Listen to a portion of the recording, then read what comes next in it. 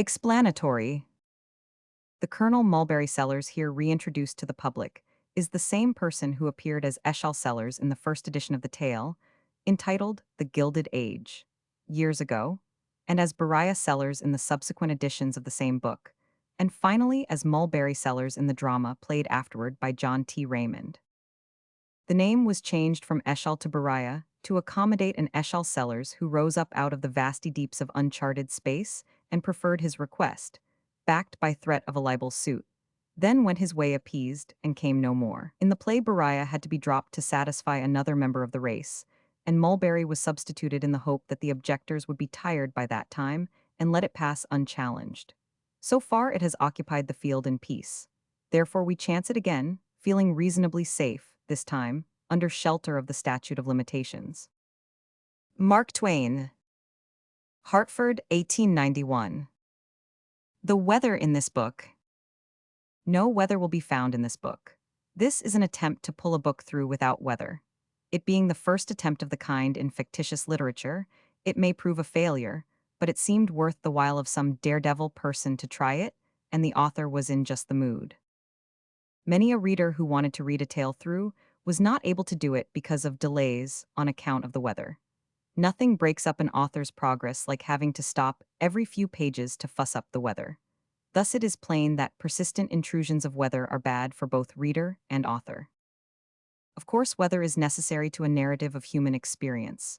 That is conceded, but it ought to be put where it will not be in the way, where it will not interrupt the flow of the narrative. And it ought to be the ablest weather that can be had, not ignorant, poor quality, amateur weather. Weather is a literary specialty, and no untrained hand can turn out a good article of it. The present author can do only a few trifling, ordinary kinds of weather, and he cannot do those very good.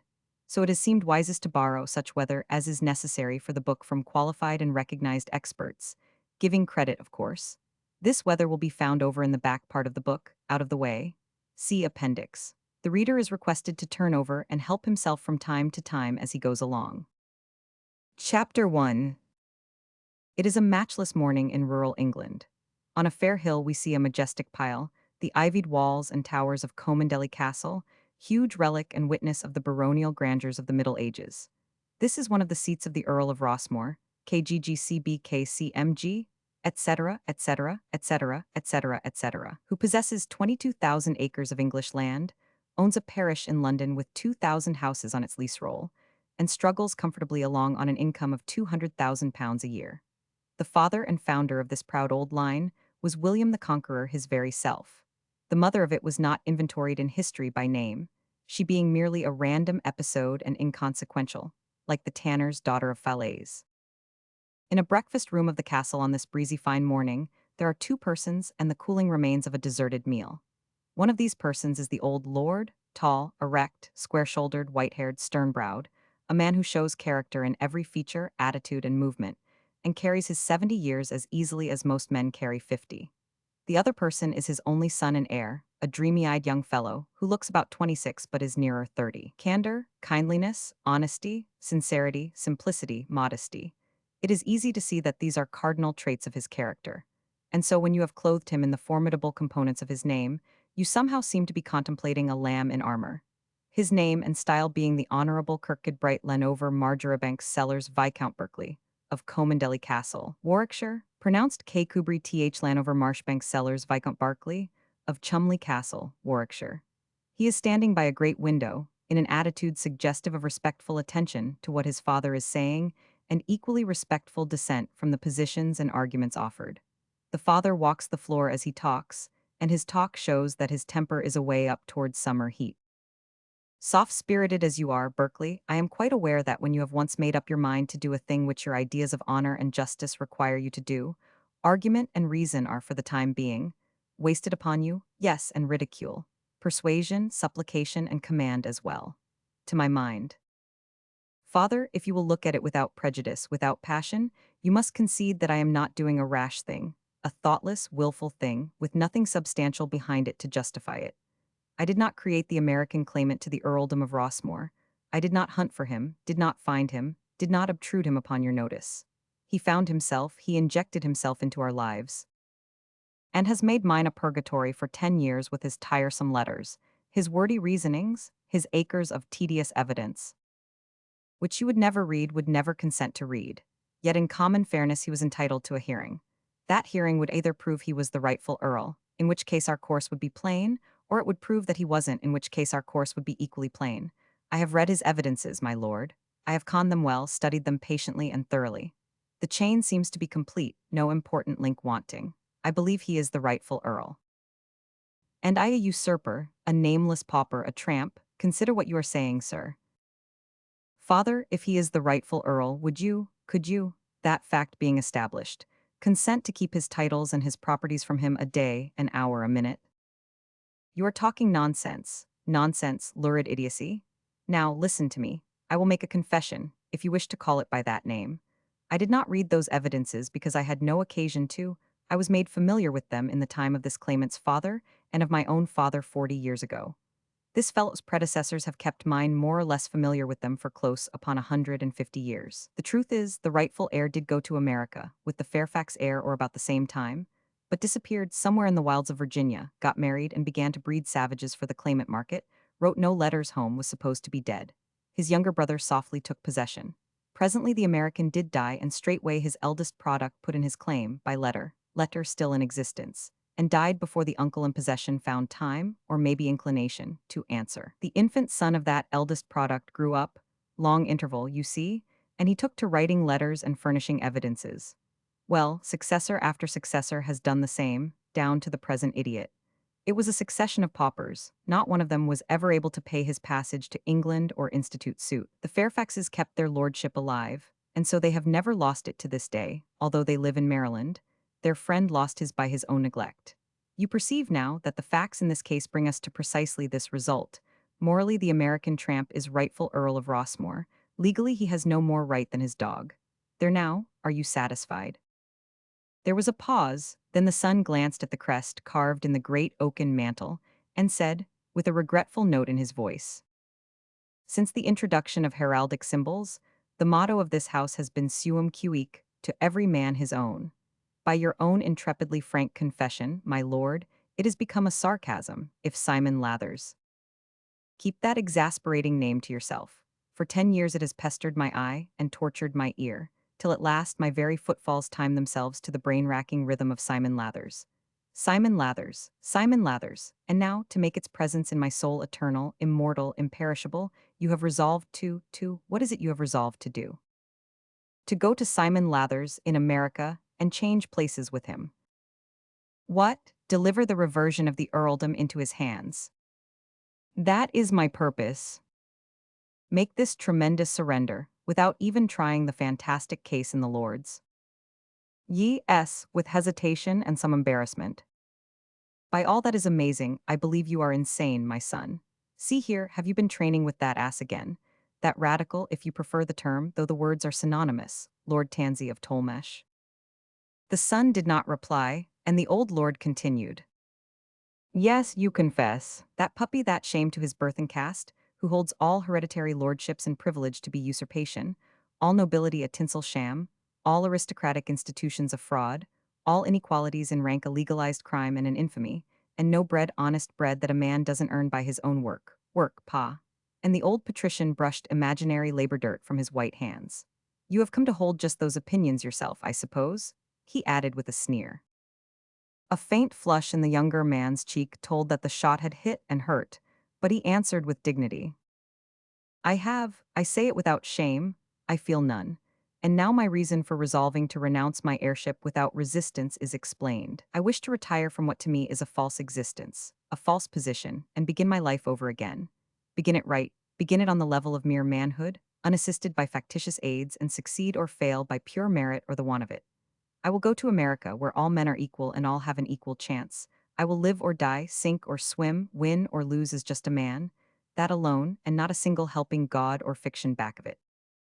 Here, the two men looked each other steadily in the eye a moment or two, then the elder one added, musingly, absolutely, cross-eye, absolutely. After another silence, he said, as one who, long troubled by clouds, detects a ray of sunshine, well, there will be one satisfaction. Simon Lathers will come here to enter into his own, and I will drown him in the horsepond. The poor devil, always so humble in his letters, so pitiful, so deferential, so steeped in reverence for our great line and lofty station, so anxious to placate us, so prayerful for recognition as a relative, a bearer in his veins of our sacred blood. Withal so poor, so needy, so threadbare and pauper-shod as to raiment, so despised, so laughed at for his silly claimantship by the lewd American scum around him, ah, the vulgar, crawling, insufferable tramp. To read one of his cringing, nauseating letters, well. This to a splendid flunky, all in inflamed plush and buttons and knee breeches as to his trunk, and a glinting white frostwork of ground-glass paste as to his head, who stood with his heels together and the upper half of him bent forward, a salver in his hands. The letters, my lord. My lord took them, and the servant disappeared. Among the rest, an American letter, from the tramp, of course. Jove, but here's a change. No brown paper envelope this time, filched from a shop and carrying the shop's advertisement in the corner. Oh no, a proper enough envelope, with a most ostentatiously broad mourning border, for his cat perhaps, since he was a bachelor, and fastened with red wax, a batch of it as big as a half-crown, and our crest for a seal? Motto and all, and the ignorant, sprawling hand is gone. He sports a secretary, evidently, a secretary with a most confident swing and flourish to his pen. Oh, indeed, our fortunes are improving over there. Our meek tramp has undergone a metamorphosis. Read it, my lord, please. Yes, this time I will, for the sake of the cat. 14,042 16th Street. Washington, May 2. My lord, it is my painful duty to announce to you that the head of our illustrious house is no more. The right honorable, the most noble, the most puissant Simon Lathers Lord Rossmore having departed this life. Gone at last, this is unspeakably precious news, my son, at his seat in the environs of the hamlet of Duffy's Corners in the grand old state of Arkansas, and his twin brother with him, both being crushed by a log at a smokehouse raising, owing to carelessness on the part of all present, referable to overconfidence and gaiety induced by overplus of sour mash? Extolled be sour mash, whatever that may be, a Berkeley? 5 days ago, with no scion of our ancient race present to close his eyes and inter him with the honors due his historic name and lofty rank. In fact, he is on the ice yet. Him and his brother, friends took up a collection for it, but I shall take immediate occasion to have their noble remains shipped to you, great heavens, for interment, with due ceremonies and solemnities, in the family vault or mausoleum of our house. Meantime, I shall put up a pair of hatchments on my house front, and you will of course do the same at your several seats. I have also to remind you that by this sad disaster I as sole heir, inherit and become seized of all the titles, honors, lands, and goods of our lamented relative, and must of necessity, painful as the duty is, shortly require at the bar of the Lord's restitution of these dignities and properties, now illegally enjoyed by your titular lordship.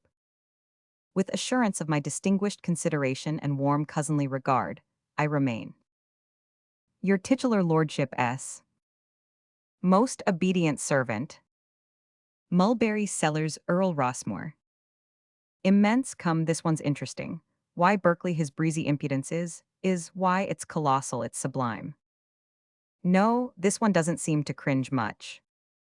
Cringe? Why, he doesn't know the meaning of the word. Hatchments, to commemorate that sniveling tramp and his fraternal duplicate. And he's going to send me the remains.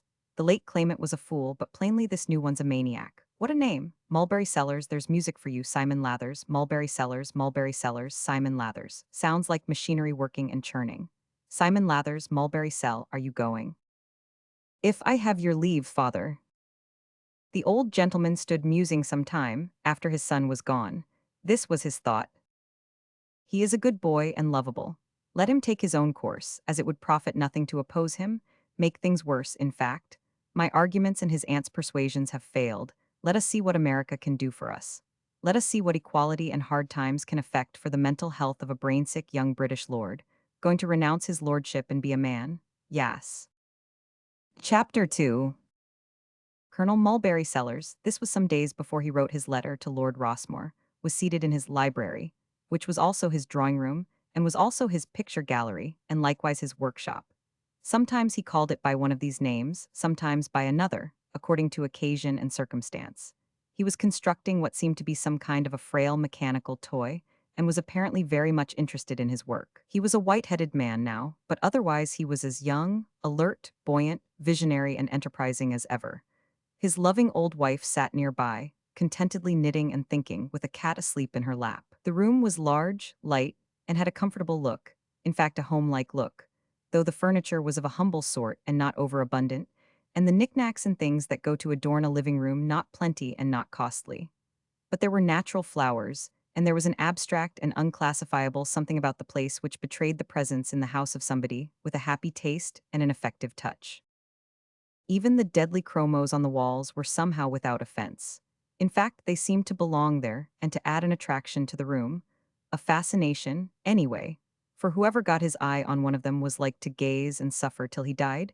You have seen that kind of pictures. Some of these terrors were landscapes, some libeled the sea, some were ostensible portraits, all were crimes. All the portraits were recognizable as dead Americans of distinction, and yet, through labeling added by a daring hand, they were all doing duty here as Earls of Rossmore. The newest one had left the works as Andrew Jackson, but was doing its best now, as Simon Lather's Lord Rossmore, present Earl. On one wall was a cheap old railroad map of Warwickshire. This had been newly labeled the Rossmore Estates. On the opposite wall was another map, and this was the most imposing decoration of the establishment and the first to catch a stranger's attention because of its great size. It had once borne simply the title Siberia, but now the word future had been written in front of that word. There were other additions, in red ink, many cities with great populations set down, scattered over the vast country at points where neither cities nor populations exist today. One of these cities, with population placed at 1,500,000, bore the name Liberty Orlovskoye-Zelinsky, and there was a still more populous one, centrally located and marked capital, which bore the name Freedomovna Ivanovich. The mansion, the colonel's usual name for the house, was a rickety old two-story frame of considerable size, which had been painted some time or other, but had nearly forgotten it. It was away out in the ragged edge of Washington and had once been somebody's country place. It had a neglected yard around it, with paling fence that needed straightening up in places and a gate that would stay shut. By the doorpost were several modest tin signs. Call Mulberry Sellers, attorney at law and claim agent, was the principal one. One learned from the others that the colonel was a materializer, a hypnotizer, a mind-cure dabbler, and so on, for he was a man who could always find things to do. A white-headed Negro man, with spectacles and damaged white cotton gloves appeared in the presence, made a stately obeisance and announced, "Marse Washington Hawkins, sah." "Great Scott, show him in, Dan'll show him in." The colonel and his wife were on their feet in a moment, and the next moment were joyfully wringing the hands of a stoutish, discouraged-looking man whose general aspect suggested that he was 50 years old, but whose hair swore to 100. "Well, well, well, Washington, my boy, it is good to look at you again. Sit down, and make yourself at home. There now, why, you look perfectly natural, aging a little, just a little, but you'd have known him anywhere, wouldn't you, Polly?" "Oh, yes, Barry, he's just like his pa would have looked if he'd lived. Dear, dear, where have you dropped from? Let me see, how long is it since?" "I should say it's all of 15 years, Mrs. Sellers." "Well, well, how time does get away with us. Yes, and oh, the changes that—" There was a sudden catch of her voice and a trembling of the lip, the men waiting reverently for her to get command of herself and go on. But after a little struggle she turned away, with her apron to her eyes, and softly disappeared. Seeing you made her think of the children, poor thing. Dear, dear, they're all dead but the youngest. But banish care, it's no time for it now. On with the dance, let joy be unconfined is my motto, whether there's any dance to dance, or any joy to unconfine, you'll be the healthier for it every time. Every time, Washington, it's my experience and I've seen a good deal of this world. Come, where have you disappeared to all these years, and are you from there, now, or where are you from? I don't quite think you would ever guess, Colonel, Cherokee Strip. My land. Sure as you live. You can't mean it, actually living out there. Well, yes, if a body may call it that, though it's a pretty strong term for dobies and jackass rabbits, boiled beans and slapjacks, depression, withered hopes, poverty in all its varieties. Louise out there. Yes, and the children. It's out there now. Yes, I couldn't afford to bring them with me. Oh, I see, you had to come, claim against the government. Make yourself perfectly easy, I'll take care of that. But it isn't a claim against the government. No, want to be postmaster? That's all right, leave it to me, I'll fix it. But it isn't postmaster, you're all astray yet. Well, good gracious, Washington, why don't you come out and tell me what it is? What? Do you want to be so reserved and distrustful with an old friend like me for? Don't you reckon I can keep a C? There's no secret about it, you merely don't give me a chance to. Now look here, old friend, I know the human race. And I know that when a man comes to Washington, I don't care if it's from heaven, let alone Cherokee Strip. It's because he wants something. And I know that as a rule he's not going to get it, that he'll stay and try for another thing and won't get that. The same luck with the next and the next and the next, and keeps on till he strikes bottom and is too poor and ashamed to go back, even to Cherokee Strip. And at last his heart breaks, and they take up a collection and bury him. There, don't interrupt me, I know what I'm talking about. Happy and prosperous in the far west was I? You know that, principal citizen of Hawkeye, looked up to by everybody, kind of an autocrat, actually a kind of an autocrat, Washington. Well, nothing would do but I must go minister to St. James, the governor, and everybody insisting, and so at last I consented. No getting out of it, had to do it, so here I came. A day too late, Washington. Think of that, what little things change the world's history. Yes, sir, the place had been filled. Well, there I was, you see. I offered to compromise and go to Paris. The president was very sorry and all that, but that place, you see, didn't belong to the West, so there I was again. There was no help for it, so I had to stoop a little. We all reach the day some time or other when we've got to do that, Washington, and it's not a bad thing for us, either. Take it by and large and all around. I had to stoop a little and offer to take Constantinople. Washington, consider this, for it's perfectly true. Within a month I asked for China. Within another month I begged for Japan. 1 year later I was away down, down, down, supplicating with tears and anguish for the bottom office in the gift of the government of the United States, flint picker in the cellars of the War Department. And by George, I didn't get it. A flint picker. Yes, office established in the time of the Revolution last century. The musket flints for the military posts were supplied from the capital. They do it yet, for although the flint arm has gone out and the forts have tumbled down, the decree hasn't been repealed, been overlooked and forgotten, you see? And so the vacancies where old Ticonderoga and others used to stand still get their 6 quarts of gun flints a year just the same. Washington said musingly after a pause. How strange it seems, to start for minister to England at 20,000 a year and fail for flintpicker at $3 a week. It's human life, Washington, just an epitome of human ambition and struggle and the outcome.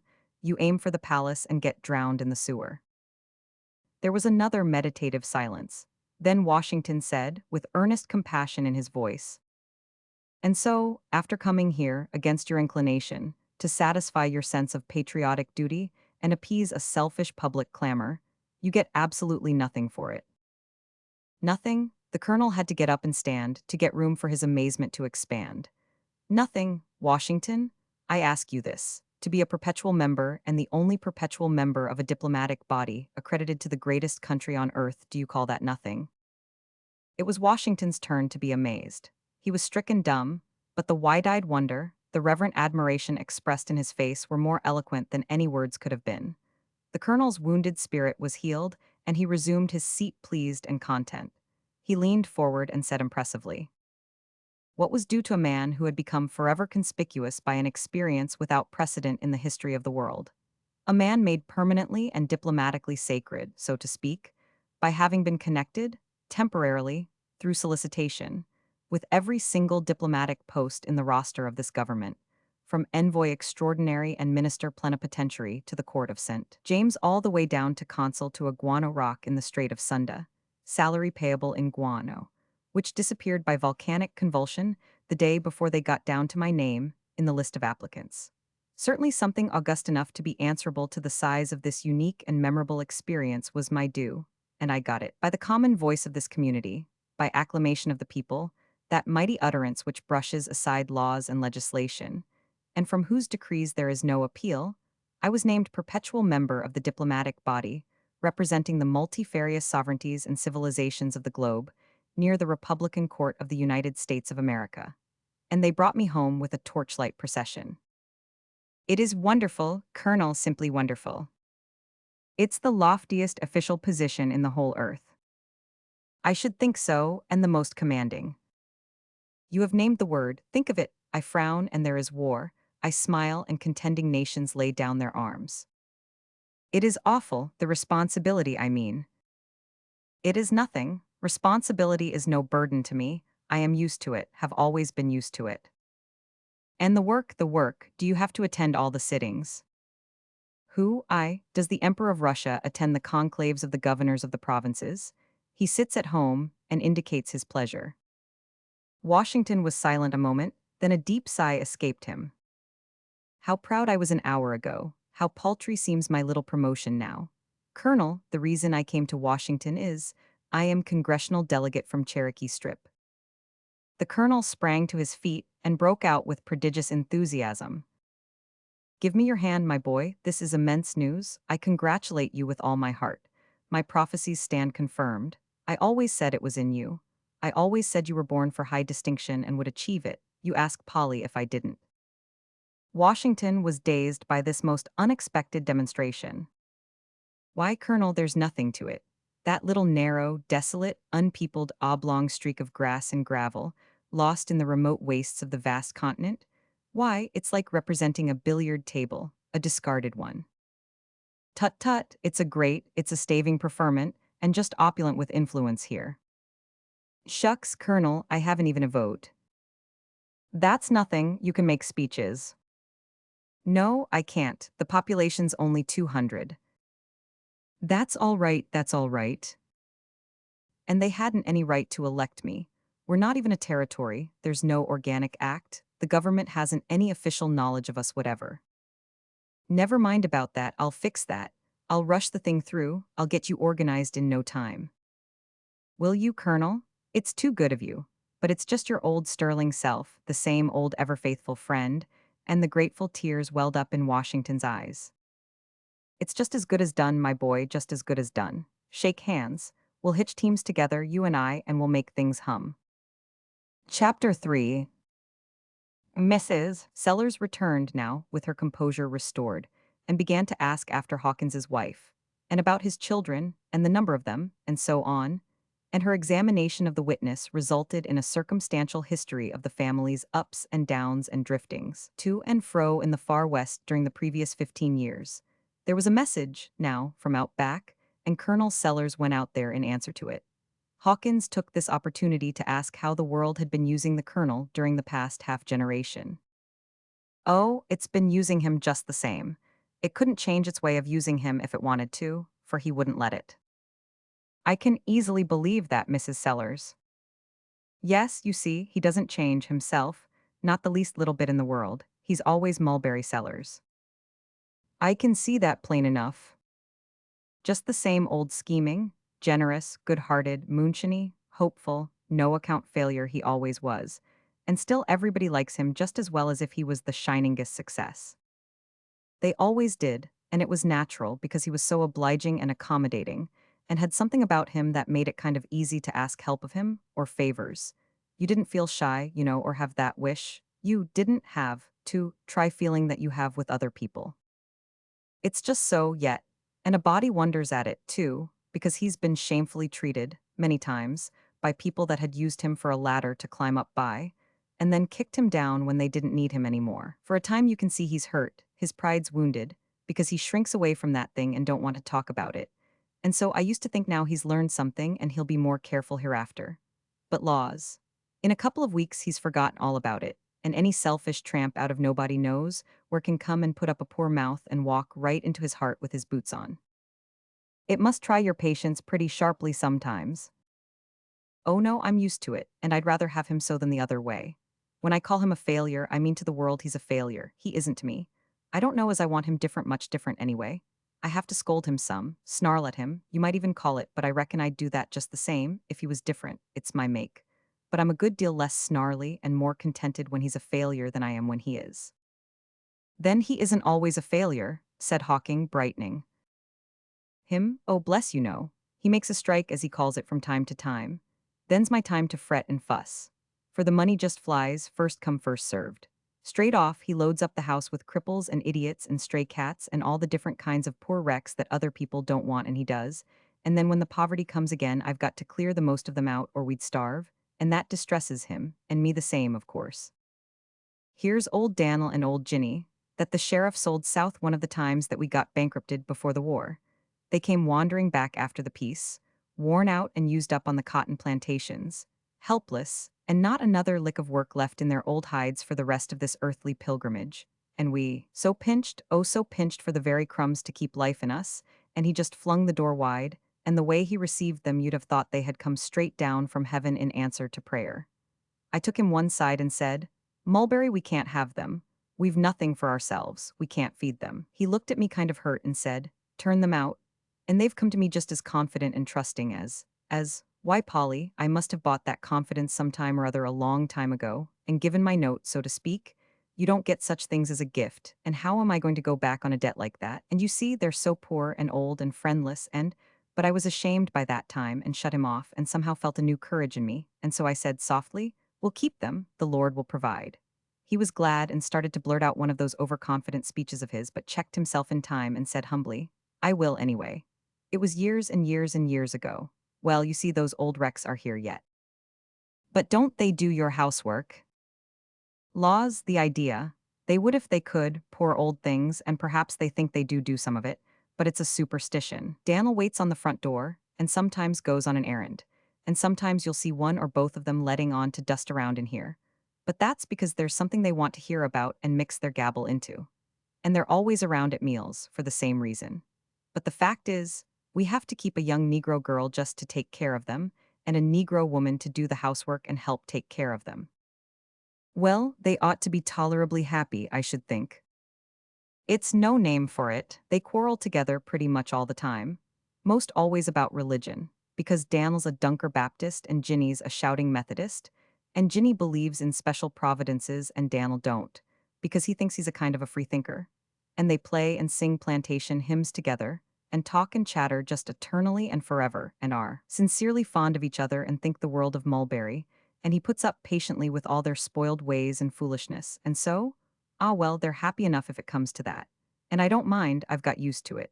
I can get used to anything with Mulberry to help, and the fact is, I don't much care what happens so long as he's spared to me. Well, here's to him, and hoping he'll make another strike soon.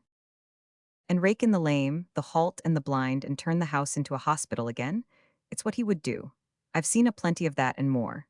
No, Washington, I want his strikes to be mighty moderate ones the rest of the way down the Vale. Well then, big strike or little strike, or no strike at all here.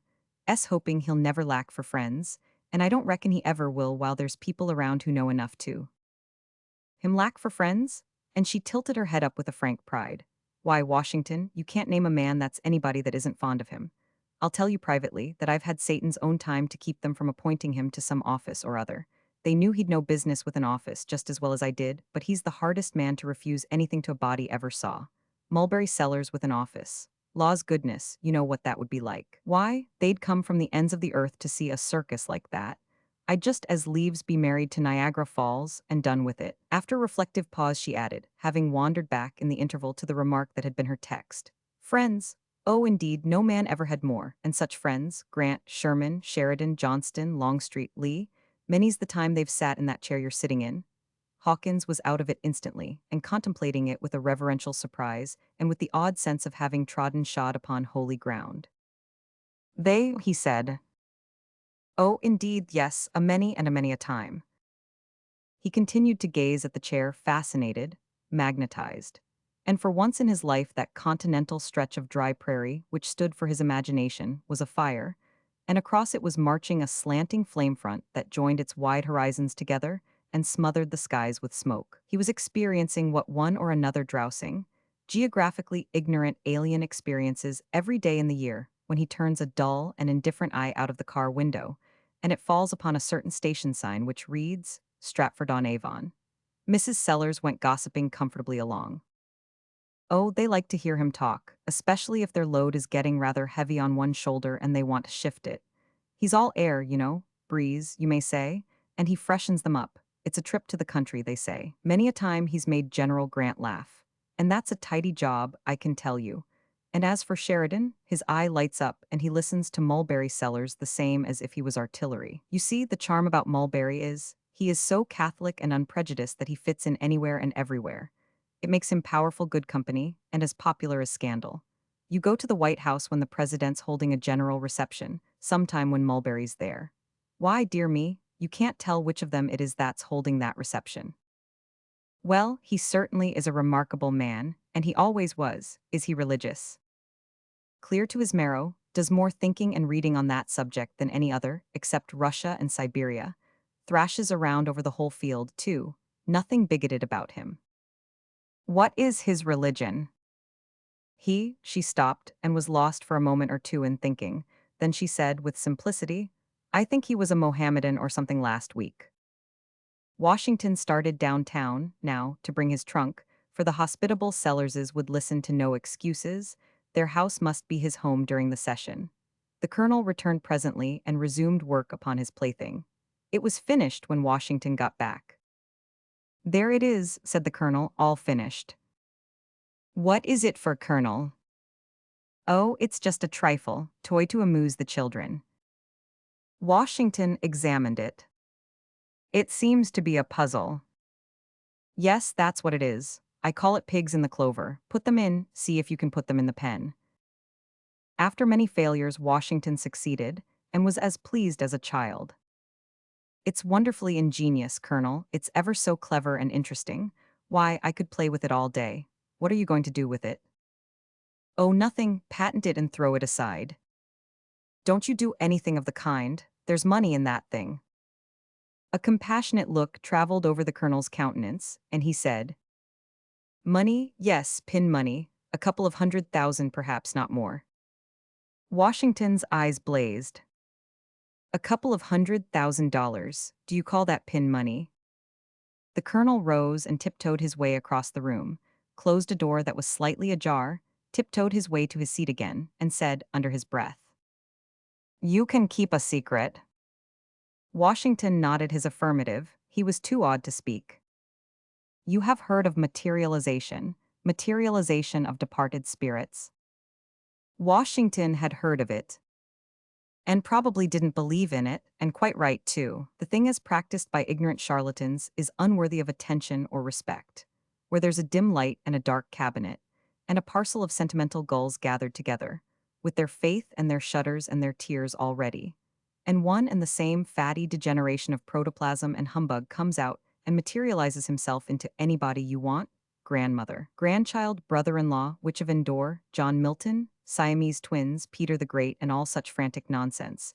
No, that is all foolish and pitiful. But when a man that is competent brings the vast powers of science to bear, it's a different matter, a totally different matter, you see. The specter that answers that call has come to stay. Do you note the commercial value of that detail? Well, though the truth is that I don't quite know that I do. Do you mean that such, being permanent, not transitory, would give more general satisfaction, and so enhance the price of tickets to the show? Show, folly, listen to me, and get a good grip on your breath, for you are going to need it. Within 3 days I shall have completed my method, and then, let the world stand aghast, for it shall see marvels. Washington, within 3 days, 10 at the outside, you shall see me call the dead of any century, and they will arise and walk. Walk. They shall walk forever and never die again. Walk with all the muscle and spring of their pristine vigor. Colonel, indeed it does take one's breath away. Now do you see the money that's in it? I'm not really sure that I do. Great Scott, look here. I shall have a monopoly. They'll all belong to me, won't they? 2,000 policemen in the city of New York. Wages, $4 a day. I'll replace them with dead ones at half the money. Oh, prodigious, I never thought of that. FOUR $1,000 a day. Now I do begin to see, but will dead policemen answer? Haven't they, up to this time? Well, if you put it that way. Put it any way you want to. Modify it to suit yourself, and my lads shall still be superior. They won't eat, they won't drink, don't need those things. They won't wink for cash at gambling dens and unlicensed rumholes. They won't spark the scullery maids. And moreover, the bands of toughs that ambuscade them on lonely beats, and cowardly shoot and knife them, will only damage the uniforms, and not live long enough to get more than a momentary satisfaction out of that. Why, Colonel, if you can furnish policemen, then of course. Certainly, I can furnish any line of goods that's wanted. Take the army, for instance, now 25,000 men, expense 22 millions a year. I will dig up the Romans, I will resurrect the Greeks, I will furnish the government, for 10 millions a year, 10,000 veterans drawn from the victorious legions of all the ages, soldiers that will chase Indians year in and year out on materialized horses, and cost never a cent for rations or repairs. The armies of Europe cost 2 billions a year now. I will replace them all for $1 billion. I will dig up the trained statesmen of all ages and all climes, and furnish this country with a Congress that knows enough to come in out of the rain. A thing that's never happened yet, since the Declaration of Independence, and never will happen till these practically dead people are replaced with the genuine article. I will restock the thrones of Europe with the best brains and the best morals that all the royal sepulchres of all the centuries can furnish, which isn't promising very much, and I'll divide the wages and the civil list, fair and square, merely taking my half and. Colonel, if the half of this is true, there's millions in it, millions. Billions in it, billions, that's what you mean. Why, look here, the thing is so close at hand, so imminent, so absolutely immediate that if a man were to come to me now and say, Colonel, I am a little short, and if you could lend me a couple of $1 billion for come in. This in answer to a knock. An energetic-looking man bustled in with a big pocketbook in his hand, took a paper from it and presented it, with the curt remark. 17th and last call. You want to out with that $3.40 this time without fail, Colonel Mulberry Sellers. The colonel began to slap this pocket and that one, and feel here and there and everywhere, muttering. What have I done with that wallet? Let me see, not here, not there, oh, I must have left it in the kitchen, I'll just run and. No, you won't, you'll stay right where you are, and you're going to disgorge too, this time. Washington innocently offered to go and look. When he was gone, the colonel said, the fact is, I've got to throw myself on your indulgence just this once more, Suggs. You see the remittances I was expecting. Hang the remittances, it's too stale, it won't answer, come. The colonel glanced about him in despair. Then his face lighted, he ran to the wall and began to dust off a peculiarly atrocious chromo with his handkerchief. Then he brought it reverently, offered it to the collector, averted his face and said, take it, but don't let me see it go. It's the sole remaining Rembrandt that. Rembrandt be damned, it's a chromo. Oh, don't speak of it so, I beg you. It's the only really great original, the only supreme example of that mighty school of art which. Art, it's the sickest looking thing I. The colonel was already bringing another horror, and tenderly dusting it. Take this one too, the gem of my collection, the only genuine Fra Angelico that. Illuminated liver pad, that's what it is. Give it here, good day, people will think I've robbed a nigger barber shop. As he slammed the door behind him, the colonel shouted with an anguished accent. Do please cover them up, don't let the damp get at them. The delicate tints in the Angelico. But the man was gone. Washington reappeared and said he had looked everywhere, and so had Mrs. Sellers and the servants, but in vain, and went on to say he wished he could get his eye on a certain man about this time. No need to hunt up that pocketbook then. The colonel's interest was awake at once. What man? One-armed Pete, they call him out there, out in the Cherokee country I mean, robbed the bank in Tahlequah. Do they have banks in Tahlequah? Yes, a bank anyway. He was suspected of robbing it. Whoever did it got away with more than $20,000. They offered a reward of $5,000. I believe I saw that very man on my way east. No, is that so? I certainly saw a man on the train, the first day I struck the railroad, that answered the description pretty exactly, at least as to clothes and a lacking arm. Why didn't you get him arrested and claim the reward? I couldn't, I had to get a requisition, of course, but I meant to stay by him till I got my chance. Well? Well, he left the train during the night some time. Oh, hang it, that's too bad. Not so very bad either. Why? Because he came down to Baltimore in the very train I was in, though I didn't know it in time. As we moved out of the station, I saw him going toward the iron gate with a satchel in his hand. Good, we'll catch him, let's lay a plan. Send description to the Baltimore police. Why, what are you talking about? No, do you want them to get the reward? What shall we do then? The colonel reflected. I'll tell you, put a personal in the Baltimore Sun. Word it like this. A, drop me a line, Pete. Hold on, which arm has he lost? The right. Good, now then.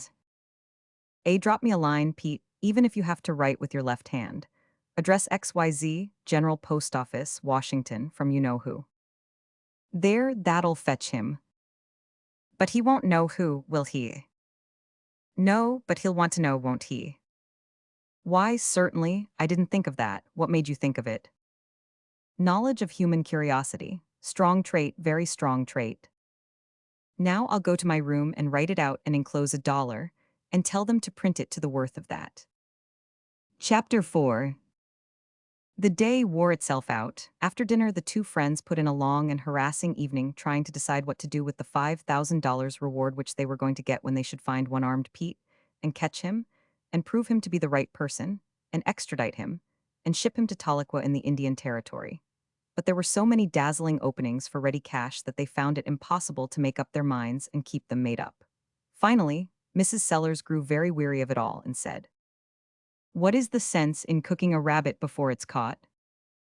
Then the matter was dropped for the time being, and all went to bed. Next morning, being persuaded by Hawkins, the colonel made drawings and specifications and went down and applied for a patent for his toy puzzle, and Hawkins took the toy itself and started out to see what chance there might be to do something with it commercially. He did not have to go far. In a small old wooden shanty, which had once been occupied as a dwelling by some humble Negro family, he found a keen-eyed Yankee engaged in repairing cheap chairs and other second-hand furniture.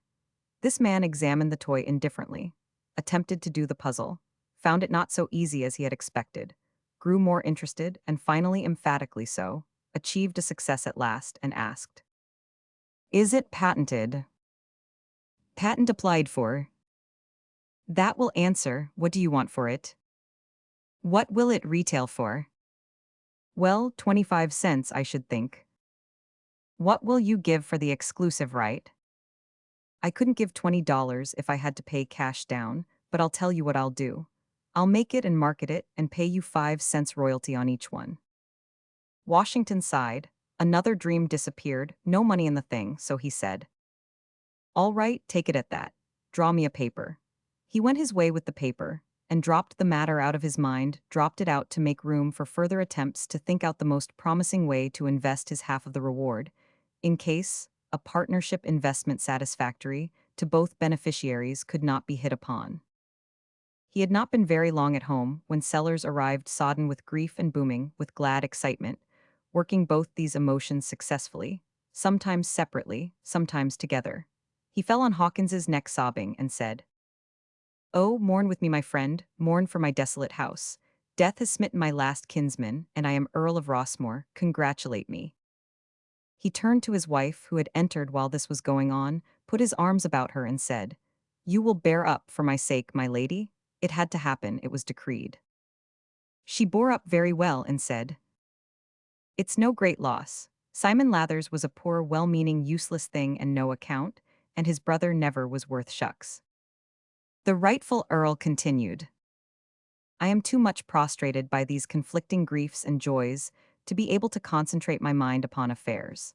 I will ask our good friend here to break the news by wire or post to the Lady Gwendolen, and instruct her to." "What Lady Gwendolen?" "Our poor daughter who, alas—" "Sally Sellers, Mulberry Sellers, are you losing your mind? There, please do not forget who you are and who I am.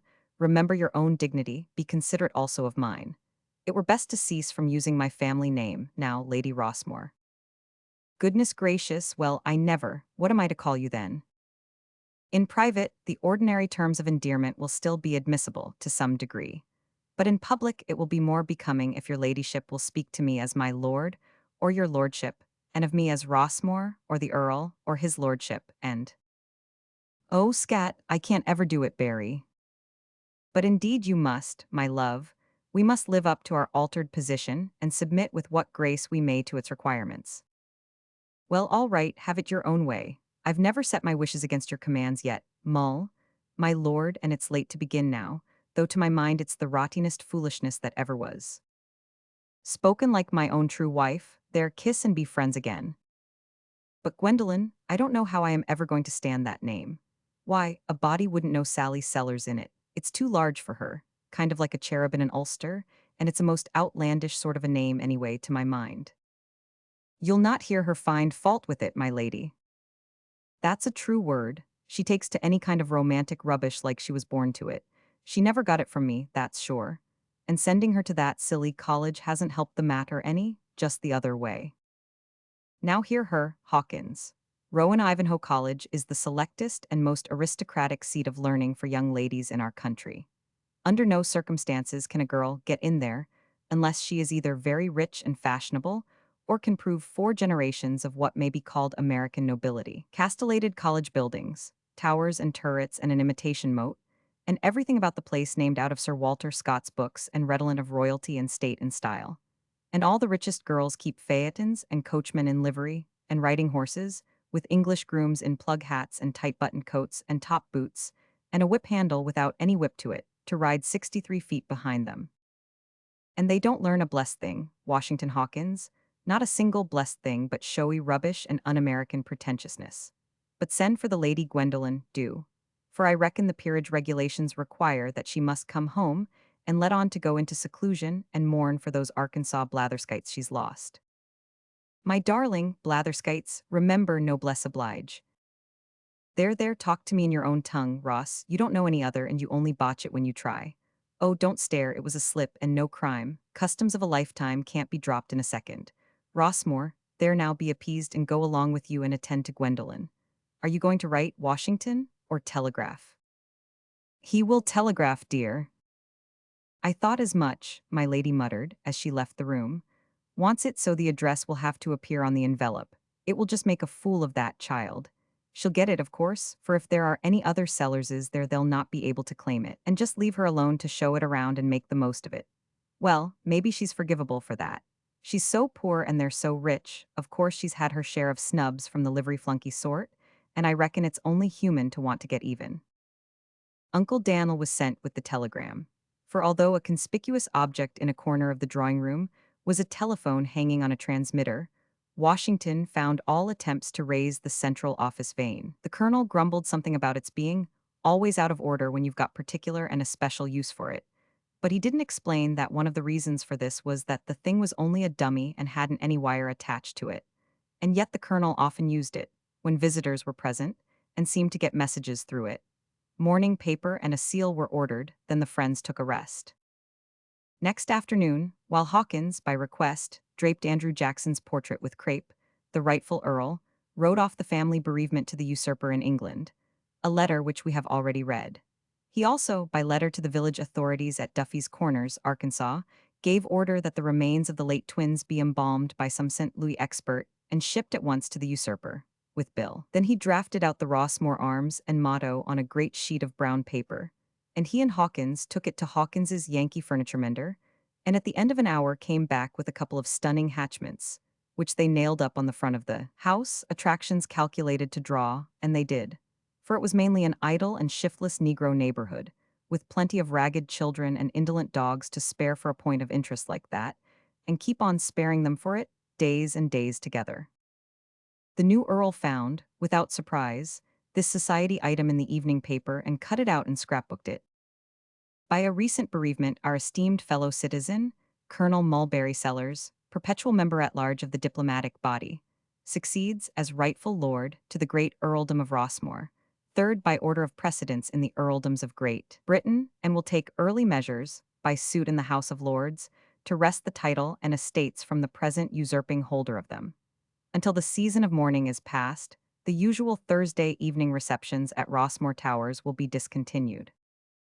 Lady Rossmore's comment to herself.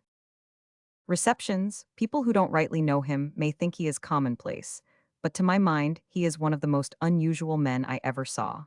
As for suddenness and capacity in imagining things, his beat don't exist, I reckon. As like as not it wouldn't have occurred to anybody else to name this poor old rat-trap Rossmore Towers, but it just comes natural to him. Well, no doubt it's a blessed thing to have an imagination that can always make you satisfied, no matter how you are fixed. Uncle Dave Hopkins used to always say, "Turn me into John Calvin, and I want to know which place I'm going to. Turn me into Mulberry Sellers, and I don't care." The rightful Earl's comment to himself. It's a beautiful name, beautiful. Pity I didn't think of it before I wrote the usurper, but I'll be ready for him when he answers. Chapter 5. No answer to that telegram, no arriving daughter. Yet nobody showed any uneasiness or seemed surprised. That is, nobody but Washington. After 3 days of waiting, he asked Lady Rossmore what she supposed the trouble was. She answered tranquilly, "Oh, it's some notion of hers, you never can tell. She's a Sellers all through, at least in some of her ways, and a Sellers can't tell you beforehand what he's going to do because he don't know himself till he's done it. She's all right, no occasion to worry about her. When she's ready she'll come or she'll write, and you can't tell which till it's happened." It turned out to be a letter. It was handed in at that moment, and was received by the mother without trembling hands or feverish eagerness, or any other of the manifestations common in the case of long-delayed answers to imperative telegrams. She polished her glasses with tranquility and thoroughness, pleasantly gossiping along, the while, then opened the letter and began to read aloud. Kenilworth Keep, Redgauntlet Hall. Rowan Ivanhoe College, Thursday. Dear precious Mamma Rossmore. Oh, the joy of it! You can't think. They had always turned up their noses at our pretensions, and I had fought back as well as I could by turning up mine at theirs. They always said it might be something great and fine to be the rightful shadow of an earldom, but to merely be shadow of a shadow, and 2 or 3 times removed at that. Pooh-pooh. And I always retorted that not to be able to show 4 generations of American colonial Dutch peddler and salt codmic Alistair nobility might be endurable, but to have to confess such an origin. Phew. Well, the telegram, it was just a cyclone. The messenger came right into the great Rob Roy Hall of audience, as excited as he could be, singing out, "Dispatch for Lady Gwendolen Sellers." And you ought to have seen that simpering, chattering assemblage of pinchbeck aristocrats, turned to stone. I was off in the corner, of course, by myself. It's where Cinderella belongs. I took the telegram and read it and tried to faint, and I could have done it if I had had any preparation, but it was all so sudden. But no matter, I did the next best thing. I put my handkerchief to my eyes and fled sobbing to my room, dropping the telegram as I started. I released one corner of my eye a moment, just enough to see the herd swarm for the telegram, and then continued my broken-hearted flight just as happy as a bird. Then the visits of condolence began, and I had to accept the loan of Miss Augusta Templeton Ashmore Hamilton's quarters, because the press was so great, and there isn't room for 3 and a cat in mine. And I've been holding a lodge of sorrow ever since, and defending myself against people's attempts to claim kin. And do you know, the very first girl to fetch her tears and sympathy to my market was that foolish Skimperton girl who has always snubbed me so shamefully and claimed lordship and precedence of the whole college, because some ancestor of hers, some time or other, was a McAllister. Why, it was like the bottom bird in the menagerie putting on airs because its head ancestor was a pterodactyl. But the juridist triumph of all was guess. But you'll never, this is it. That little fool and 2 others have always been fussing and fretting over which was entitled to precedence. By rank. They've nearly starved themselves at it. For each claimed the right to take precedence of all the college in leaving the table, and so neither of them ever finished her dinner, but broke off in the middle and tried to get out ahead of the others. Well, after my first day's grief and seclusion, I was fixing up a morning dress, you see. I appeared at the public table again, and then, what do you think? Those 3 fluffy goslings sat there contentedly and squared up the long famine, lapped and lapped, munched and munched, ate and ate, till the gravy appeared in their eyes, humbly waiting for the Lady Gwendolen to take precedence and move out first, you see. Oh yes, I've been having a darling good time. And do you know, not one of these collegians has had the cruelty to ask me how I came by my new name. With some, this is due to charity, but with the others it is. They refrain, not from native kindness but from educated discretion. I educated them. Well, as soon as I shall have settled up what's left of the old scores and snuffed up a few more of those pleasantly intoxicating clouds of incense, I shall pack and depart homeward. Tell Papa I am as fond of him as I am of my new name. I couldn't put it stronger than that. What an inspiration it was. But inspirations come easy to him. These from your loving daughter, Gwendolen. Hawkins reached for the letter and glanced over it. "Good hand," he said, and full of confidence and animation, and goes racing right along. "She's bright, that's plain." Oh, they're all bright, the Sellerses. Anyway, they would be if there were any. Even those poor Latherses would have been bright if they had been Sellerses, I mean full blood. Of course they had a Sellers strain in them, a big strain of it too, but being a bland dollar don't make it a dollar just the same. The 7th day after the date of the telegram, Washington came dreaming down to breakfast, and was set wide awake by an electrical spasm of pleasure. Here was the most beautiful young creature he had ever seen in his life. It was Sally Sellers, Lady Gwendolen. She had come in the night. and it seemed to him that her clothes were the prettiest and the daintiest he had ever looked upon, and the most exquisitely contrived and fashioned and combined, as to decorative trimmings and fixings and melting harmonies of color. It was only a morning dress, and inexpensive, but he confessed to himself, in the English common to Cherokee strip, that it was a corker. And now, as he perceived, the reason why the seller's household poverties and sterilities had been made to blossom like the rose, and charm the eye and satisfy the spirit, stood explained. Here was the magician, here in the midst of her works, and furnishing in her own person the proper accent and climaxing finish of the whole. My daughter, Major Hawkins, come home to mourn, flown home at the call of affliction to help the authors of her being bear the burden of bereavement. She was very fond of the late Earl, idolized him, sir, idolized him. Why, father, I've never seen him. True, she's right, I was thinking of another, of her mother. I idolized that smoked haddock, that sentimental, spiritless. I was thinking of myself, poor noble fellow, we were inseparable calm. Here the man, Mulberry Sell, Mull Rossmore, hang the troublesome name I can never. If I've heard you say once, I've heard you say 1,000 times that if that poor sheep.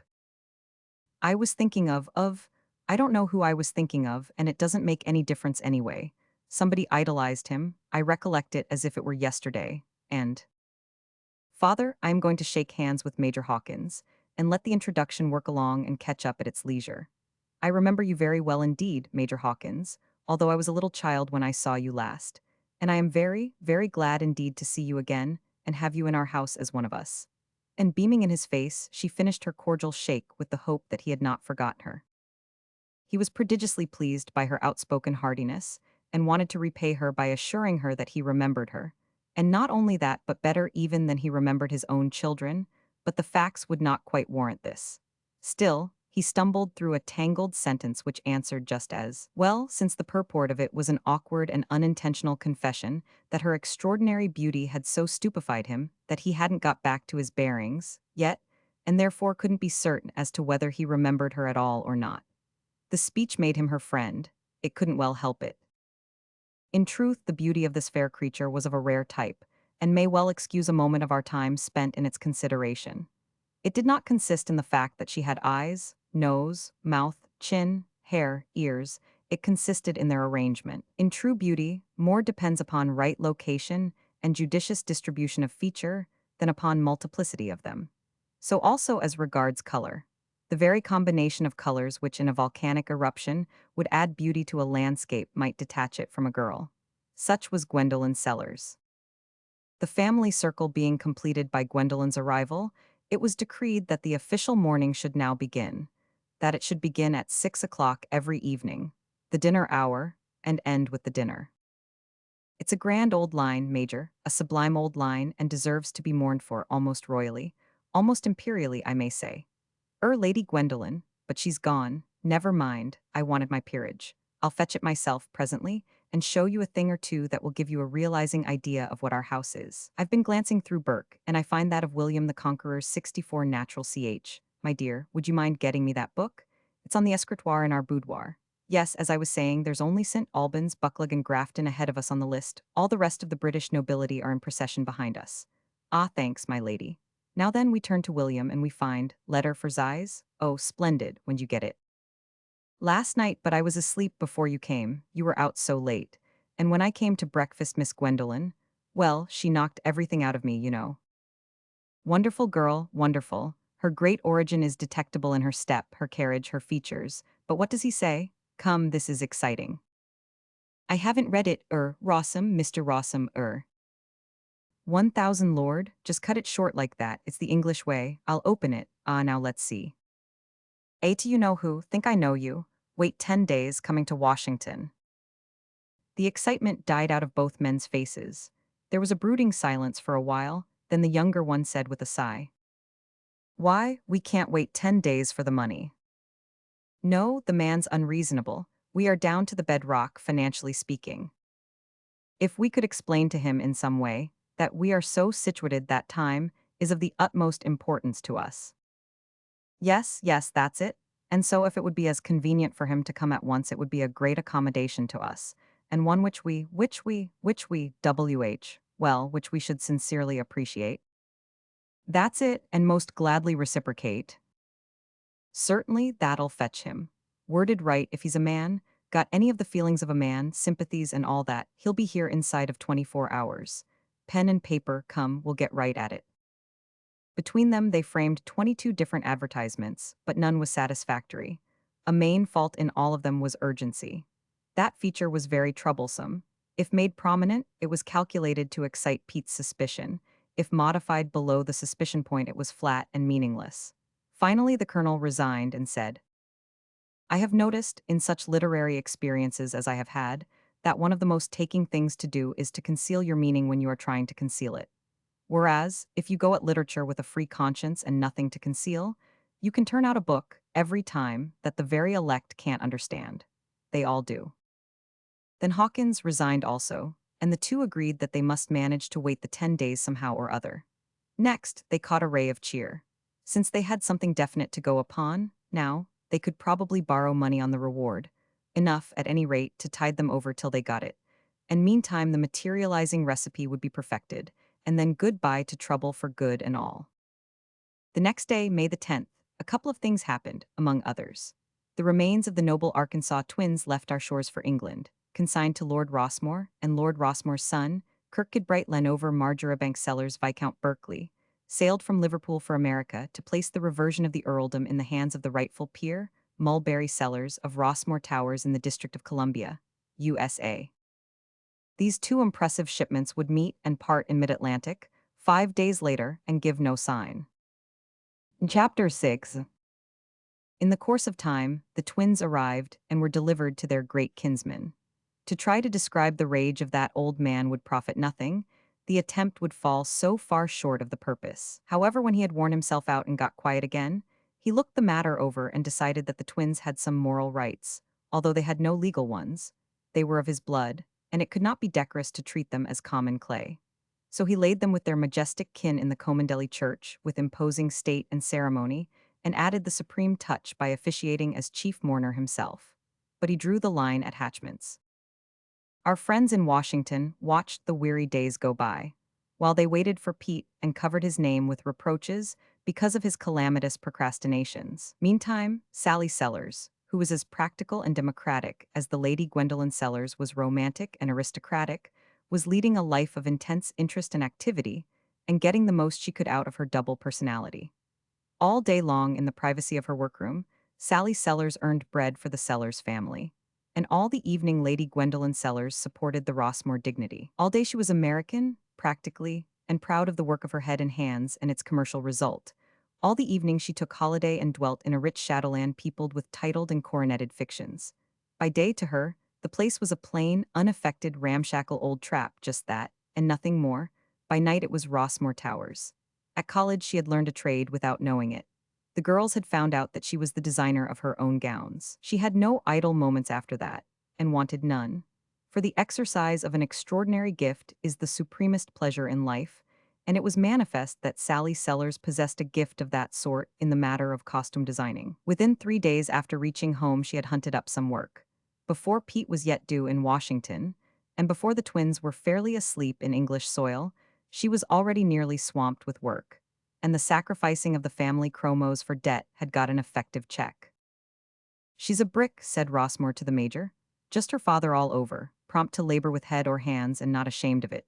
Capable, always capable, let the enterprise be what it may. Successful by nature, don't know what defeat is. Thus, intensely and practically American by inhaled nationalism, and at the same time intensely and aristocratically European by inherited nobility of blood.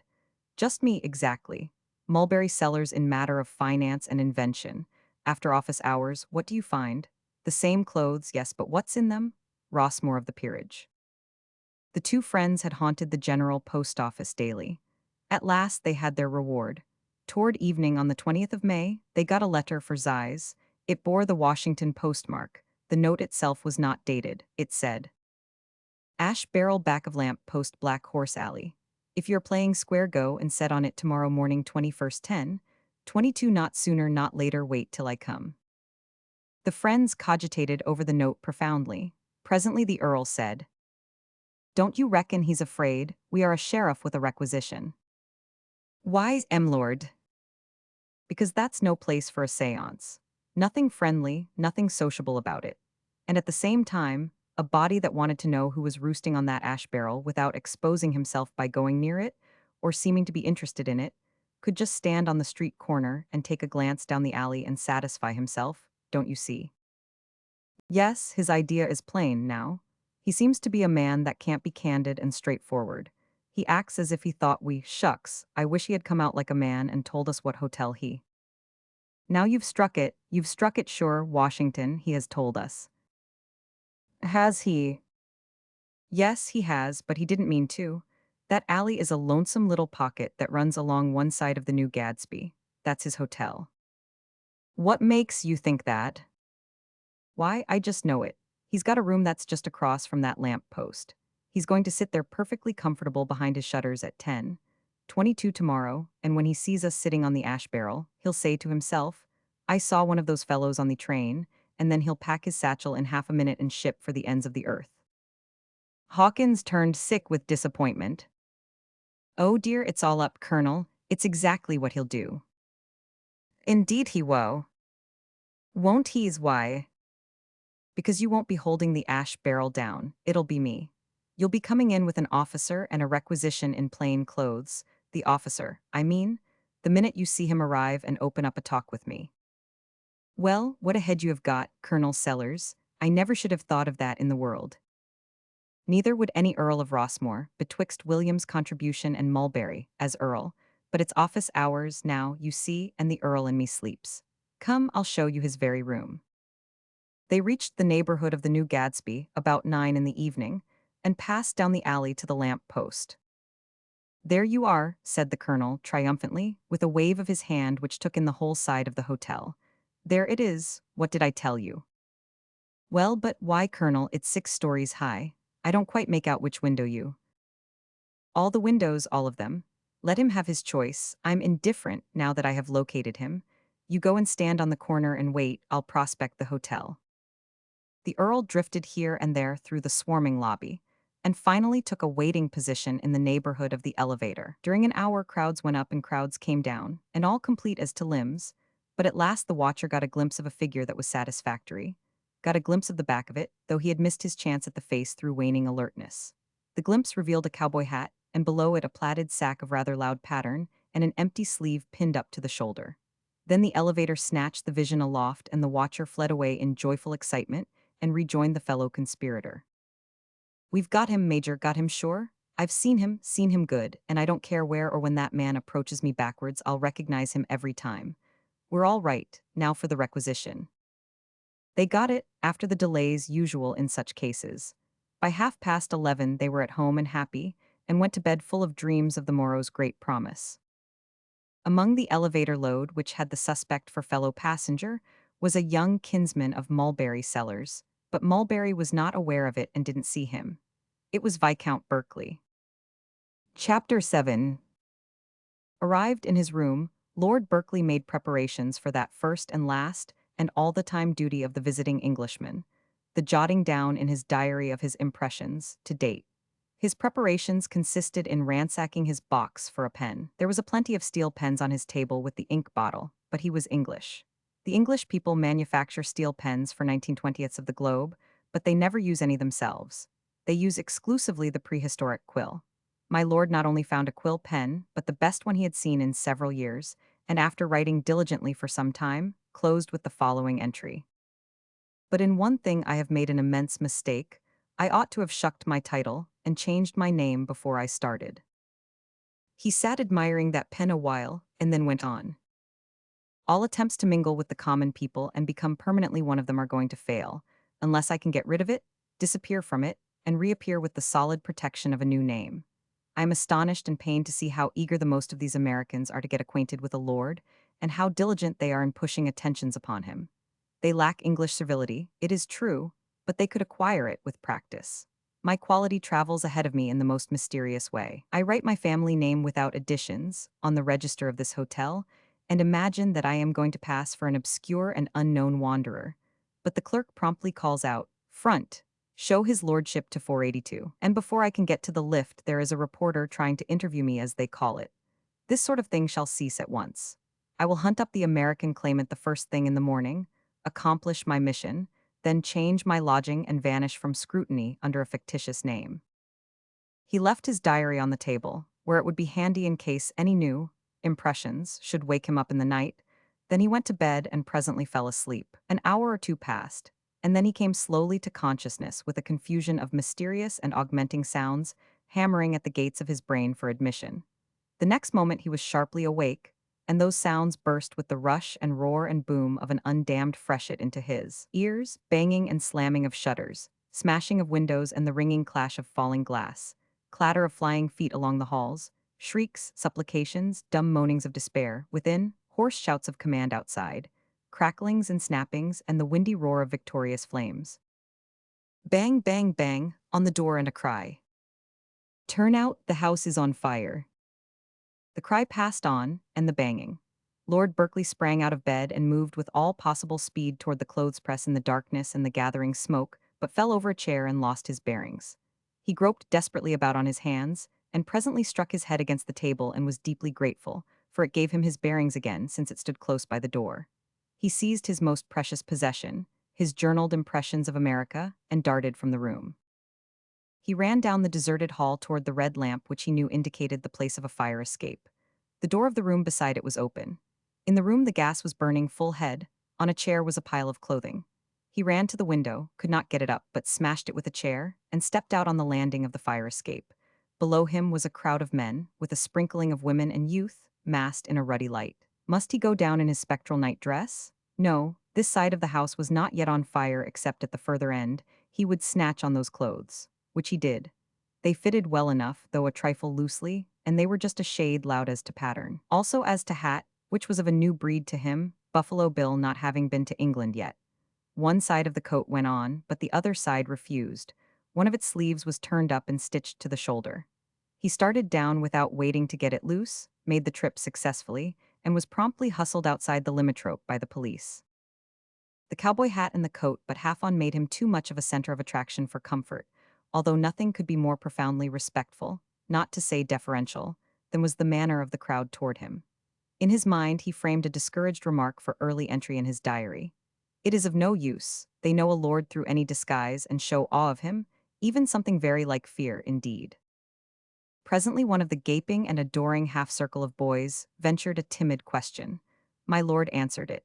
The boys glanced wonderingly at each other, and from somewhere fell the comment, "English cowboy, well if that ain't curious." Another mental note to be preserved for the diary. Cowboy, now what might a cowboy be? Perhaps. But the Viscount perceived that some more questions were about to be asked, so he worked his way out of the crowd, released the sleeve, put on the coat and wandered away to seek a humble and obscure lodging. He found it and went to bed and was soon asleep. In the morning he examined his clothes. They were rather assertive, it seemed to him, but they were new and clean at any rate. There was considerable property in the pockets. Item, 5 $100 bills. Item, near $50 in small bills and silver. Plug of tobacco. Hymn book which refuses to open, found to contain whiskey. Memorandum book bearing no name. Scattering entries in it, recording in a sprawling, ignorant hand, appointments, bets, horse trades, and so on, with people of strange, hyphenated name, Six-fingered Jake, young man afraid of his shadow, and the like. No letters, no documents. The young man muses, maps out his course. His letter of credit is burned. He will borrow the small bills and the silver in these pockets, apply part of it to advertising for the owner, and use the rest for sustenance while he seeks work. He sends out for the morning paper next and proceeds to read about the fire. The biggest line in the display head announces his own death. The body of the account furnishes all the particulars and tells how, with the inherited heroism of his caste, he went on saving women and children until escape for himself was impossible. Then, with the eyes of weeping multitudes upon him, he stood with folded arms and sternly awaited the approach of the devouring fiend. And so standing, amid a tossing sea of flame and onrushing billows of smoke, the noble young heir of the great house of Rossmore was caught up in a whirlwind of fiery glory and disappeared forever from the vision of men. The thing was so fine and generous and knightly that it brought the moisture to his eyes. Presently he said to himself, "What to do is as plain as day now. My Lord Berkeley is dead, let him stay so. Died creditably, too, that will make the calamity the easier for my father, and I don't have to report to the American claimant now." Yes, nothing could be better than the way matters have turned out. I have only to furnish myself with a new name and take my new start in life totally untrammeled. Now I breathe my first breath of real freedom, and how fresh and breezy and inspiring it is. At last I am a man on equal terms with my neighbor, and by my manhood and by it alone, I shall rise and be seen of the world, or I shall sink from sight and deserve it. This is the gladdest day, and the proudest that ever poured its sun upon my head. Chapter 8. God bless my soul, Hawkins. The morning paper dropped from the colonel's nerveless grasp. What is it? He's gone, the bright, the young, the gifted, the noblest of his illustrious race. Gone, gone up in flames and unimaginable glory. Who? My precious, precious young kinsman, Kirkcudbright Lenover Marjoribank Sellers Viscount Berkeley, son and heir of usurping Rossmore. No. It's true, too true. When? Last night. Where?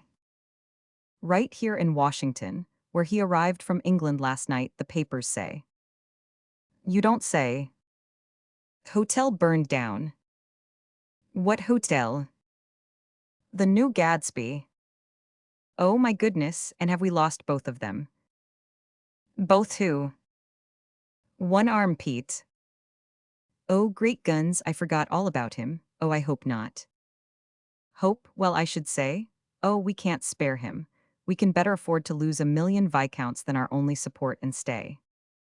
They searched the paper diligently, and were appalled to find that a one-armed man had been seen flying along one of the halls of the hotel in his underclothing and apparently out of his head with fright. And as he would listen to no one, and persisted in making for a stairway which would carry him to certain death, his case was given over as a hopeless one. Poor fellow, sighed Hawkins, and he had friends so near. I wish we hadn't come away from there, maybe we could have saved him.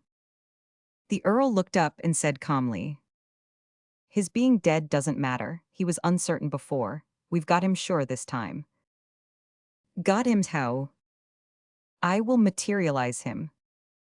Rossmore, don't trifle with me. Do you mean that? Can you do it? I can do it just as sure as you are sitting there, and I will. Give me your hand and let me have the comfort of shaking it. I was perishing, and you have put new life into me. Get at it, oh, get at it right away. It will take a little time, Hawkins, but there's no hurry, none in the world in the circumstances. And of course, certain duties have devolved upon me now, which necessarily claim my first attention. This poor young nobleman. Why, yes, I am sorry for my heartlessness, and you smitten with this new family affliction.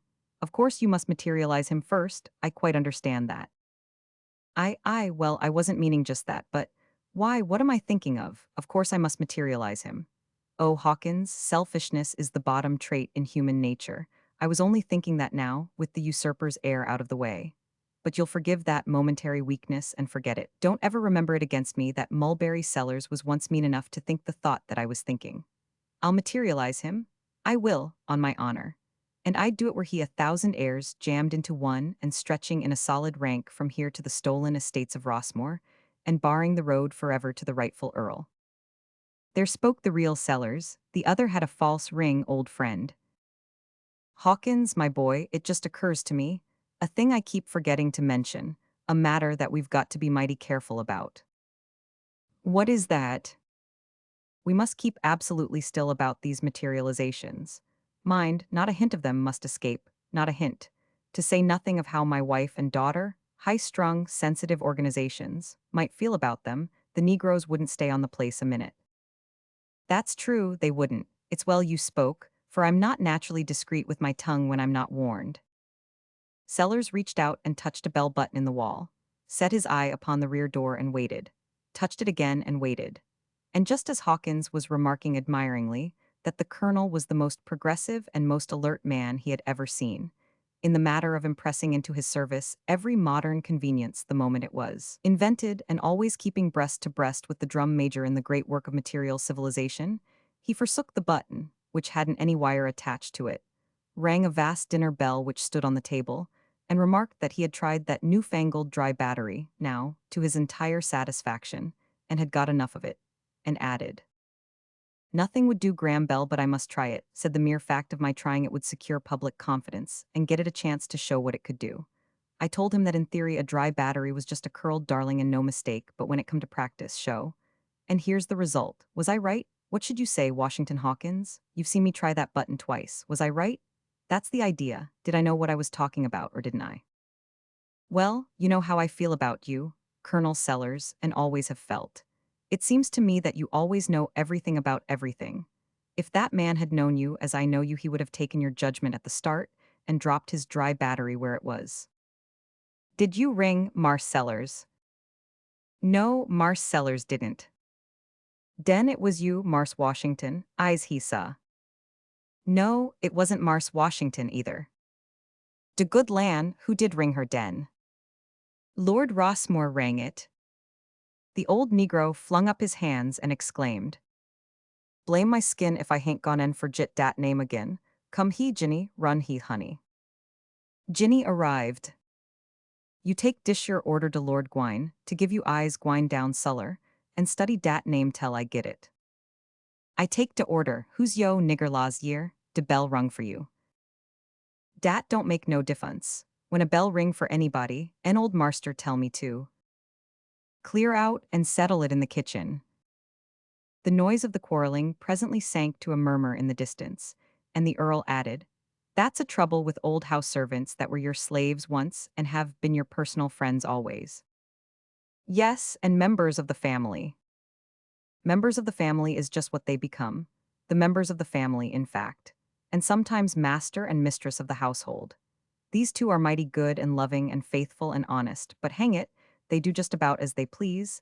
They chip into a conversation whenever they want to, and the plain fact is, they ought to be killed. It was a random remark, but it gave him an idea. However, nothing could happen without that result. What I wanted, Hawkins, was to send for the family and break the news to them. Oh, never mind bothering with the servants then. I will go and bring them down. While he was gone, the Earl worked his idea. Yes, he said to himself, when I've got the materializing down to a certainty, I will get Hawkins to kill them, and after that they will be under better control. Without doubt, a materialized Negro could easily be hypnotized into a state resembling silence. And this could be made permanent? Yes, and also modifiable, at will, sometimes very silent, sometimes turn on more talk, more action, more emotion, according to what you want. It's a prime good idea. Make it adjustable with a screw or something. The two ladies entered now with Hawkins, and the two Negroes followed, uninvited, and fell to brushing and dusting around, for they perceived that there was matter of interest to the fore, and were willing to find out what it was. Sellers broke the news with stateliness and ceremony, first warning the ladies, with gentle art, that a pang of peculiar sharpness was about to be inflicted upon their hearts still sore from a like hurt, still lamenting a like loss. Then he took the paper, and with trembling lips and with tears in his voice he gave them that heroic death picture. The result was a very genuine outbreak of sorrow and sympathy from all the hearers. The elder lady cried, thinking how proud that great-hearted young hero's mother would be, if she were living, and how unappeasable her grief. And the two old servants cried with her, and spoke out their applauses and their pitying lamentations with the eloquent sincerity and simplicity native to their race. Gwendolen was touched, and the romantic side of her nature was strongly wrought upon. She said that such a nature as that young man's was rarely and truly noble and nearly perfect, and that with nobility of birth added it was entirely perfect. For such a man she could endure all things, suffer all things, even to the sacrificing of her life. She wished she could have seen him. The slightest, the most momentary contact with such a spirit would have ennobled her whole character and made ignoble thoughts and ignoble acts thereafter impossible to her forever. Have they found the body, Rossmore? Asked the wife. Yes, that is, they've found several. It must be one of them, but none of them are recognizable. What are you going to do? I am going down there and identify one of them and send it home to the stricken father. But Papa, did you ever see the young man? No, Gwendolen, why? How will you identify it? Well, it says none of them are recognizable. I'll send his father one of them, there's probably no choice. Gwendolen knew it was not worthwhile to argue the matter further, since her father's mind was made up, and there was a chance for him to appear upon that sad scene down yonder in an authentic and official way. So she said no more, till he asked for a basket. A basket, Papa, what for? It might be ashes. Chapter 9. The Earl and Washington started on the sorrowful errand, talking as they walked. And as usual. What, Colonel? 7 of them in that hotel, actresses, and all burnt out, of course. Any of them burnt up? Oh, no, they escaped. They always do, but there's never one of them that knows enough to fetch out her jewelry with her. That's strange. Strange, it's the most unaccountable thing in the world. Experience teaches them nothing. They can't seem to learn anything except out of a book. In some cases, there's manifestly a fatality about it. For instance, take what's her name, that plays those sensational thunder and lightning parts. She's got a perfectly immense reputation, draws like a dogfight, and it all came from getting burnt out in hotels. Why, how could that give her a reputation as an actress? It only made her name familiar. People want to see her play because her name is familiar, but they don't know what made it familiar because they don't remember. First, she was at the bottom of the ladder and absolutely obscure, wages $13 a week and find her own pads. Pads? Yes, things to fat up her spindles with so as to be plump and attractive. Well, she got burnt out in a hotel and lost $30,000 worth of diamonds. Where'd she get them? Goodness knows, given to her, no doubt, by spoony young flats and sappy old bald heads in the front row. All the papers were full of it. She struck for higher pay and got it. Well, she got burned out again and lost all her diamonds, and it gave her such a lift that she went starring. Well, if hotel fires are all she's got to depend on to keep up her name, it's a pretty precarious kind of a reputation, I should think. Not with her, no, anything but that, because she's so lucky, born lucky, I reckon. Every time there's a hotel fire, she's in it. She's always there, and if she can't be there herself, her diamonds are. Now you can't make anything out of that but just sheer luck. I never heard of such a thing. She must have lost quarts of diamonds. Quarts, she's lost bushels of them. It's got so that the hotels are superstitious about her. They won't let her in. They think there will be a fire, and besides, if she's there, it cancels the insurance. She's been waning a little lately, but this fire will set her up. She lost $60,000 worth last night. I think she's a fool. If I had $60,000 worth of diamonds, I wouldn't trust them in a hotel. I wouldn't either, but you can't teach an actress that. This one's been burnt out 35 times. And yet if there's a hotel fire in San Francisco tonight, she's got to bleed again, you mark my words. Perfect ass. They say she's got diamonds in every hotel in the country. When they arrived at the scene of the fire, the poor old Earl took one glimpse at the melancholy morgue and turned away, his face overcome by the spectacle. He said, "It is too true, Hawkins. Recognition is impossible. Not one of the 5 could be identified by its nearest friend. You make the selection, I can't bear it." Which one had I better? Oh, take any of them, pick out the best one. However, the officers assured the Earl, for they knew him, everybody in Washington knew him, that the position in which these bodies were found made it impossible that any one of them could be that of his noble young kinsman. They pointed out the spot where, if the newspaper account was correct, he must have sunk down to destruction. And at a wide distance from this spot, they showed him where the young man must have gone down in case he was suffocated in his room. And they showed still a third place, quite remote, where he might possibly have found his death if perchance he tried to escape by the side exit toward the rear. The old colonel brushed away a tear and said to Hawkins, "As it turns out, there was something prophetic in my fears. Yes, it's a matter of ashes. Will you kindly step to a grocery and fetch a couple more baskets?" Reverently, they got a basket of ashes from each of those now hallowed spots, and carried them home to consult as to the best manner of forwarding them to England, and also to give them an opportunity to lie in state, a mark of respect which the colonel deemed obligatory, considering the high rank of the deceased. They set the baskets on the table in what was formerly the library, drawing room, and workshop, now the hall of audience, and went upstairs to the lumber room to see if they could find a British flag to use as a part of the outfit proper to the lying in state. A moment later, Lady Rossmore came in from the street and caught sight of the baskets just as old Ginny crossed her field of vision. She quite lost her patience and said, "Well, what will you do next? What in the world possessed you to clutter up the parlor table with these baskets of ashes?" Ashes, and she came to look, She put up her hands in pathetic astonishment. Well, I never seed alike. Didn't you do it? Who me? Claw to goodness it's the first time I've sought eyes on him, Miss Polly. Dat's Dan'l. Dat ol' moke is lost in his mind. But it was Dan'l, for he was called and denied it. Day ain't no way to splain dat. When hits one de say your common currences, a body kin reckon maybe de cat. Oh, and a shudder shook Lady Rossmore to her foundations. I see it all, keep away from them, they're his. His lady.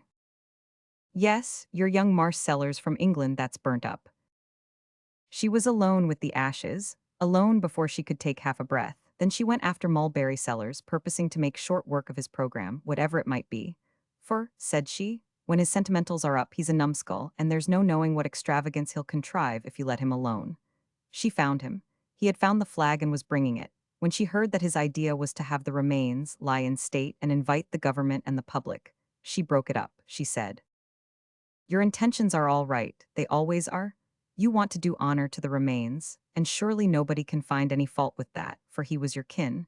But you are going the wrong way about it, and you will see it yourself if you stop and think. You can't file around a basket of ashes trying to look sorry for it and make a sight that is really solemn, because the solemner it is, the more it isn't, anybody can see that.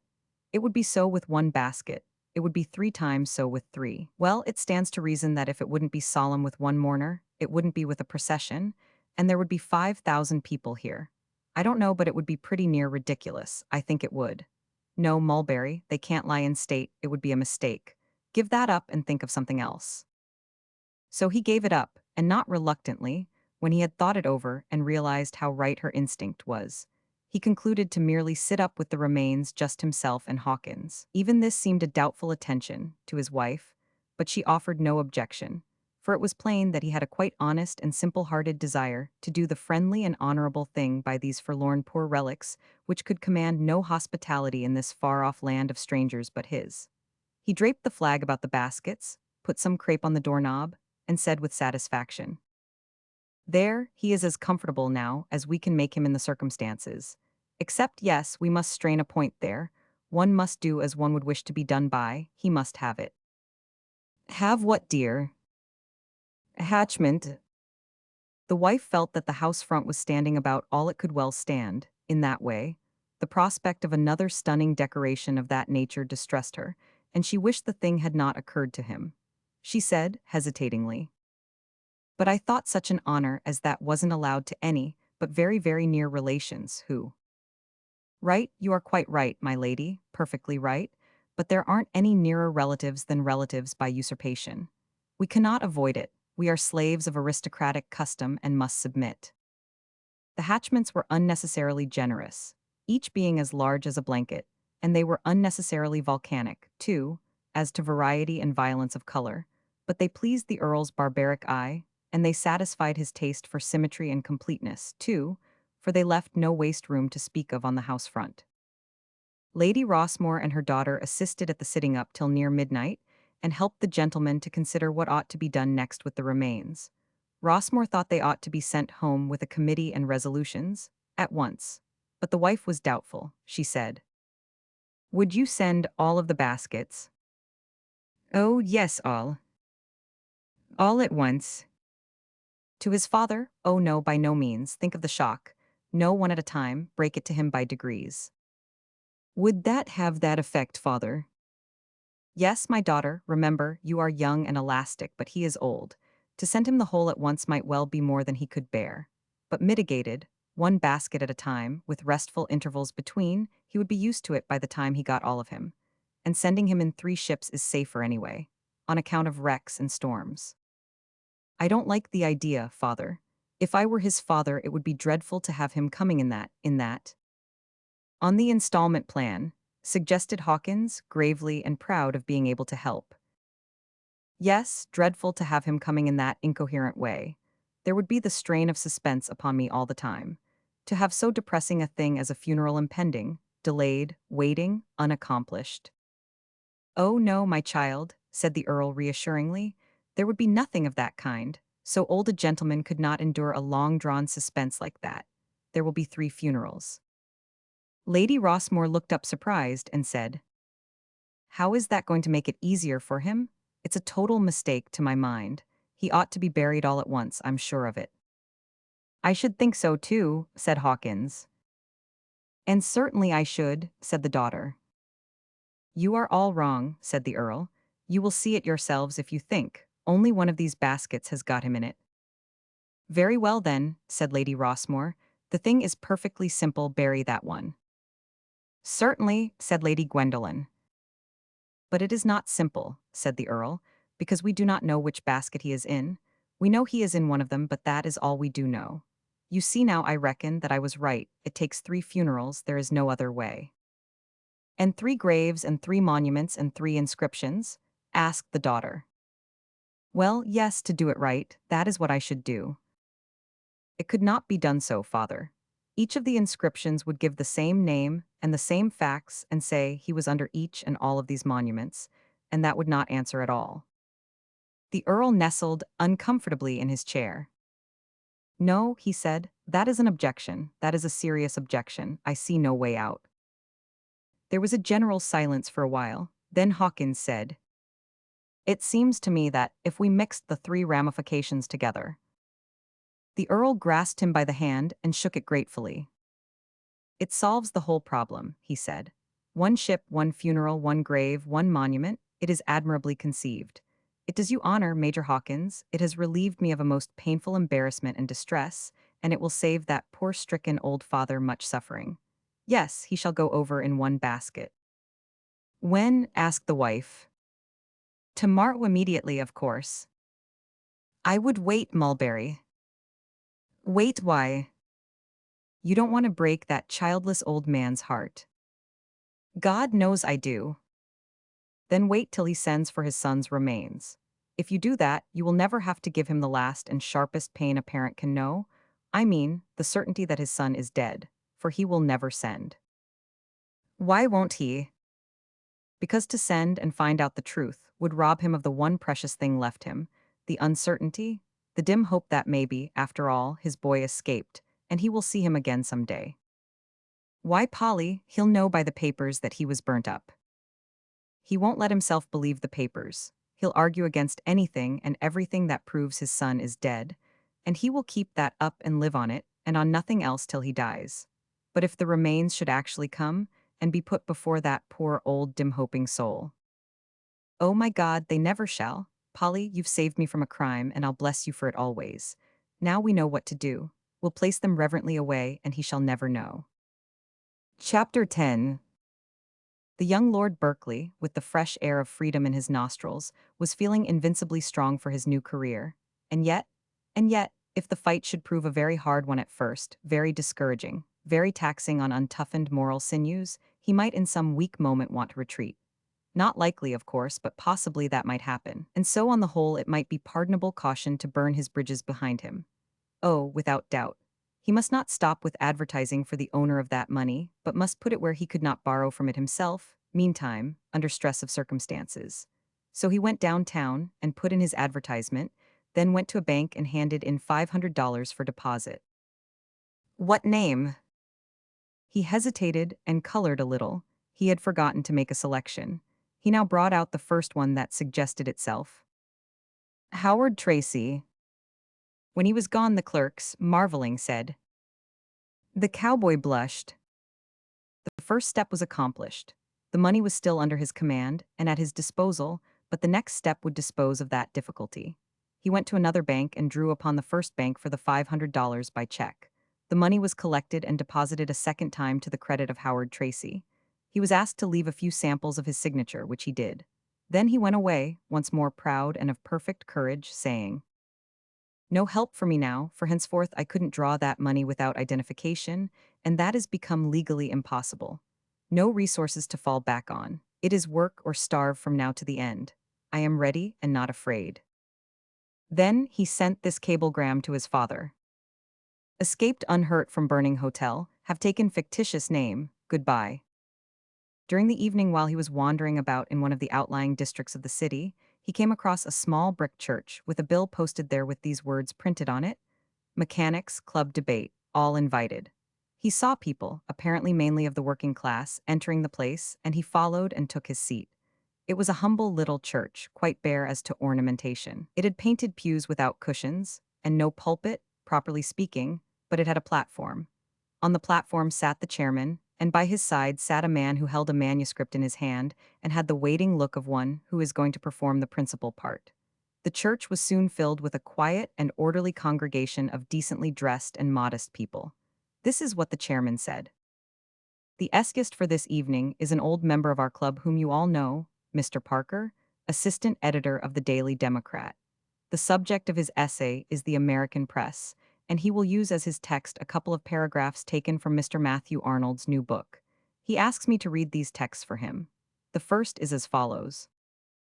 Goethe says somewhere that the thrill of awe, that is to say, reverence, is the best thing humanity has. Mr. Arnold's other paragraph is as follows.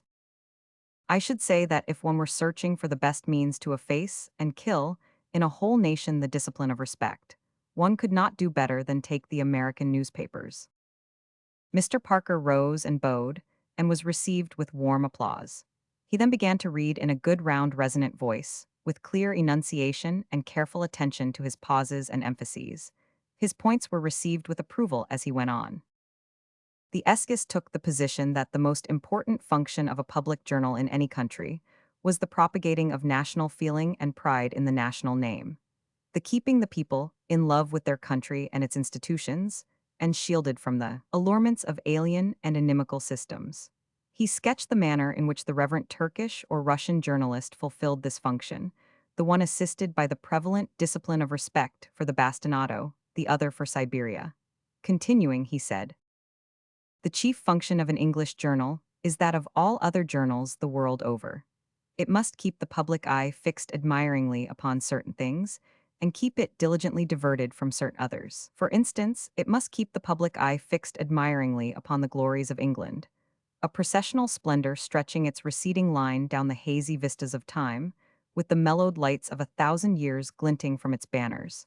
And it must keep it diligently diverted from the fact that all these glories were for the enrichment and aggrandizement of the petted and privileged few, at cost of the blood and sweat and poverty of the unconsidered masses who achieved them, but might not enter in and partake of them. It must keep the public eye fixed in loving and awful reverence upon the throne as a sacred thing, and diligently divert it from the fact that no throne was ever set up by the unhampered vote of a majority of any nation, and that hence no throne exists that has a right to exist, and no symbol of it, flying from any flagstaff, is righteously entitled to wear any device but the skull and crossbones of that kindred industry, which differs from royalty only, business-wise, merely as retail differs from wholesale. It must keep the citizen's eye fixed in reverent docility upon that curious invention of machine politics, an established church, and upon that bald contradiction of common justice, a hereditary nobility, and diligently divert it from the fact that the one damns him if he doesn't wear its collar, and robs him under the gentle name of taxation, whether he wears it or not, and the other gets all the honors while he does all the work. The essayist thought that Mr. Arnold, with his trained eye and intelligent observation, ought to have perceived that the very quality which he so regretfully missed from our press, respectfulness, reverence, was exactly the thing which would make our press useless to us if it had it, rob it of the very thing which differentiates it from all other journalism in the world, and makes it distinctively and preciously American, its frank and cheerful irreverence being by all odds the most valuable of all its qualities. For its mission, overlooked by Mr. Arnold, is to stand guard over a nation's liberties, not its humbugs and shams. He thought that if during 50 years the institutions of the old world could be exposed to the fire of a flouting and scoffing press like ours, monarchy and its attendant crimes would disappear from Christendom. Monarchists might doubt this. Then, why not persuade the Tsar to give it a trial in Russia? Concluding, he said, well, the charge is that our press has but little of that old-world quality, reverence. Let us be candidly grateful that it is so. With its limited reverence, it at least reveres the things which this nation reveres, as a rule, and that is sufficient. What other people revere is fairly and properly matter of light importance to us. Our press does not reverence kings, it does not reverence so-called nobilities, it does not reverence established ecclesiastical slaveries, it does not reverence laws which rob a younger son to fatten an elder one. It does not reverence any fraud or sham or infamy, howsoever old or rotten or holy, which sets one citizen above his neighbor by accident of birth. It does not reverence any law or custom, howsoever old or decayed or sacred, which shuts against the best man in the land, the best place in the land, and the divine right to prove property and go up and occupy it. In the sense of the poet Goethe, that meek idolater of provincial 3-carat royalty and nobility, our press is certainly bankrupt in the thrill of awe, otherwise reverence. Reverence for nickel plate and brummagem. Let us sincerely hope that this fact will remain a fact forever. For to my mind, a discriminating irreverence is the creator and protector of human liberty, even as the other thing is the creator, nurse, and steadfast protector of all forms of human slavery, bodily and mental. Tracy said to himself, almost shouted to himself, I'm glad I came to this country. I was right. I was right to seek out a land where such healthy principles and theories are in men's hearts and minds. Think of the innumerable slaveries imposed by misplaced reverence. How well he brought that out, and how true it is. There's manifestly prodigious force in reverence. If you can get a man to reverence your ideals, he's your slave. Oh, yes, in all the ages the peoples of Europe have been diligently taught to avoid reasoning about the shams of monarchy and nobility, been taught to avoid examining them, been taught to reverence them. And now, as a natural result, to reverence them is second nature. In order to shock them, it is sufficient to inject a thought of the opposite kind into their dull minds. For ages, any expression of so-called irreverence from their lips has been sin and crime. The sham and swindle of all this is apparent the moment one reflects that he is himself the only legitimately qualified judge of what is entitled to reverence and what is not. Come, I hadn't thought of that before, but it is true, absolutely true. What right has Goethe, what right has Arnold, what right has any dictionary to define the word irreverence for me? What their ideals are is nothing to me. So long as I reverence my own ideals, my whole duty is done, and I commit no profanation if I laugh at theirs. I may scoff at other people's ideals as much as I want to. It is my right and my privilege. No man has any right to deny it. Tracy was expecting to hear the essay debated, but this did not happen.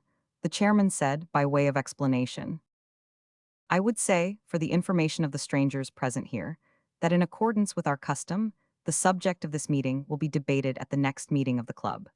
This is in order to enable our members to prepare what they may wish to say upon the subject with pen and paper, for we are mainly mechanics and unaccustomed to speaking. We are obliged to write down what we desire to say. Many brief papers were now read, and several offhand speeches made in discussion of the essay read at the last meeting of the club, which had been a laudation, by some visiting professor, of college culture, and the grand results flowing from it to the nation. One of the papers was read by a man approaching middle age, who said he hadn't had a college education, that he had got his education in a printing office, and had graduated from there into the patent office, where he had been a clerk now for a great many years.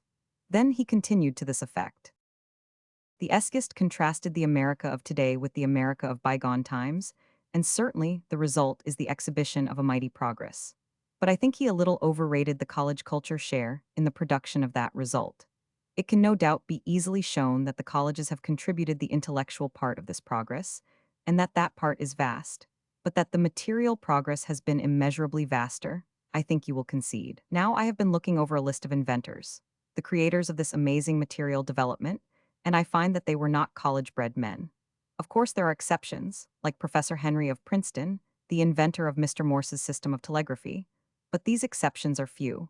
It is not overstatement to say that the imagination-stunning material development of this century, the only century worth living in since time itself was invented, is the creation of men not college-bred. We think we see what these inventors have done. No, we see only the visible vast frontage of their work. Behind it is their far vaster work, and it is invisible to the careless glance. They have reconstructed this nation, made it over, that is, and metaphorically speaking, have multiplied its numbers almost beyond the power of figures to express. I will explain what I mean. What constitutes the population of a land? Merely the numberable packages of meat and bones in it called by courtesy men and women? Shall 1,000,000 ounces of brass and 1,000,000 ounces of gold be held to be of the same value? Take a truer standard.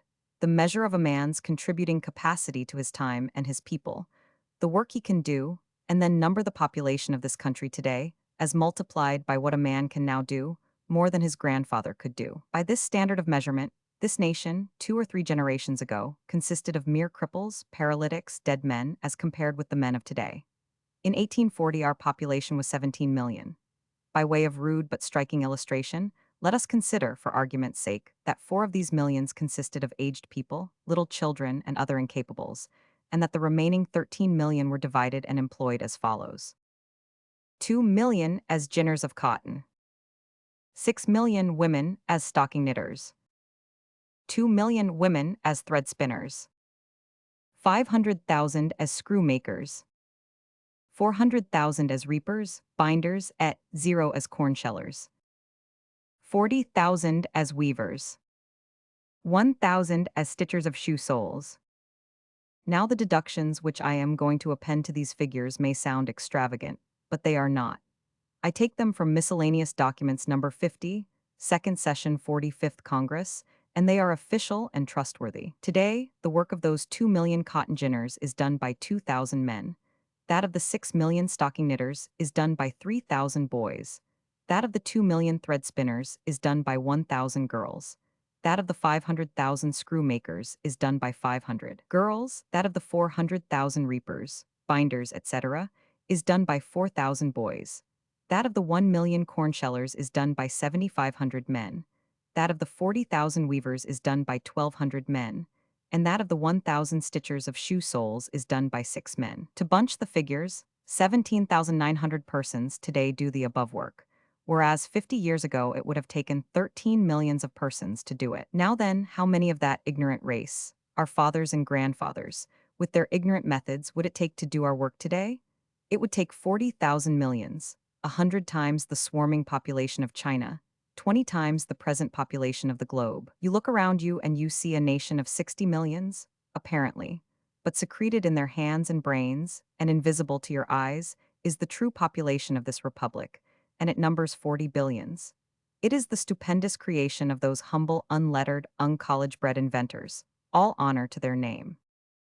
"How grand that is," said Tracy as he wended homeward. "What a civilization it is, and what prodigious results these are. And brought about almost wholly by common men, not by Oxford-trained aristocrats, but men who stand shoulder to shoulder in the humble ranks of life and earn the bread that they eat. Again, I'm glad I came. I have found a country at last where one may start fair, and breast to breast with his fellow man, rise by his own efforts, and be something in the world and be proud of that something, not be something created by an ancestor 300 years ago." Chapter 11. During the first few days, he kept the fact diligently before his mind that he was in a land where there was work and bread for all. In fact, for convenience sake he fitted it to a little tune and hummed it to himself. But as time wore on the fact itself began to take on a doubtful look, and next the tune got fatigued and presently ran down and stopped. His first effort was to get an upper clerkship in one of the departments, where his Oxford education could come into play and do him service. But he stood no chance whatever. There, competency was no recommendation. Political backing, without competency, was worth 6 of it. He was glaringly English, and that was necessarily against him in the political center of a nation where both parties prayed for the Irish cause on the housetop and blasphemed it in the cellar. By his dress he was a cowboy. That won him respect, when his back was not turned, but it couldn't get a clerkship for him. But he had said, in a rash moment, that he would wear those clothes till the owner or the owner's friends caught sight of them and asked for that money, and his conscience would not let him retire from that engagement now. At the end of a week things were beginning to wear rather a startling look.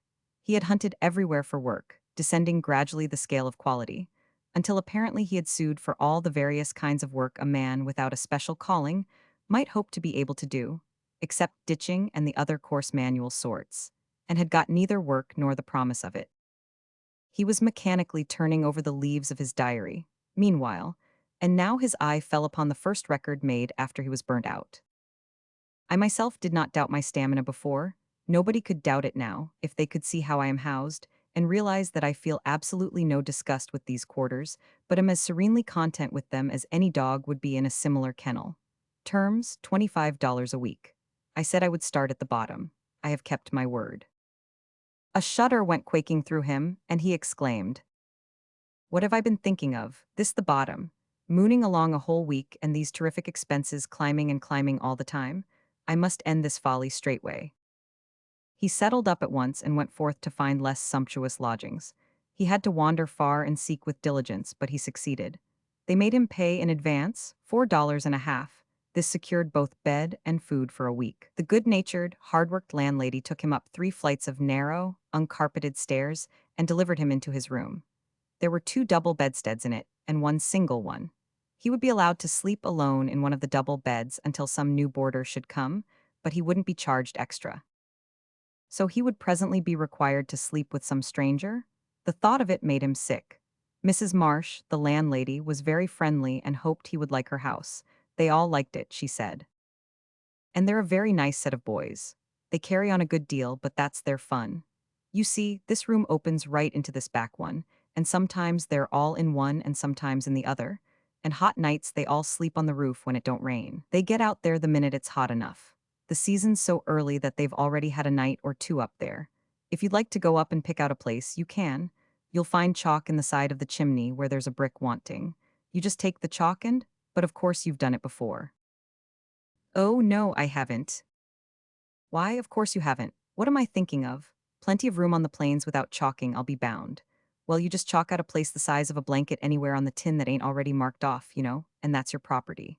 You and your bedmate take turnabout carrying up the blanket and pillows and fetching them down again, or one carries them up and the other fetches them down. You fix it the way you like. You'll like the boys, they're everlasting sociable, except the printer. He's the one that sleeps in that single bed, the strangest creature.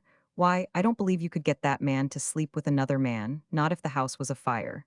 Mind you, I'm not just talking, I know. The boys tried him to see. They took his bed out one night, and so when he got home about 3 in the morning, he was on a morning paper then, but he's on an evening one now, there wasn't any place for him but with the iron molder.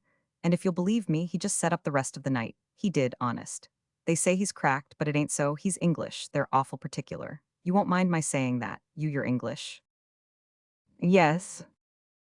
I thought so. I could tell it by the way you mispronounce the words that's got A's in them. You know, such as saying laugh when you mean laugh, but you'll get over that. He's a right down good fellow, and a little sociable with the photographer's boy and the caulker and the blacksmith that work in the Navy Yard, but not so much with the others. The fact is, though it's private, and the others don't know it, he's a kind of an aristocrat, his father being a doctor, and you know what style that is. In England, I mean, because in this country a doctor ain't so very much, even if he's that. But over there, of course, it's different. So this chap had a falling out with his father and was pretty high-strung and just cut for this country, and the first he knew he had to get to work or starve. Well, he'd been to college, you see, and so he judged he was all right. Did you say anything? No, I only sighed. And there's where he was mistaken. Why, he mighty near starved. And I reckon he would have starved sure enough if some jour, printer or other hadn't took pity on him and got him a place as apprentice. So he learnt the trade and then he was all right, but it was a close call. Once he thought he had got to haul in his pride and holler for his father and, why, you're sighing again. Is anything the matter with you? Does my clatter? Oh dear no, pray go on, I like it. Yes, you see, he's been over here 10 years. He's 28 now, and he ain't pretty well satisfied in his mind, because he can't get reconciled to being a mechanic and associating with mechanics.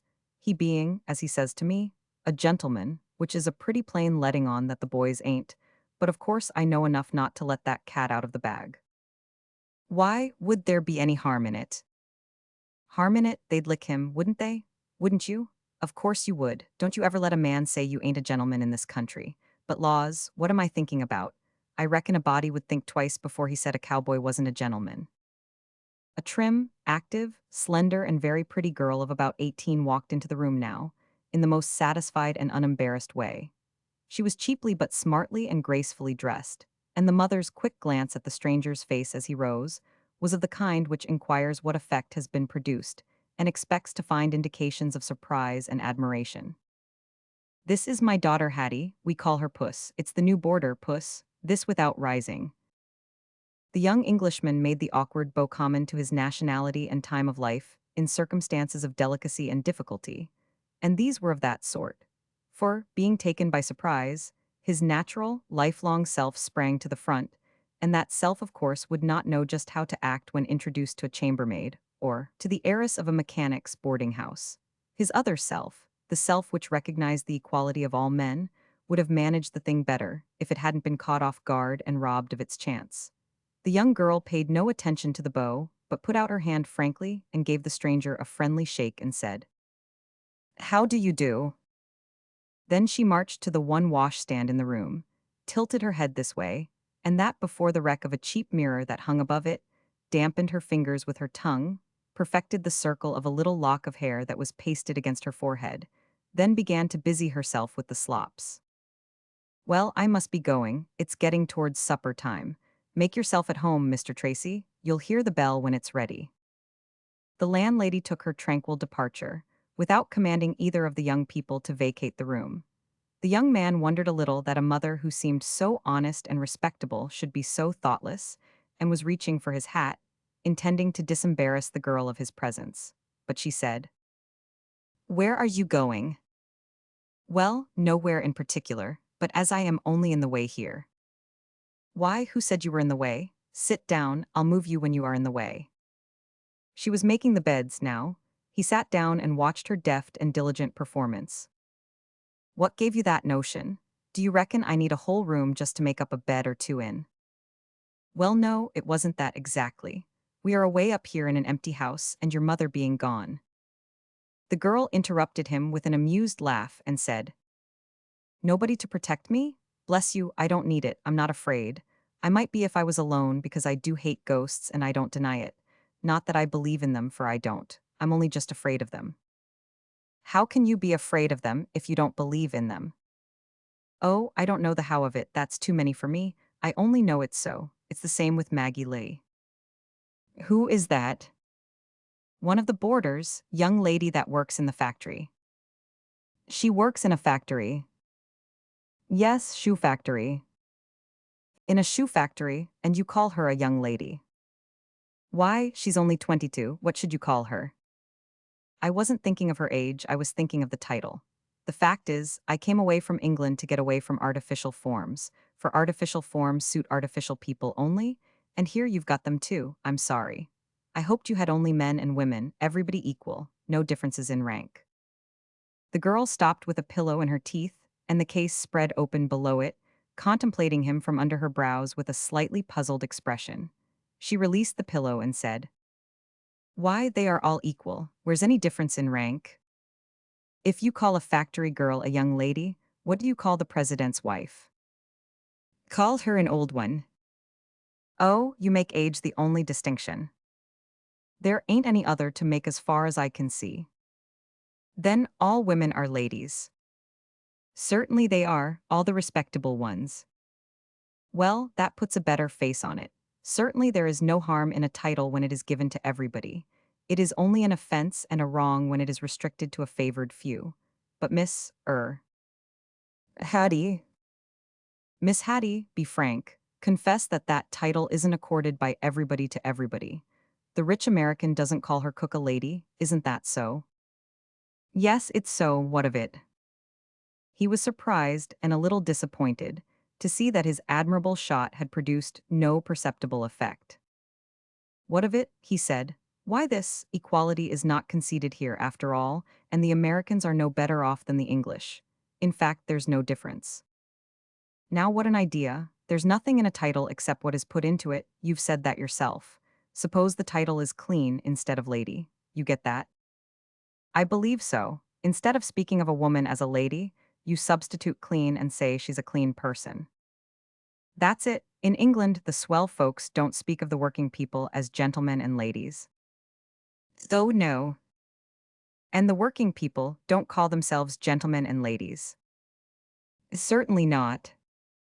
"So if you used the other word, there wouldn't be any change. The swell people wouldn't call anybody but themselves clean, and those others would drop sort of meekly into their way of talking and they wouldn't call themselves clean. We don't do that way here. Everybody calls himself a lady or gentleman and thinks he is and don't care what anybody else thinks him, so long as he don't say it out loud. You think there's no difference. You knuckle down and we don't. Ain't that a difference?" "It is a difference I hadn't thought of, I admit that. Still, calling one's self a lady doesn't. I wouldn't go on if I were you." Howard Tracy turned his head to see who it might be that had introduced this remark. It was a short man about 40 years old, with sandy hair, no beard, and a pleasant face badly freckled but alive and intelligent, and he wore slop-shop clothing which was neat but showed wear. He had come from the front room beyond the hall, where he had left his hat, and he had a chipped and cracked white washbowl in his hand. The girl came and took the bowl. "I'll get it for you. You go right ahead and give it to him, Mr. Barrow. He's the new boarder, Mr. Tracy, and I just got to where it was getting too deep for me." "Much obliged if you will, Hattie. I was coming to borrow of the boys." He sat down at his ease on an old trunk and said, I've been listening and got interested. And as I was saying, I wouldn't go on if I were you. You see where you are coming to, don't you? Calling yourself a lady doesn't elect you. That is what you were going to say. And you saw that if you said it, you were going to run right up against another difference that you hadn't thought of. To wit, whose right is it to do the electing? Over there, 20,000 people in a million elect themselves gentlemen and ladies, and the 980,000 accept that decree and swallow the affront which it puts upon them. Why, if they didn't accept it, it wouldn't be an election, it would be a dead letter and have no force at all. Over here, the 20,000 would-be exclusives come up to the polls and vote themselves to be ladies and gentlemen. But the thing doesn't stop there. The 980,000 come and vote themselves to be ladies and gentlemen too, and that elects the whole nation. Since the whole million vote themselves ladies and gentlemen, there is no question about that election. It does make absolute equality, and there is no fiction about it, while over yonder the inequality, by decree of the infinitely feeble and consent of the infinitely strong, is also absolute, as real and absolute as our equality. Tracy had shrunk promptly into his English shell when this speech began. Notwithstanding, he had now been in severe training several weeks for contact and intercourse with the common herd on the common herd's terms. But he lost no time in pulling himself out again, and so by the time the speech was finished, his valves were open once more. And he was forcing himself to accept without resentment the common herd's frank fashion of dropping sociably into other people's conversations, unembarrassed and uninvited. The process was not very difficult this time, for the man's smile and voice and manner were persuasive and winning. Tracy would even have liked him on the spot, but for the fact which he was not really aware of, that the equality of men was not yet a reality to him, it was only a theory, the mind perceived, but the man failed to feel it. It was Hattie's ghost over again, merely turned around. Theoretically, Barrow was his equal, but it was distinctly distasteful to see him exhibit it. He presently said, I hope in all sincerity that what you have said is true, as regards the Americans, for doubts have crept into my mind several times. It seemed that the equality must be ungenuine, where the sign names of castes were still in vogue. But those sign names have certainly lost their offense, and are wholly neutralized, nullified, and harmless if they are the undisputed property of every individual in the nation. I think I realize that caste does not exist, and cannot exist except by common consent of the masses outside of its limits. I thought caste created itself and perpetuated itself, but it seems quite true that it only creates itself, and is perpetuated by the people whom it despises, and who can dissolve it at any time by assuming its mere sign names themselves. It's what I think. There isn't any power on earth that can prevent England's 30 millions from electing themselves dukes and duchesses tomorrow and calling themselves so. And within 6 months, all the former dukes and duchesses would have retired from the business. I wish they'd try that. Royalty itself couldn't survive such a process. A handful of frowners against 30 million laughers in a state of eruption. Why, it's Herculaneum against Vesuvius. It would take another 18 centuries to find that Herculaneum after the cataclysm. What's a colonel in our South? He's a nobody, because they're all colonels down there. No, Tracy, shudder from Tracy. Nobody in England would call you a gentleman, and you wouldn't call yourself one. And I tell you it's a state of things that makes a man put himself into most unbecoming attitudes sometimes. The broad and general recognition and acceptance of caste as caste does, I mean, makes him do it unconsciously, being bred in him, you see, and never thought over and reasoned out. You couldn't conceive of the Matterhorn being flattered by the notice of one of your comely little English hills, could you?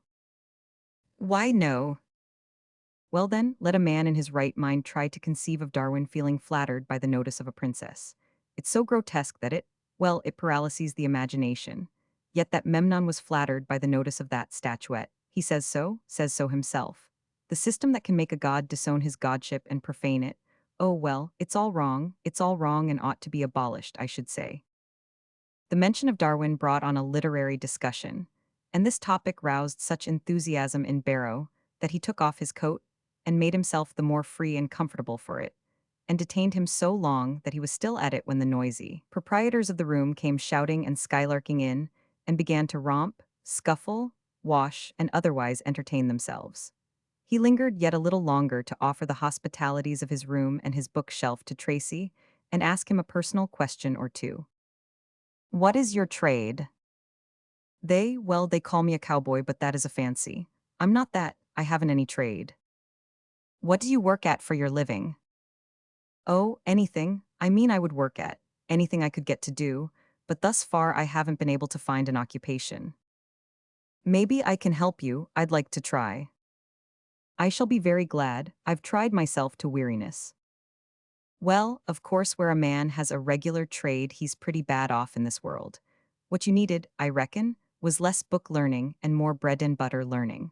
I don't know what your father could have been thinking of. You ought to have had a trade, you ought to have had a trade, by all means, but never mind about that, we'll stir up something to do, I guess. And don't you get homesick, that's a bad business. We'll talk the thing over and look around a little. You'll come out all right, wait for me, I'll go down to supper with you. By this time, Tracy had achieved a very friendly feeling for Barrow, and would have called him a friend, maybe, if not taken too suddenly on a straight-out requirement to realize on his theories. He was glad of his society, anyway, and was feeling lighter-hearted than before. Also, he was pretty curious to know what vocation it might be which had furnished Barrow such a large acquaintanceship with books and allowed him so much time to read. Chapter 12. Presently the supper bell began to ring in the depths of the house, and the sound proceeded steadily upward, growing in intensity all the way up towards the upper floors. The higher it came, the more maddening was the noise, until at last what it lacked of being absolutely deafening was made up of the sudden crash and clatter of an avalanche of boarders down the uncarpeted stairway. The peerage did not go to meals in this fashion. Tracy's training had not fitted him to enjoy this hilarious zoological clamor and enthusiasm. He had to confess that there was something about this extraordinary outpouring of animal spirits which he would have to get inured to before he could accept it.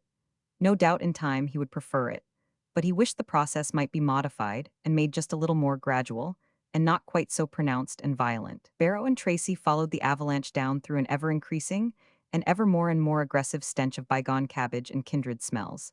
Smells which are to be found nowhere but in a cheap private boarding house. Smells which once encountered can never be forgotten. Smells which encountered generations later are instantly recognizable, but never recognizable with pleasure. To Tracy, these odors were suffocating, horrible, almost unendurable, but he held his peace and said nothing. Arrived in the basement, they entered a large dining room where 35 or 40 people sat at a long table. They took their places. The feast had already begun, and the conversation was going on in the liveliest way from one end of the table to the other. The tablecloth was of very coarse material and was liberally spotted with coffee stains and grease. The knives and forks were iron, with bone handles. The spoons appeared to be iron or sheet iron or something of the sort. The tea and coffee cups were of the commonest and heaviest and most durable stoneware. All the furniture of the table was of the commonest and cheapest sort. There was a single large, thick slice of bread by each boarder's plate, and it was observable that he economized it, as if he were not expecting it to be duplicated.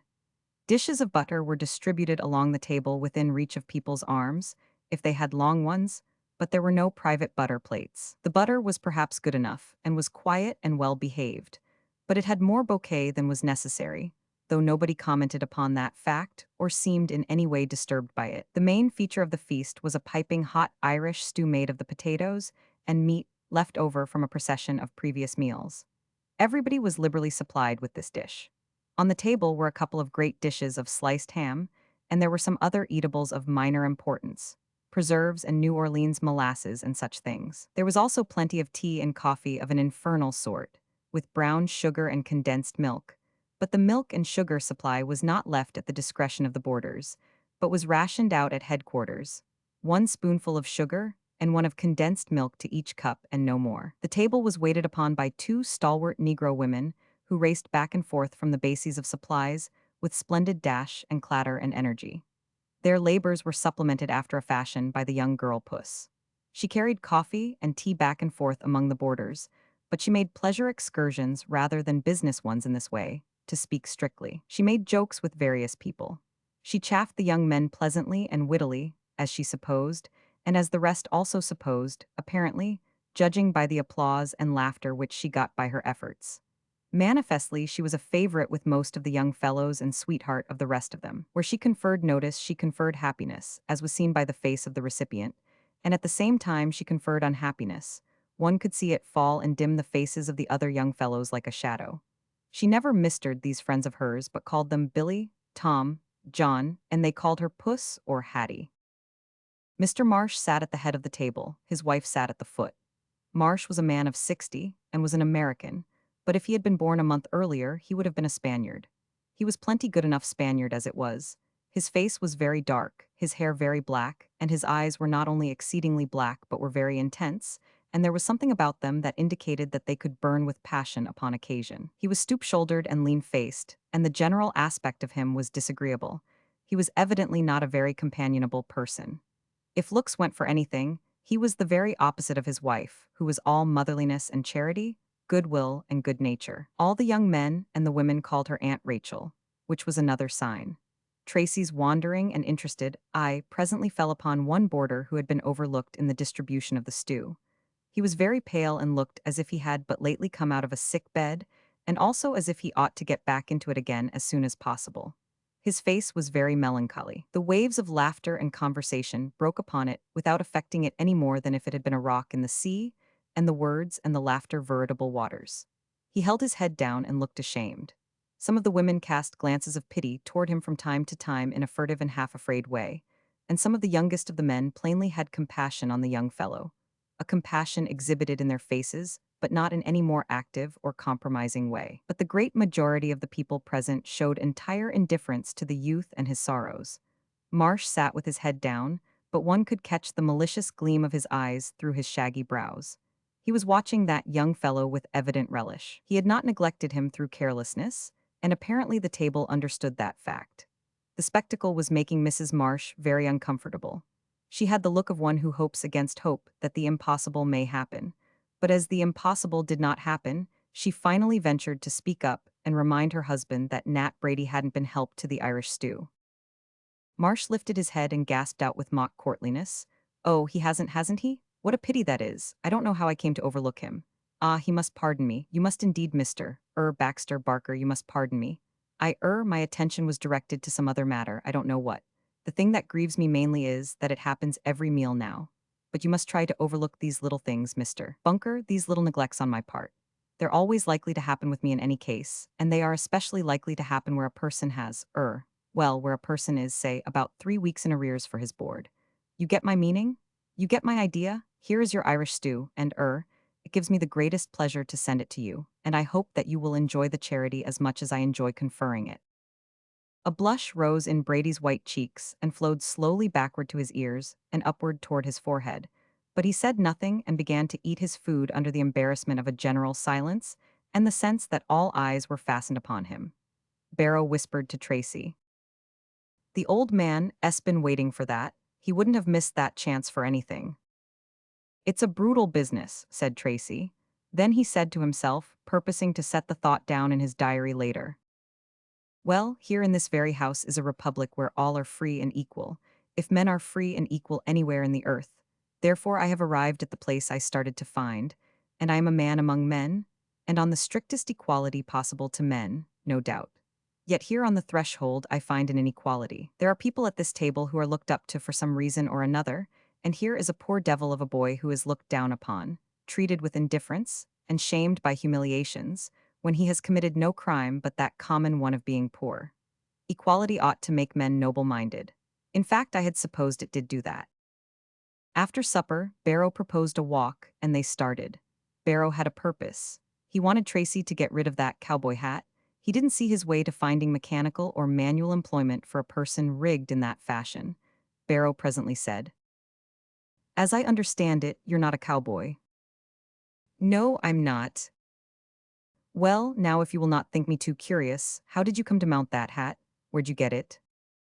Tracy didn't know quite how to reply to this, but presently said, "Well, without going into particulars, I exchanged clothes with a stranger under stress of weather, and I would like to find him and re-exchange." "Well, why don't you find him? Where is he?" "I don't know. I suppose the best way to find him would be to continue to wear his clothes, which are conspicuous enough to attract his attention if I should meet him on the street." "Oh, very well," said Barrow. "The rest of the outfit is well enough, and while it's not too conspicuous, it isn't quite like the clothes that anybody else wears. Suppress the hat. When you meet your man, he'll recognize the rest of his suit. That's a mighty embarrassing hat, in a center of civilization like this. I don't believe an angel could get employment in Washington in a halo like that." Tracy agreed to replace the hat with something of a modester form, and they stepped aboard a crowded car and stood with others on the rear platform. Presently, as the car moved swiftly along the rails, two men crossing the street caught sight of the backs of Barrow and Tracy, and both exclaimed at once, "There he is!" It was Sellers and Hawkins. Both were so paralyzed with joy that before they could pull themselves together and make an effort to stop the car, it was gone too far, and they decided to wait for the next one. They waited a while, then it occurred to Washington that there could be no use in chasing one horse car with another, and he wanted to hunt up a hack. But the colonel said, "When you come to think of it, there's no occasion for that at all. Now that I've got him materialized, I can command his motions. I'll have him at the house by the time we get there." Then they hurried off home in a state of great and joyful excitement. The hat exchange accomplished, the two new friends started to walk back leisurely to the boarding house. Barrow's mind was full of curiosity about this young fellow. He said, "You've never been to the Rocky Mountains." "No." "You've never been out on the plains." "No." "How long have you been in this country?" "Only a few days." "You've never been in America before." "No." Then Barrow communed with himself. Now what odd shapes the notions of romantic people take. Here's a young fellow who's read in England about cowboys and adventures on the plains. He comes here and buys a cowboy's suit. Thinks he can play himself on folks for a cowboy, all inexperienced as he is. Now the minute he's caught in this poor little game, he's ashamed of it and ready to retire from it. It is that exchange that he has put up as an explanation. It's rather thin, too thin altogether. Well, he's young, never been anywhere, knows nothing about the world, sentimental, no doubt. Perhaps it was the natural thing for him to do, but it was a most singular choice, curious freak altogether. Both men were busy with their thoughts for a time, then Tracy heaved a sigh and said, "Mr. Barrow, the case of that young fellow troubles me." "You mean Nat Brady?" "Yes, Brady or Baxter, or whatever it was. The old landlord called him by several different names." "Oh yes, he has been very liberal with names for Brady, since Brady fell into arrears for his board. Well, that's one of his sarcasms. The old man thinks he's great on sarcasm." "Well, what is Brady's difficulty? What is Brady? Who is he?" "Brady is a tinner. He's a young journeyman tinner who was getting along all right till he fell sick and lost his job. He was very popular before he lost his job. Everybody in the house liked Brady. The old man was rather especially fond of him, but you know that when a man loses his job and loses his ability to support himself and to pay his way as he goes, it makes a great difference in the way people look at him and feel about him." "Is that so? Is it so?" Barrow looked at Tracy in a puzzled way. "Why, of course it's so. Wouldn't you know that naturally? Don't you know that the wounded deer is always attacked and killed by its companions and friends?" Tracy said to himself, while a chilly and boding discomfort spread itself through his system, "In a republic of deer and men where all are free and equal, misfortune is a crime, and the prosperous gore the unfortunate to death." Then he said aloud, "Here in the boarding house, if one would have friends and be popular instead of having the cold shoulder turned upon him, he must be prosperous." "Yes," Barrow said, "that is so. It's their human nature.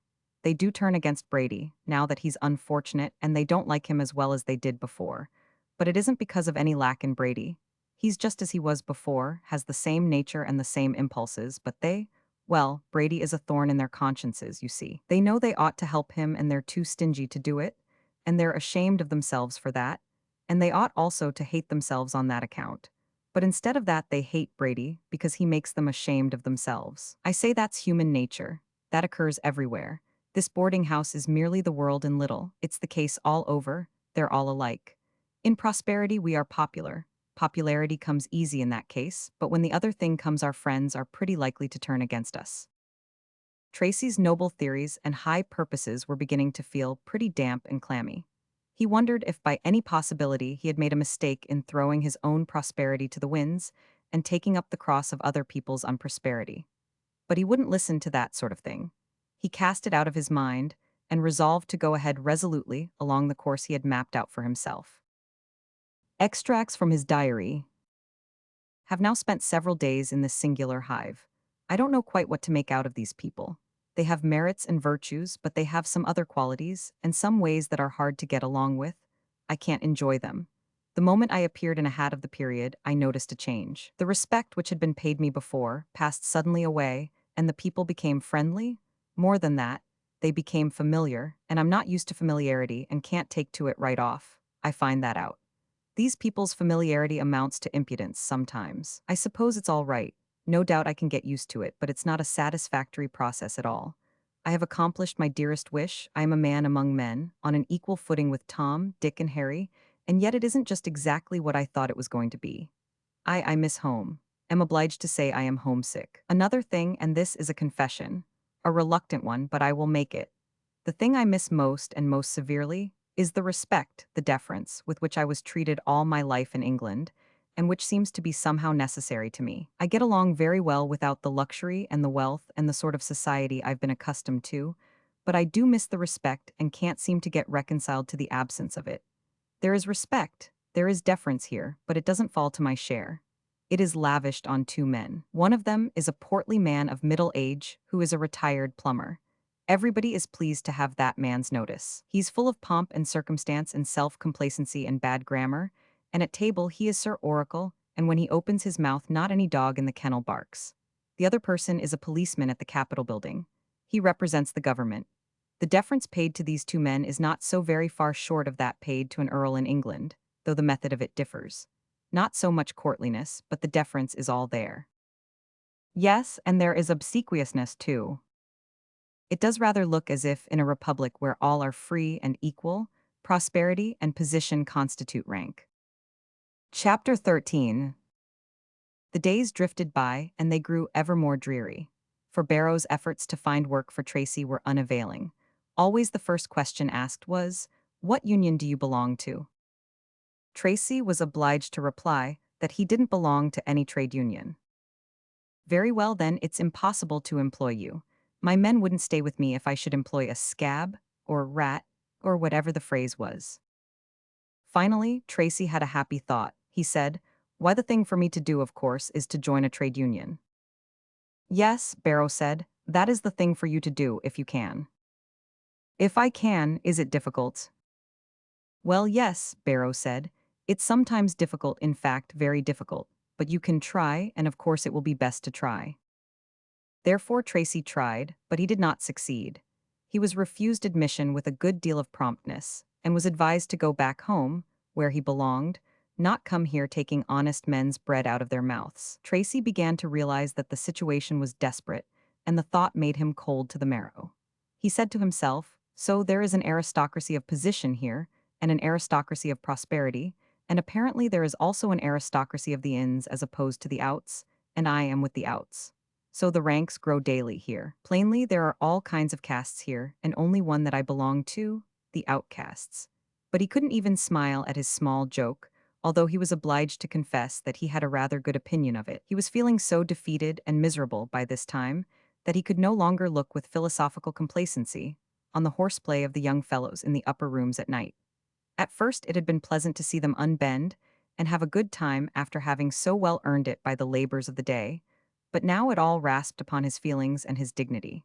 He lost patience with the spectacle. When they were feeling good, they shouted, they scuffled, they sang songs, they romped about the place like cattle, and they generally wound up with a pillow fight, in which they banged each other over the head and threw the pillows in all directions, and every now and then he got a buffet himself. And they were always inviting him to join in. They called him Johnny Bull, and invited him with excessive familiarity to take a hand. At first he had endured all this with good nature, but latterly he had shown by his manner that it was distinctly distasteful to him, and very soon he saw a change in the manner of these young people toward him. They were souring on him as they would have expressed it in their language. He had never been what might be called popular. That was hardly the phrase for it. He had merely been liked, but now dislike for him was growing. His case was not helped by the fact that he was out of luck, couldn't get work, didn't belong to a union, and couldn't gain admission to one.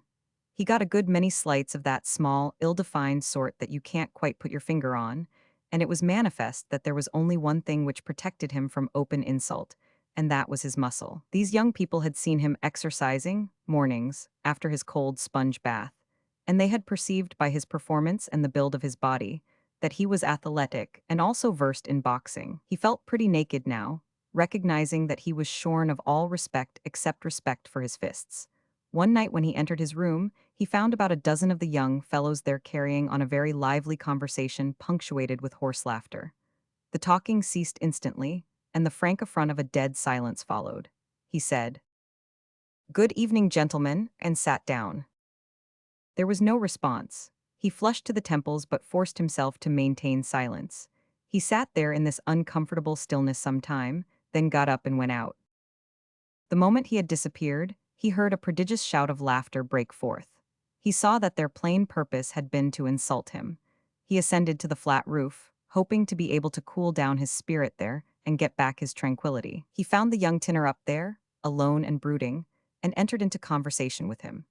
They were pretty fairly matched, now, in unpopularity and general ill luck and misery, and they had no trouble in meeting upon this common ground with advantage and something of comfort to both. But Tracy's movements had been watched, and in a few minutes the tormentors came straggling one after another to the roof, where they began to stroll up and down in an apparently purposeless way.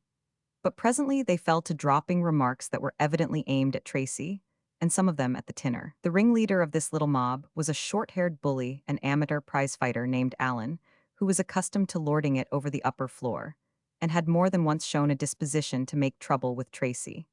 Now there was an occasional catcall, and hootings, and whistlings, and finally the diversion of an exchange of connected remarks was introduced. "How many does it take to make a pair?"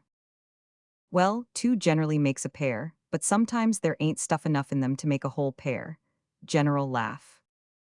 "What were you saying about the English a while ago?"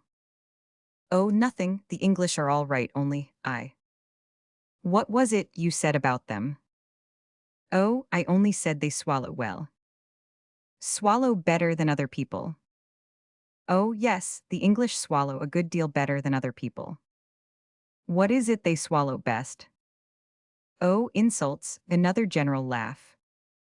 "Pretty hard to make 'em fight, ain't it?" "No, 'tain't hard to make 'em fight." "Ain't it really?" "No, 'tain't hard, it's impossible." Another laugh.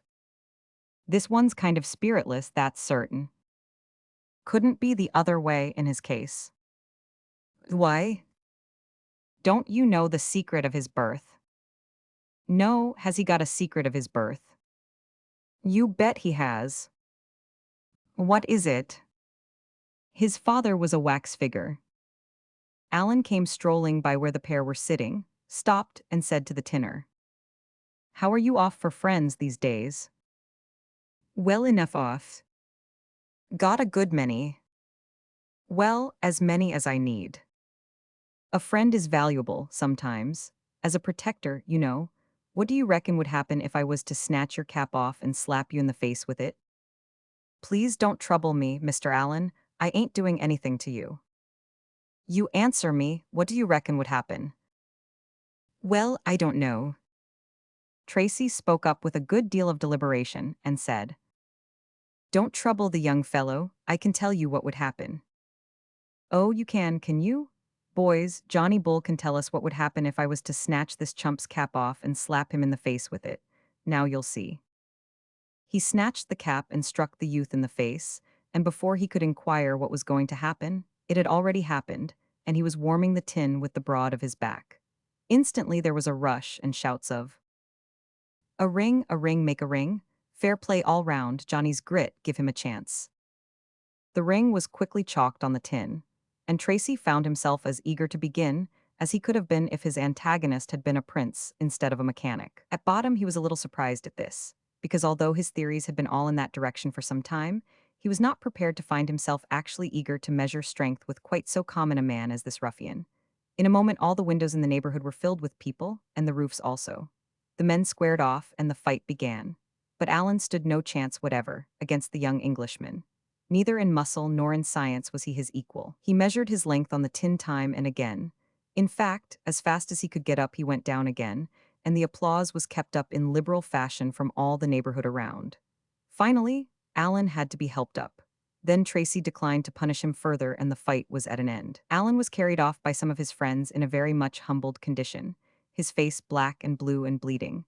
And Tracy was at once surrounded by the young fellows, who congratulated him, and told him that he had done the whole house a service, and that from this out Mr. Allen would be a little more particular about how he handled slights and insults and maltreatment around amongst the boarders. Tracy was a hero now, and exceedingly popular. Perhaps nobody had ever been quite so popular on that upper floor before. But if being discountenanced by these young fellows had been hard to bear, their lavish commendations and approval and hero worship were harder still to endure. He felt degraded, but he did not allow himself to analyze the reasons why too closely. He was content to satisfy himself with the suggestion that he looked upon himself as degraded by the public spectacle which he had made of himself, fighting on a tin roof for the delectation of everybody a block or two around. But he wasn't entirely satisfied with that explanation of it. Once he went a little too far and wrote in his diary that his case was worse than that of the prodigal son. He said the prodigal son merely fed swine, he didn't have to chum with them. But he struck that out and said, all men are equal. I will not disown my principles. These men are as good as I am. Tracy was become popular on the lower floors also. Everybody was grateful for Alan's reduction to the ranks, and for his transformation from a doer of outrages to a mere threatener of them. The young girls, of whom there were half a dozen, showed many attentions to Tracy, particularly that boarding house pet Hattie, the landlady's daughter. She said to him very sweetly, I think you're ever so nice. And when he said, I'm glad you think so, Miss Hattie, she said still more sweetly, don't call me Miss Hattie, call me Puss. Ah, here was promotion. He had struck the summit. There were no higher heights to climb in that boarding house. His popularity was complete. In the presence of people, Tracy showed a tranquil outside, but his heart was being eaten out of him by distress and despair. In a little while he should be out of money, and then what should he do? He wished now that he had borrowed a little more liberally from that stranger's store. He found it impossible to sleep. A single torturing, terrifying thought went racking round and round in his head, wearing a groove in his brain. What should he do? What was to become of him? And along with it began to intrude a something presently, which was very like a wish that he had not joined the great and noble ranks of martyrdom, but had stayed at home and been content to be merely an earl and nothing better, with nothing more to do in this world of a useful sort than an earl finds to do. But he smothered that part of his thought as well as he could. He made every effort to drive it away, and with fair success, but he couldn't keep it from intruding a little now and then, and when it intruded it came suddenly and nipped him like a bite, a sting, a burn. He recognized that thought by the peculiar sharpness of its pang. The others were painful enough, but that one cut to the quick when it came. Night after night he lay tossing to the music of the hideous snoring of the honest breadwinners until 2 and 3 o'clock in the morning, then got up and took refuge on the roof, where he sometimes got a nap and sometimes failed entirely. His appetite was leaving him, and the zest of life was going along with it. Finally, one day, being near the imminent verge of total discouragement, he said to himself, and took occasion to blush privately when he said it, if my father knew what my American name is, well, my duty to my father rather requires that I furnish him my name. I have no right to make his days and nights unhappy. I can do enough unhappiness for the family all by myself. Really, he ought to know what my American name is. He thought over it a while and framed a cablegram in his mind to this effect. My American name is Howard Tracy. That wouldn't be suggesting anything. His father could understand that as he chose, and doubtless he would understand it as it was meant, as a dutiful and affectionate desire on the part of a son to make his old father happy for a moment. Continuing his train of thought, Tracy said to himself, but if he should cable me to come home, I couldn't do that, I mustn't do that. I've started out on a mission and I mustn't turn my back on it in cowardice. No, I couldn't go home, at least I shouldn't want to go home. After a reflective pause, well, maybe, perhaps, it would be my duty to go in the circumstances. He's very old, and he does need me by him to stay his footsteps down the long hill that inclines westward toward the sunset of his life. Well, I'll think about that. Yes, of course it wouldn't be right to stay here. If I perhaps I could just drop him a line and put it off a little while and satisfy him in that way. It would mar everything to have him require me to come instantly. Another reflective pause then, and yet if he should do that I don't know, but, oh dear me, home, how good it sounds. And a body is excusable for wanting to see his home again, now and then anyway. He went to one of the telegraph offices in the avenue and got the first end of what Barrow called the usual Washington courtesy, where they treat you as a tramp until they find out you're a congressman, and then they slobber all over you.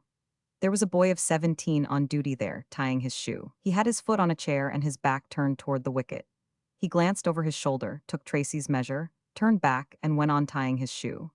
Tracy finished writing his telegram and waited, still waited, and still waited for that performance to finish, but there didn't seem to be any finish to it, so finally Tracy said, "Can't you take my telegram?"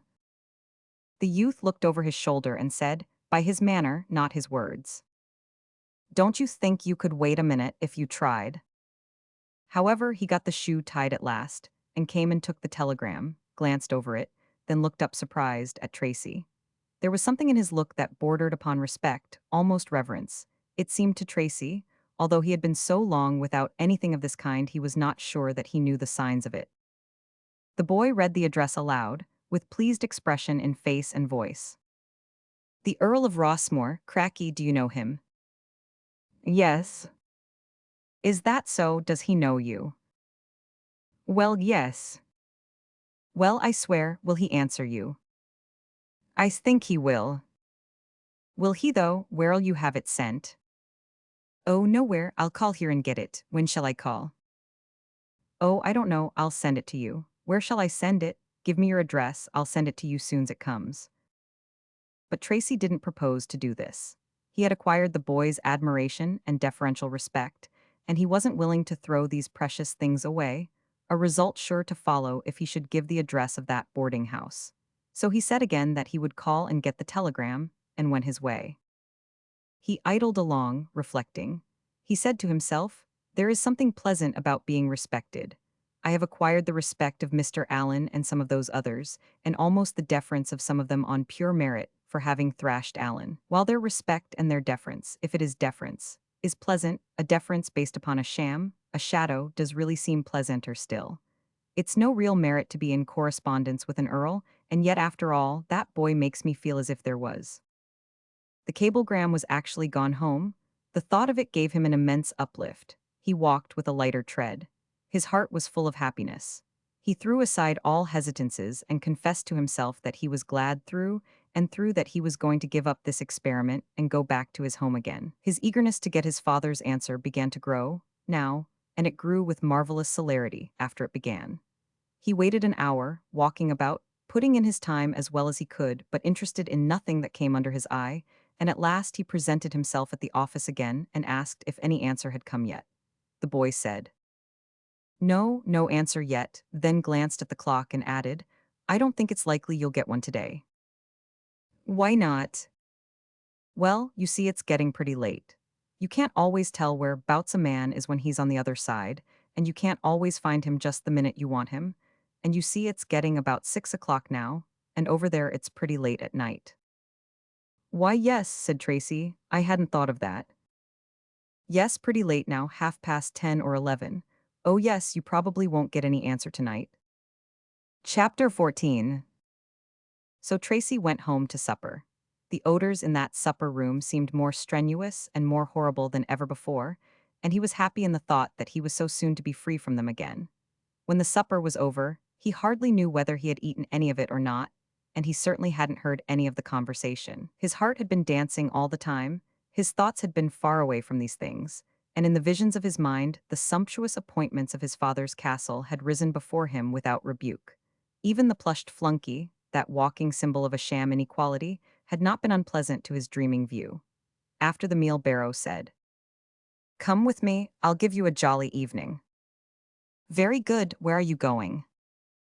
"To my club." "What club is that?" "Mechanics' Debating Club." Tracy shuddered slightly. He didn't say anything about having visited that place himself. Somehow he didn't quite relish the memory of that time. The sentiments which had made his former visit there so enjoyable and filled him with such enthusiasm had undergone a gradual change, and they had rotted away to such a degree that he couldn't contemplate another visit there with anything strongly resembling delight. In fact, he was a little ashamed to go. He didn't want to go there and find out by the rude impact of the thought of those people upon his reorganized condition of mind how sharp the change had been. He would have preferred to stay away. He expected that now he should hear nothing except sentiments which would be a reproach to him in his changed mental attitude, and he rather wished he might be excused. And yet he didn't quite want to say that. He didn't want to show how he did feel, or show any disinclination to go, and so he forced himself to go along with Barrow, privately purposing to take an early opportunity to get away. After the eskist of the evening had read his paper, the chairman announced that the debate would now be upon the subject of the previous meeting, the American press. It saddened the backsliding disciple to hear this announcement. It brought up too many reminiscences. He wished he had happened upon some other subject. But the debate began, and he sat still and listened. In the course of the discussion, one of the speakers, a blacksmith named Tompkins, arraigned all monarchs and all lords in the earth for their cold selfishness in retaining their unearned dignities. He said that no monarch and no son of a monarch, no lord and no son of a lord, ought to be able to look his fellow man in the face without shame. Shame for consenting to keep his unearned titles, property, and privileges at the expense of other people. Shame for consenting to remain, on any terms, in dishonorable possession of these things, which represented bygone robberies and wrongs inflicted upon the general people of the nation. He said, if there were a lord or the son of a lord here, I would like to reason with him, and try to show him how unfair and how selfish his position is. I would try to persuade him to relinquish it, take his place among men on equal terms, earn the bread he eats, and hold of slight value all deference paid him because of artificial position, all reverence not the just due of his own personal merits. Tracy seemed to be listening to utterances of his own made in talks with his radical friends in England. It was as if some eavesdropping phonograph had treasured up his words and brought them across the Atlantic to accuse him with them in the hour of his defection and retreat. Every word spoken by this stranger seemed to leave a blister on Tracy's conscience, and by the time the speech was finished, he felt that he was all conscience and one blister. This man's deep compassion for the enslaved and oppressed millions in Europe who had to bear with the contempt of that small class above them, throned upon shining heights whose paths were shut against them, was the very thing he had often uttered himself. The pity in this man's voice and words was the very twin of the pity that used to reside in his own heart and come from his own lips when he thought of these oppressed peoples. The homeward tramp was accomplished in brooding silence. It was a silence most grateful to Tracy's feelings. He wouldn't have broken it for anything, for he was ashamed of himself all the way through to his spine. He kept saying to himself, how unanswerable it all is, how absolutely unanswerable. It is basely, degradingly selfish to keep those unearned honors and, oh, hang it, nobody but a cur. What an idiotic damned speech that Tompkins made. This outburst was from Barrow. It flooded Tracy's demoralized soul with waters of refreshment. These were the darlingest words the poor vacillating young apostate had ever heard, for they whitewashed his shame for him, and that is a good service to have when you can't get the best of all verdicts, self-acquittal. Come up to my room and smoke a pipe, Tracy. Tracy had been expecting this invitation and had had his declination all ready, but he was glad enough to accept now. Was it possible that a reasonable argument could be made against that man's desolating speech? He was burning to hear Barrow try it. He knew how to start him and keep him going. It was to seem to combat his positions, a process effective with most people. What is it you object to in Tompkins's speech, Barrow? Oh, the leaving out of the factor of human nature, requiring another man to do what you wouldn't do yourself. Do you mean? Why, here's what I mean, it's very simple. Tompkins is a blacksmith, has a family, works for wages, and hard too, fooling around won't furnish the bread. Suppose it should turn out that by the death of somebody in England he is suddenly an earl, income $500,000 a year. What would he do? Well, I suppose he would have to decline too. Man, he would grab it in a second. Do you really think he would? Think? I don't think anything about it, I know it. Why? Why? Because he's not a fool. So you think that if he were a fool, he...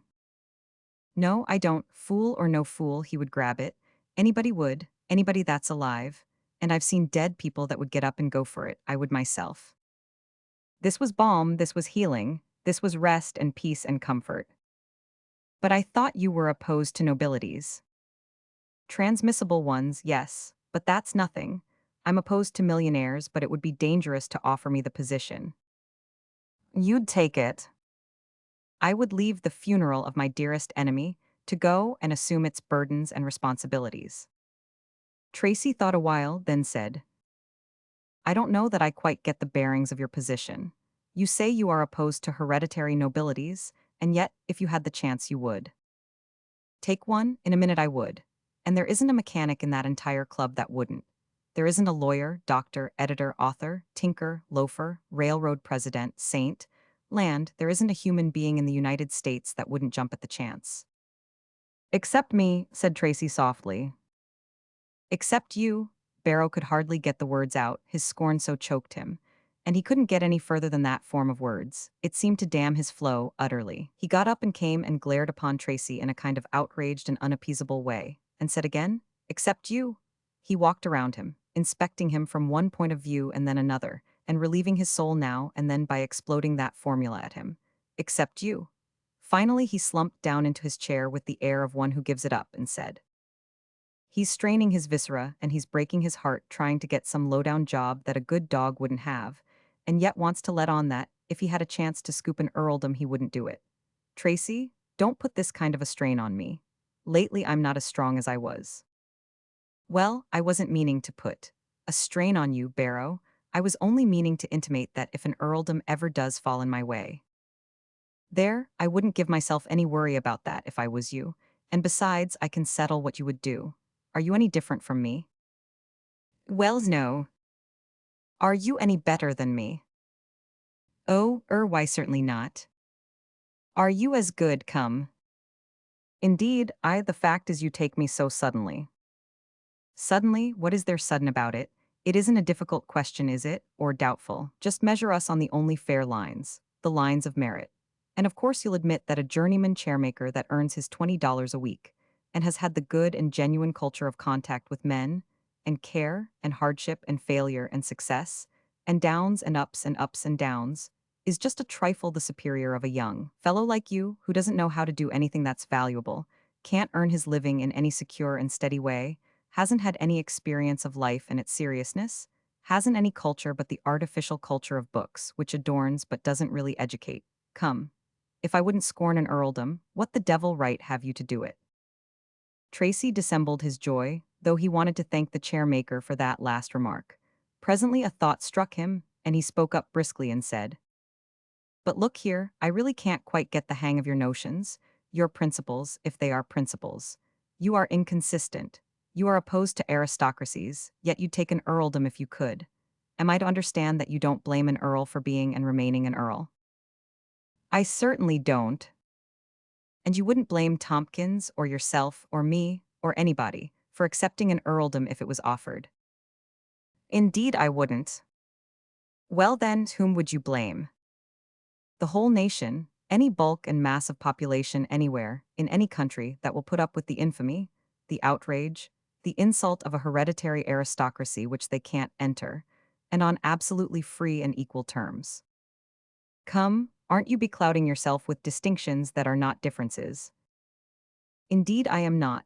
I am entirely clear-headed about this thing. If I could extirpate an aristocratic system by declining its honors, then I should be a rascal to accept them. And if enough of the mass would join me to make the extirpation possible, then I should be a rascal to do otherwise than help in the attempt. I believe I understand. Yes, I think I get the idea. You have no blame for the lucky few who naturally decline to vacate the pleasant nest they were born into. You only despise the all-powerful and stupid mass of the nation for allowing the nest to exist. That's it, that's it. You can get a simple thing through your head if you work at it long enough. Thanks. Don't mention it, and I'll give you some sound advice. When you go back, if you find your nation up and ready to abolish that hoary affront, lend a hand. But if that isn't the state of things and you get a chance at an earldom, don't you be a fool, you take it. Tracy responded with earnestness and enthusiasm. As I live, I'll do it. Barrow laughed. I never saw such a fellow. I begin to think you've got a good deal of imagination. With you, the idlest fancy freezes into a reality at a breath. Why, you look, then, as if it wouldn't astonish you if you did tumble into an earldom. Tracy blushed. Barrow added, earldom? Oh yes, take it if it offers. But meantime we'll go on looking around in a modest way, and if you get a chance to superintend a sausage stuffer at $6 or $8 a week, you just trade off the earldom for a last year's almanac and stick to the sausage stuffing. Chapter 15. Tracy went to bed happy once more, at rest in his mind once more. He had started out on a high-end prize. That was to his credit, he argued. He had fought the best fight he could, considering the odds against him, that was to his credit. He had been defeated. Certainly there was nothing discreditable in that. Being defeated, he had a right to retire with the honors of war and go back without prejudice to the position in the world's society to which he had been born. Why not? Even the rabid Republican chairmaker would do that. Yes, his conscience was comfortable once more. He woke refreshed, happy, and eager for his cablegram. He had been born an aristocrat, he had been a Democrat for a time, he was now an aristocrat again. He marveled to find that this final change was not merely intellectual, it had invaded his feeling, and he also marveled to note that this feeling seemed a good deal less artificial than any he had entertained in his system for a long time. He could also have noted, if he had thought of it, that his bearing had stiffened overnight, and that his chin had lifted itself a shade. Arrived in the basement, he was about to enter the breakfast room when he saw old Marsh in the dim light of a corner of the hall, beckoning him with his finger to approach. The blood welled slowly up in Tracy's cheek, and he said with a grade of injured dignity almost ducal, "Is that for me?" "Yes." "What is the purpose of it?" "I want to speak to you in private." "This spot is private enough for me." Marsh was surprised and not particularly pleased. He approached and said, "Oh, in public then if you prefer, though it hasn't been my way." The boarders gathered to the spot, interested. "Speak out," said Tracy. "What is it you want?" "Well, haven't you, forgot something?" I'm not aware of it." "Oh, you're not, now you stop and think a minute." "I refuse to stop and think. It doesn't interest me. If it interests you, speak out." "Well then," said Marsh, raising his voice to a slightly angry pitch, "you forgot to pay your board yesterday, if you're bound to have it public."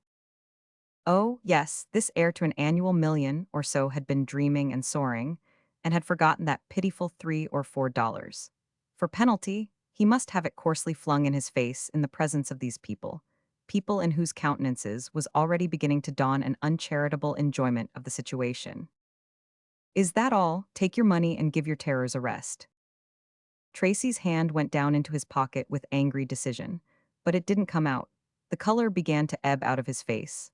The countenances about him showed a growing interest, and some of them a heightened satisfaction. There was an uncomfortable pause, then he forced out, with difficulty, the words, "I've been robbed." Old Marsh's eyes flamed up with Spanish fire, and he exclaimed, "Robbed, is it? That's your tune? It's too old, been played in this house too often. Everybody plays it that can't get work when he wants it and won't work when he can get it. Trot out Mr. Allen, somebody, and let him take a toot at it. It's his turn next, he forgot, too, last night. I'm laying for him." One of the Negro women came scrambling downstairs as pale as a sorrel horse, with consternation and excitement. "Mr. Marsh, Mr. Allen, skipped out." "What?" "Yes, sah, and cleaned out his room clean, tuck both towels and de soap." "You lie, you hussy." "It's just so Jess as I tells you, and Mr. Summers' socks is gone, and Mr. Naylor's other shirt." Mr. Marsh was at boiling point by this time. He turned upon Tracy. "Answer up now, when are you going to settle?" "Today, since you seem to be in a hurry." "Today is it, Sunday, and you out of work? I like that. Come, where are you going to get the money?"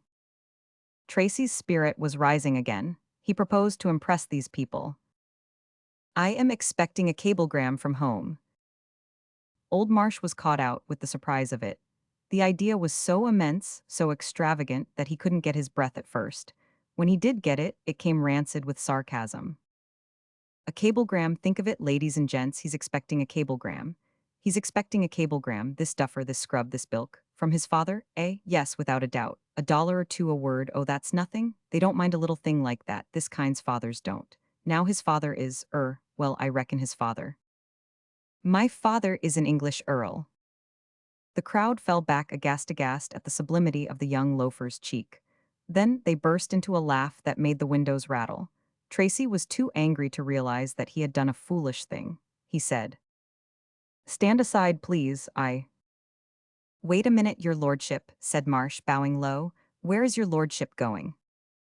"For the cablegram, let me pass." "Excuse me, your lordship, you'll stay right where you are." "What do you mean by that?" "I mean that I didn't begin to keep boarding house yesterday." It means that I am not the kind that can be taken in by every hack driver's son that comes loafing over here because he can't bum a living at home. It means that you can't skip out on any such. Tracy made a step toward the old man, but Mrs. Marsh sprang between and said, "Don't, Mr. Tracy, please." She turned to her husband and said, "Do bridle your tongue. What has he done to be treated so? Can't you see he has lost his mind with trouble and distress? He's not responsible." "Thank your kind heart, madam, but I've not lost my mind. And if I can have the mere privilege of stepping to the telegraph office." "Well, you can't," cried Marsh. "Or sending." "Sending? That beats everything. If there's anybody that's fool enough to go on such a chuckle-headed errand. Here comes Mr. Barrow, he will go for me, Barrow." A brisk fire of exclamations broke out. "Say, Barrow, he's expecting a cablegram." "Cablegram from his father, you know." "Yes, cablegram from the wax figure." "And say, Barrow, this fellow's an earl, take off your hat, pull down your vest." "Yes, he's come off and forgot his crown, that he wears Sundays. He's cabled over to his pappy to send it." "You step out and get that cablegram, Barrow. His Majesty's a little lame today." "Oh, stop," cried Barrow, "give the man a chance." He turned and said with some severity, "Tracy, what's the matter with you? What kind of foolishness is this you've been talking? You ought to have more sense."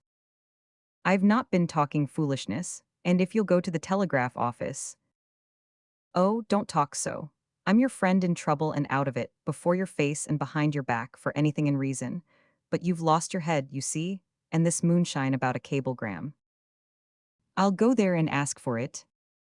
"Thank you from the bottom of my heart, Brady.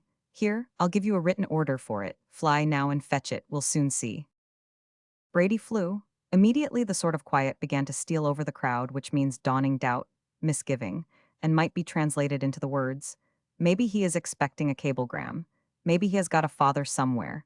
Maybe we've been just a little too fresh, just a shade too previous." Loud talk ceased, then the mutterings and low murmurings and whisperings died out. The crowd began to crumble apart. By ones and twos, the fragments drifted to the breakfast table. Barrow tried to bring Tracy in, but he said, "Not yet, Barrow, presently."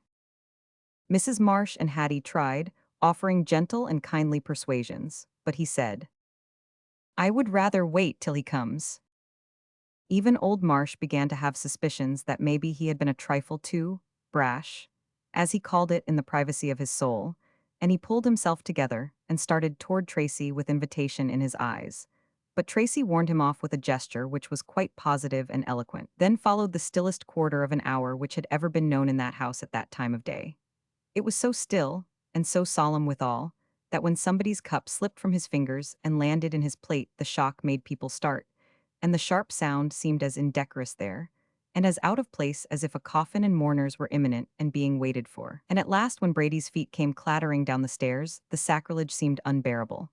Everybody rose softly and turned toward the door, where stood Tracy, then with a common impulse, moved a step or two in that direction and stopped. While they gazed, young Brady arrived, panting, and put into Tracy's hand, sure enough, an envelope. Tracy fastened a bland, victorious eye upon the gazers, and kept it there till one by one they dropped their eyes, vanquished and embarrassed. Then he tore open the telegram and glanced at its message. The yellow paper fell from his fingers and fluttered to the floor, and his face turned white. There was nothing there but one word. Thanks." The humorist of the house, the tall, raw-boned Billy Nash, caulker from the Navy Yard, was standing in the rear of the crowd. In the midst of the pathetic silence that was now brooding over the place and moving some few hearts there toward compassion, he began to whimper. Then he put his handkerchief to his eyes and buried his face in the neck of the bashfulest young fellow in the company, a Navy Yard blacksmith, shrieked, "Oh, Pappy, how could you?" and began to bawl like a teething baby, if one may imagine a baby with the energy and the devastating voice of a jackass. So perfect was that imitation of a child's cry, and so vast the scale of it, and so ridiculous the aspect of the performer, that all gravity was swept from the place as if by a hurricane, and almost everybody there joined in the crash of laughter provoked by the exhibition. Then the small mob began to take its revenge. Revenge for the discomfort and apprehension it had brought upon itself by its own too rash freshness of a little while before.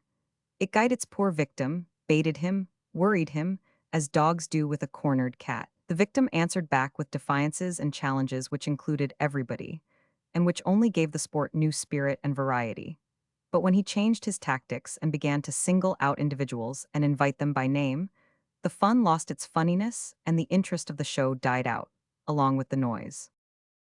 Finally, Marsh was about to take an innings, but Barrow said, "Never mind now, leave him alone. You've no account with him but a money account. I'll take care of that myself." The distressed and worried landlady gave Barrow a fervently grateful look for his championship of the abused stranger. And the pet of the house, a very prism in her cheap but ravishing Sunday rig, blew him a kiss from the tips of her fingers and said, with the darlingest smile and a sweet little toss of her head, "You're the only man here, and I'm going to set my cap for you, you dear old thing."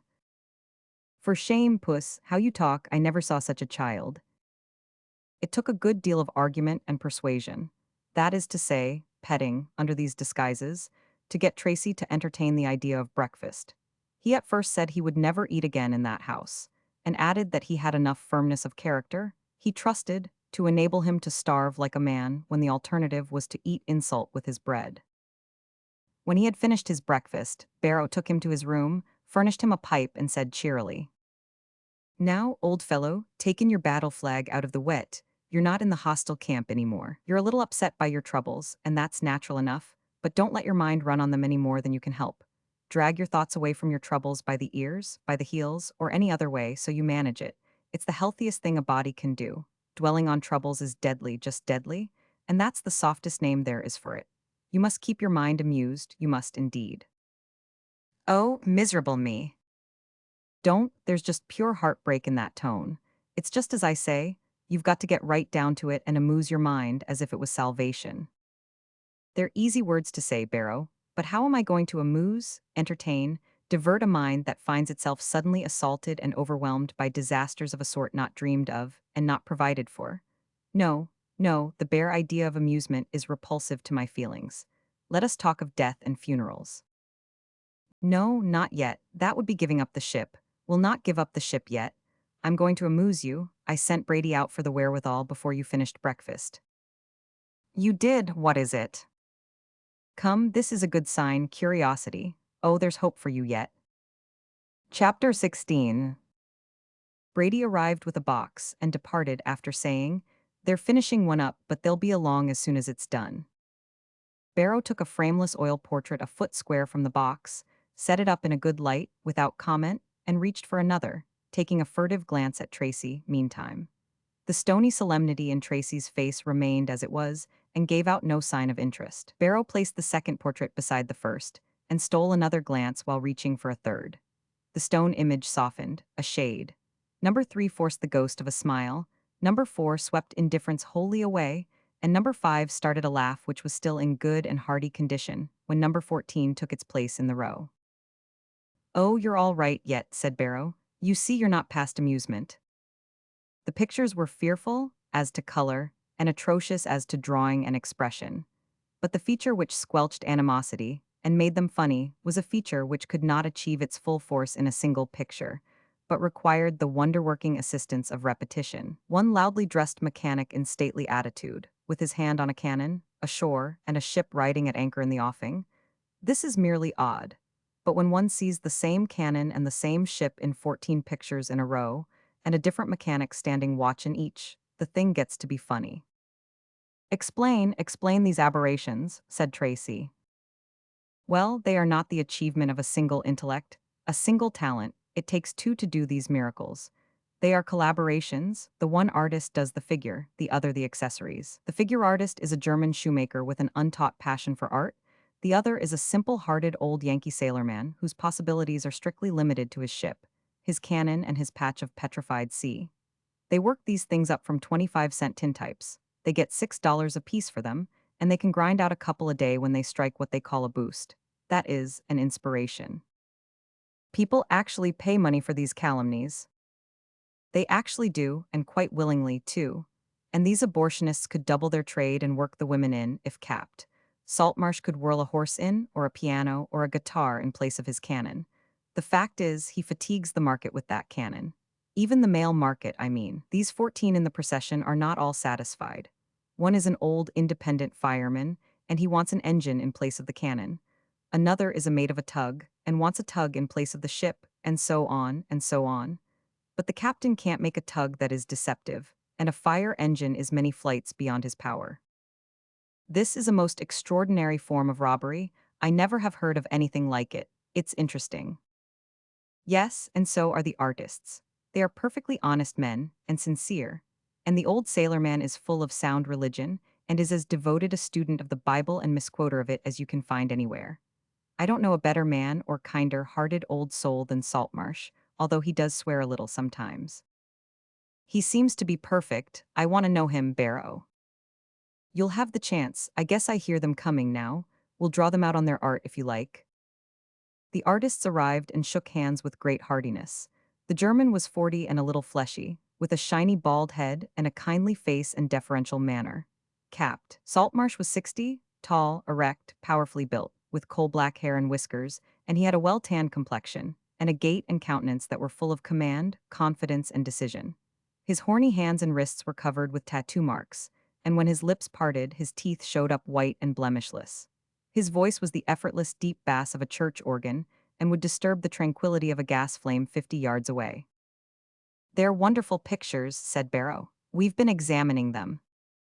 "It is very pleasant dot you like dem," said Handel, the German, greatly pleased. "Und you, Herr Tracy, you have been bleast mit dem too already."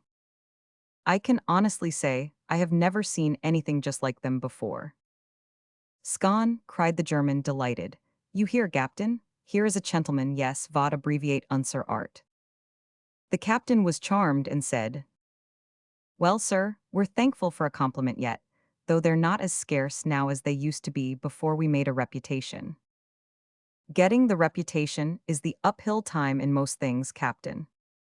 It's so, it ain't enough to know how to reef a gasket, you got to make the mate know you know it. That's reputation.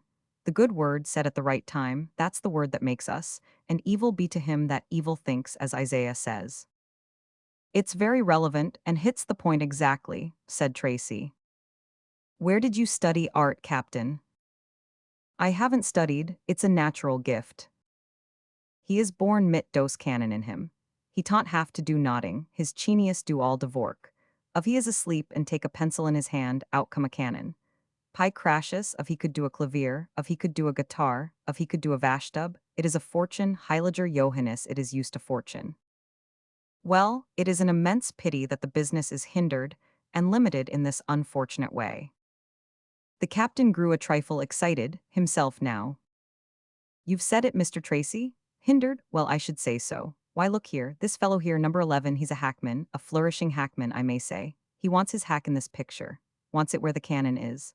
I got around that difficulty by telling him the cannon's our trademark, so to speak, proves that the picture's our work, and I was afraid if we left it out people wouldn't know for certain if it was a Saltmarsh. Handel, now you wouldn't yourself." "What, Captain? You wrong yourself, indeed you do. Anyone who has once seen a genuine Saltmarsh handle is safe from imposture forever. Strip it, flay it, skin it out of every detail but the bare color and expression, and that man will still recognize it, still stop to worship. Oh, how it makes me feel to hear those expressions. Still say to himself again as he had said 100 times before, the art of the Saltmarsh handle is an art apart. There is nothing in the heavens above or in the earth beneath that resembles it. Pi chimney, nur horen sei einmal. In my life day half I never heard so precious words. So I talked him out of the hack, Mr. Tracy, and he let up on that and said put in a hearse. Then, because he's chief mate of a hearse but don't own it, stands a watch for wages, you know. But I can't do a hearse any more than I can a hack, so here we are becalmed, you see. And it's the same with women and such. They come and they want a little genre picture. It's the accessories that make it a genre. Yes, cannon, or cat, or any little thing like that that you heave in to whoop up the effect. We could do a prodigious trade with the women if we could foreground the things they like, but they don't give a damn for artillery. Mine's the lack, continued the captain with a sigh. Andy's end of the business is all right, I tell you he's an artist from way back. Used here dot old man, he always talk powed me like dot, purred the pleased German. Look at his work yourself, 14 portraits in a row, and no two of them alike. Now that you speak of it, it is true, I hadn't noticed it before, it is very remarkable. Unique, I suppose. I should say so. That's the very thing about Andy, he discriminates. Discrimination's the thief of time, 49th Psalm, but that ain't any matter, it's the honest thing, and it pays in the end.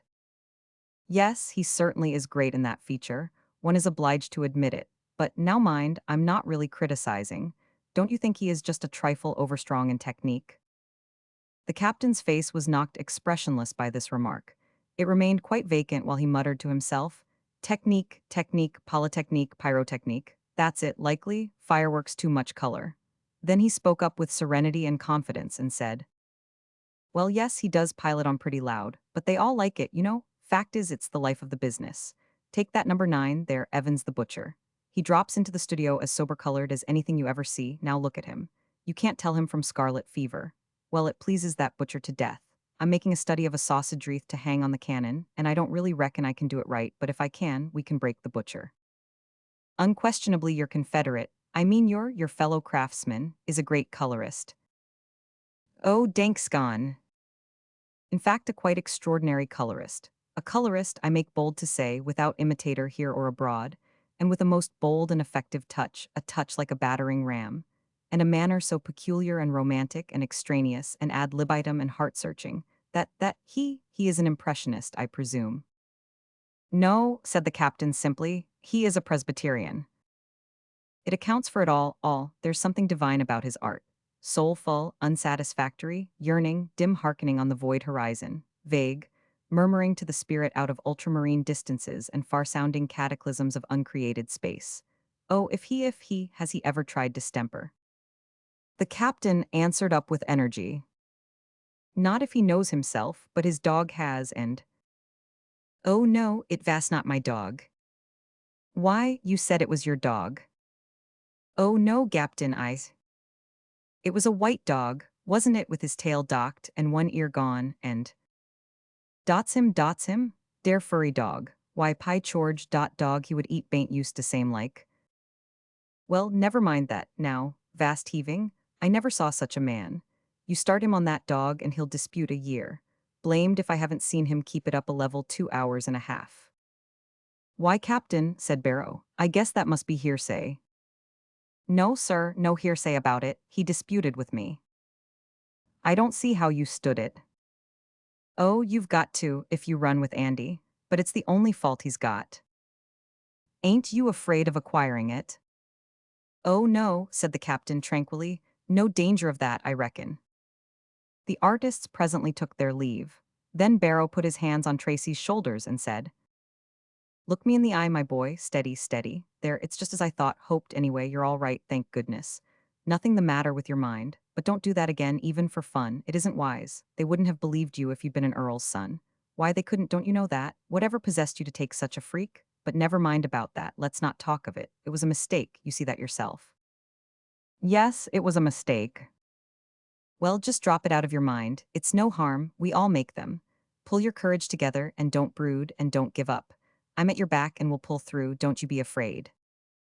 When he was gone, Barrow walked the floor a good while, uneasy in his mind. He said to himself, I'm troubled about him. He never would have made a break like that if he hadn't been a little off his balance. But I know what being out of work and no prospect ahead can do for a man. First it knocks the pluck out of him and drags his pride in the dirt. Worry does the rest and his mind gets shaky. I must talk to these people. No, if there's any humanity in them, and there is at bottom, they'll be easier on him if they think his troubles have disturbed his reason. But I've got to find him some work. Work's the only medicine for his disease. Poor devil, away off here and not a friend. Chapter 17. The moment Tracy was alone, his spirits vanished away, and all the misery of his situation was manifest to him. To be moneyless and an object of the chairmaker's charity, this was bad enough, but his folly in proclaiming himself an earl's son to that scoffing and unbelieving crew, and on top of that, the humiliating result. The recollection of these things was a sharper torture still. He made up his mind that he would never play earl's son again before a doubtful audience. His father's answer was a blow he could not understand. At times he thought his father imagined he could get work to do in America without any trouble, and was minded to let him try it and cure himself of his radicalism by hard, cold, disenchanting experience. That seemed the most plausible theory, yet he could not content himself with it.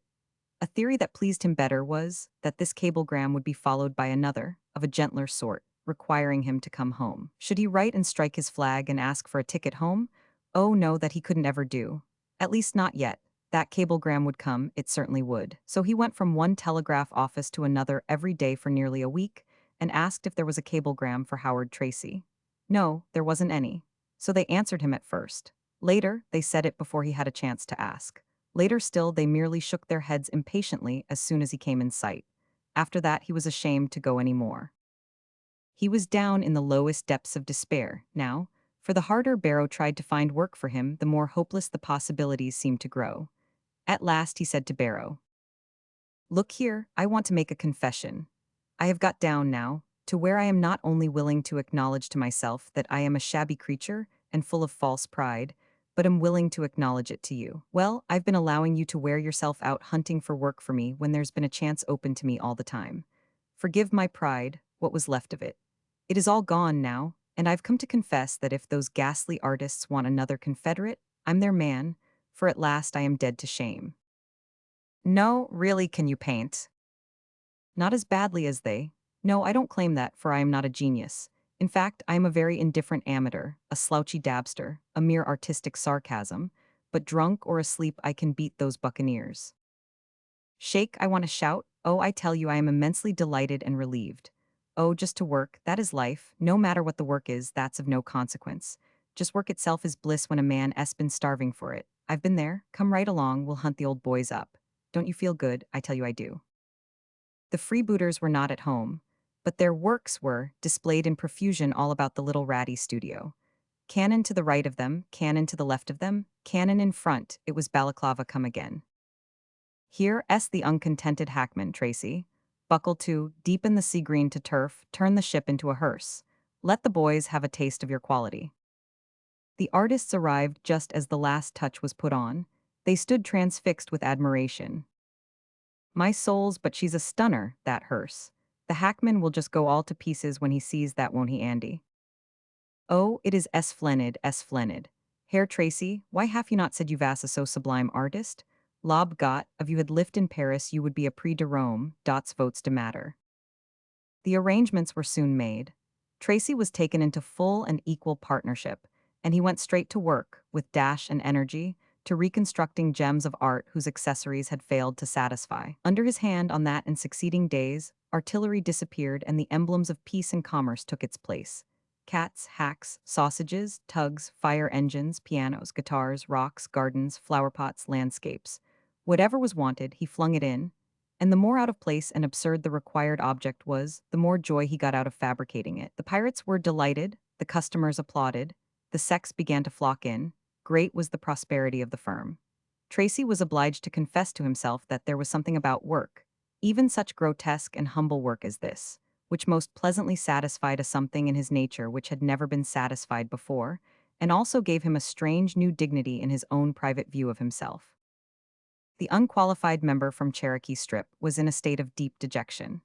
For a good while, now, he had been leading a sort of life which was calculated to kill, for it had consisted in regularly alternating days of brilliant hope and black disappointment. The brilliant hopes were created by the magician sellers, and they always promised that now he had got the trick, sure, and would effectively influence that materialized cowboy to call at the towers before night. The black disappointments consisted in the persistent and monotonous failure of these prophecies. At the date which this history has now reached, Sellers was appalled to find that the usual remedy was inoperative, and that Hawkins's low spirits refused absolutely to lift. Something must be done, he reflected. It was heartbreaking, this woe, this smileless misery, this dull despair that looked out from his poor friend's face. Yes, he must be cheered up. He mused a while, then he saw his way. He said in his most conspicuously casual vein, by the way, Hawkins, we are feeling disappointed about this thing. The way the materialism is acting, I mean, we are disappointed, you concede that? Concede it? Why, yes, if you like the term. Very well, so far, so good. Now for the basis of the feeling. It is not that your heart, your affections are concerned. That is to say, it is not that you want the materialism itself. You concede that? Yes, I concede that too cordially. Very well, again, we are making progress. To sum up, the feeling, it is conceded, is not engendered by the mere conduct of the materialism. It is conceded that it does not arise from any pang which the personality of the materializy could assuage. Now then, said the Earl, with the light of triumph in his eye, the inexorable logic of the situation narrows us down to this. Our feeling has its source in the money loss involved. Come, isn't that so? Goodness knows, I concede that with all my heart. Very well, when you've found out the source of a disease, you've also found out what remedy is required, just as in this case. In this case, money is required, and only money. The old seduction was in that airy, confident tone, and those significant words, usually called pregnant words in books. The old answering signs of faith and hope showed up in Hawkins's countenance, and he said, "Only money? Do you mean that you know a way to? Washington, have you the impression that I have no resources, but those I allow the public and my intimate friends to know about? Well, sir. Is it likely, do you think, that a man moved by nature and taught by experience to keep his affairs to himself, and a cautious and reluctant tongue in his head, wouldn't be thoughtful enough to keep a few resources in reserve for a rainy day, when he's got as many as I have to select from? Oh, you make me feel so much better already, Colonel. Have you ever been in my laboratory? Why, no. That's it, you see, you didn't even know that I had one. Come along. I've got a little trick there that I want to show you. I've kept it perfectly quiet, not 50 people know anything about it. But that's my way, always been my way. Wait till you're ready, that's the idea. And when you're ready, zip, let her go. Well, Colonel, I've never seen a man that I've had such unbounded confidence in as you. When you say a thing right out, I always feel as if that ends it. As if that is evidence and proof and everything else. The old Earl was profoundly pleased and touched. I'm glad you believe in me, Washington. Not everybody is so just. I always have believed in you, and I always shall as long as I live. Thank you, my boy, you shan't repent it, and you can't. Arrived in the laboratory, the Earl continued, now cast your eye around this room. What do you see? Apparently a junk shop. Apparently a hospital connected with a patent office. In reality, the mines of Golconda in disguise. Look at that thing there. Now what would you take that thing to be? I don't believe I could ever imagine. Of course you couldn't. It's my grand adaptation of the phonograph to the Marine Service. You store up profanity in it for use at sea. You know that sailors don't fly around worth a cent unless you swear at them. So the mate that can do the best job of swearing is the most valuable man. In great emergencies, his talent saves the ship. But a ship is a large thing, and he can't be everywhere at once. So there have been times when one mate has lost a ship which could have been saved if they had had 100. Prodigious storms, you know. Well, a ship can't afford 100 mates, but she can afford 100 cursing phonographs and distribute them all over the vessel. And there, you see, she's armed at every point. Imagine a big storm, and 100 of my machines all cursing away at once. Splendid spectacle, splendid. You couldn't hear yourself think. Ship goes through that storm perfectly serene. She's just as safe as she'd be on shore. It's a wonderful idea. How do you prepare the thing? Load it, simply load it. How? Why, you just stand over it and swear into it. That loads it, does it? Yes, because every word it collars it keeps it forever. Never wears out. Any time you turn the crank, out it'll come. In times of great peril, you can reverse it and it'll swear backwards. That makes a sailor hump himself. Oh, I see. Who loads them? The mate. Yes, if he chooses. Or I'll furnish them already loaded. I can hire an expert for $75 a month who will load 150 phonographs in 150 hours and do it easy. And an expert can furnish a stronger article, of course, than the mere average uncultivated mate could. Then you see, all the ships of the world will buy them ready loaded, for I shall have them loaded in any language a customer wants. Hawkins, it will work the grandest moral reform of the 19th century. 5 years from now, all the swearing will be done by machinery. You won't ever hear a profane word come from human lips on a ship. Millions of dollars have been spent by the churches in the effort to abolish profanity in the commercial marine. Think of it, my name will live forever in the affections of good men as the man who, solitary and alone, accomplished this noble and elevating reform. Oh, it is grand and beneficent and beautiful. How did you ever come to think of it? You have a wonderful mind. How did you say you loaded the machine? Oh, it's no trouble, perfectly simple. If you want to load it up loud and strong, you stand right over it and shout. But if you leave it open and all set, it'll eavesdrop, so to speak. That is to say, it will load itself up with any sounds that are made within 6 feet of it. Now I'll show you how it works. I had an expert come and load this one up yesterday. Hello, it's been left open. It's too bad, still I reckon it hasn't had much chance to collect irrelevant stuff. All you do is to press this button in the floor so. The phonograph began to sing in a plaintive voice. There is a boarding house far, far away, where they have ham and eggs 3 times a day. Hang it, that ain't it, somebody's been singing around here.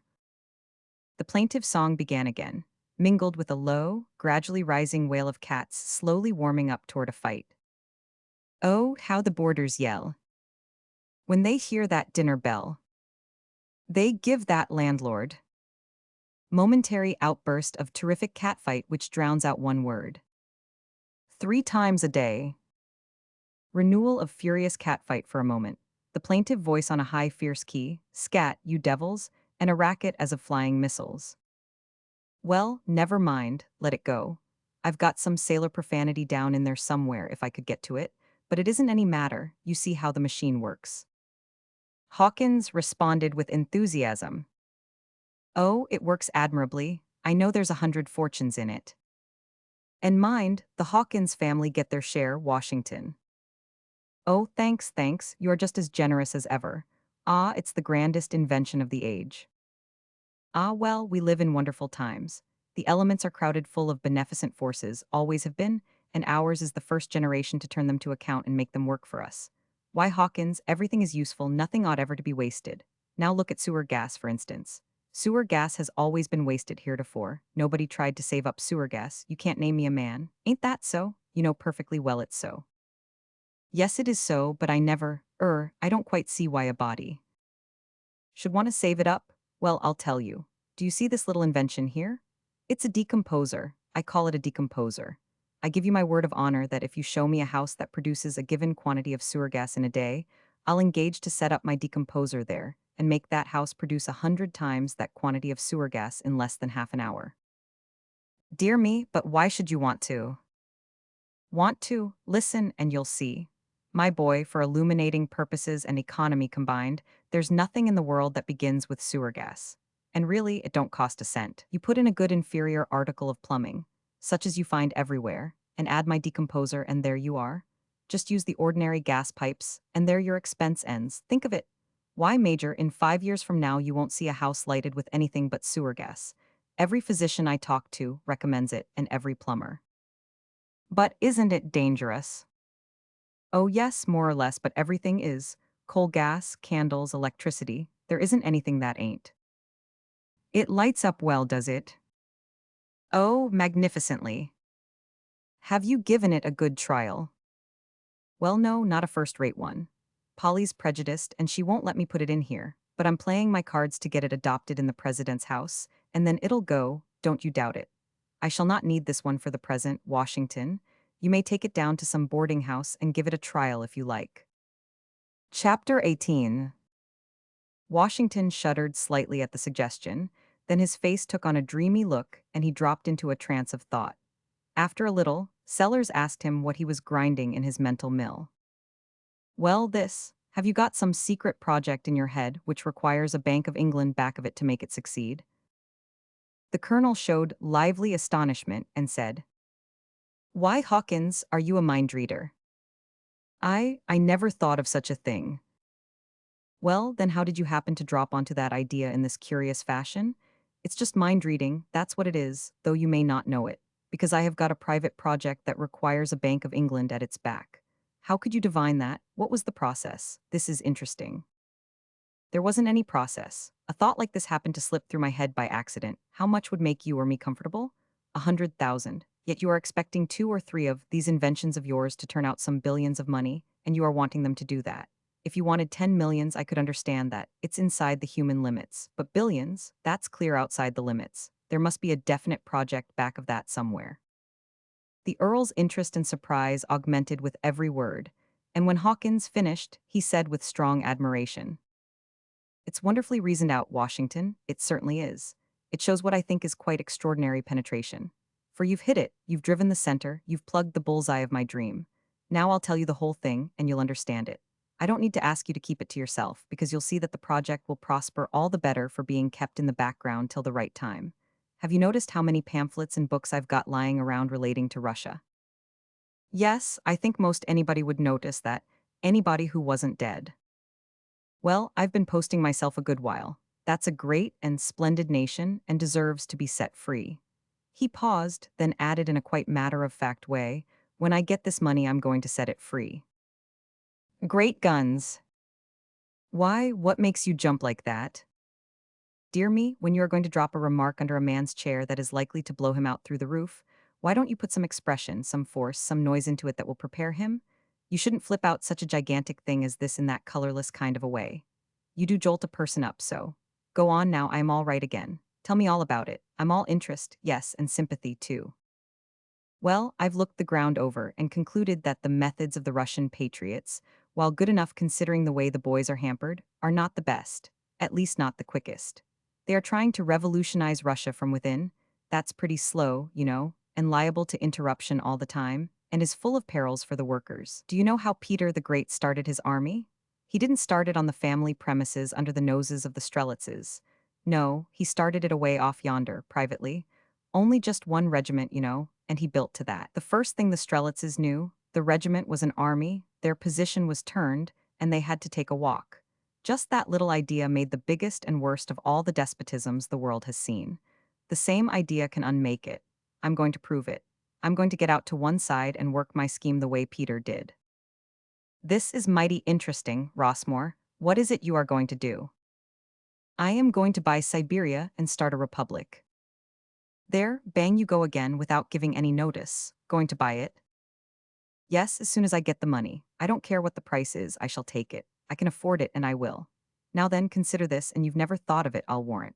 Where is the place where there is 25 times more manhood, pluck, true heroism, unselfishness, devotion to high and noble ideals, adoration of liberty, wide education, and brains, per thousand of population, than any other domain in the whole world can show? Siberia. Right. It is true, it certainly is true, but I never thought of it before. Nobody ever thinks of it, but it's so just the same. In those mines and prisons are gathered together the very finest and noblest and capablest multitude of human beings that God is able to create. Now, if you had that kind of a population to sell, would you offer it to a despotism? No, the despotism has no use for it. You would lose money. A despotism has no use for anything but human cattle. But suppose you want to start a republic. Yes, I see, it's just the material for it. Well, I should say so. There's Siberia with just the very finest and choicest material on the globe for a republic, and more coming. More coming all the time, don't you see? It is being daily, weekly, monthly recruited by the most perfectly devised system that has ever been invented, perhaps. By this system, the whole of the 100 millions of Russia are being constantly and patiently sifted, by myriads of trained experts, spies appointed by the emperor personally, and whenever they catch a man, woman, or child that has got any brains or education or character, they ship that person straight to Siberia. It is admirable, it is wonderful. It is so searching and so effective that it keeps the general level of Russian intellect and education down to that of the Tsar. Come, that sounds like exaggeration. Well, it's what they say anyway, but I think myself it's a lie. And it doesn't seem right to slander a whole nation that way anyhow. Now then, you see what the material is? They're in Siberia for a republic. He paused and his breast began to heave and his eye to burn, under the impulse of strong emotion.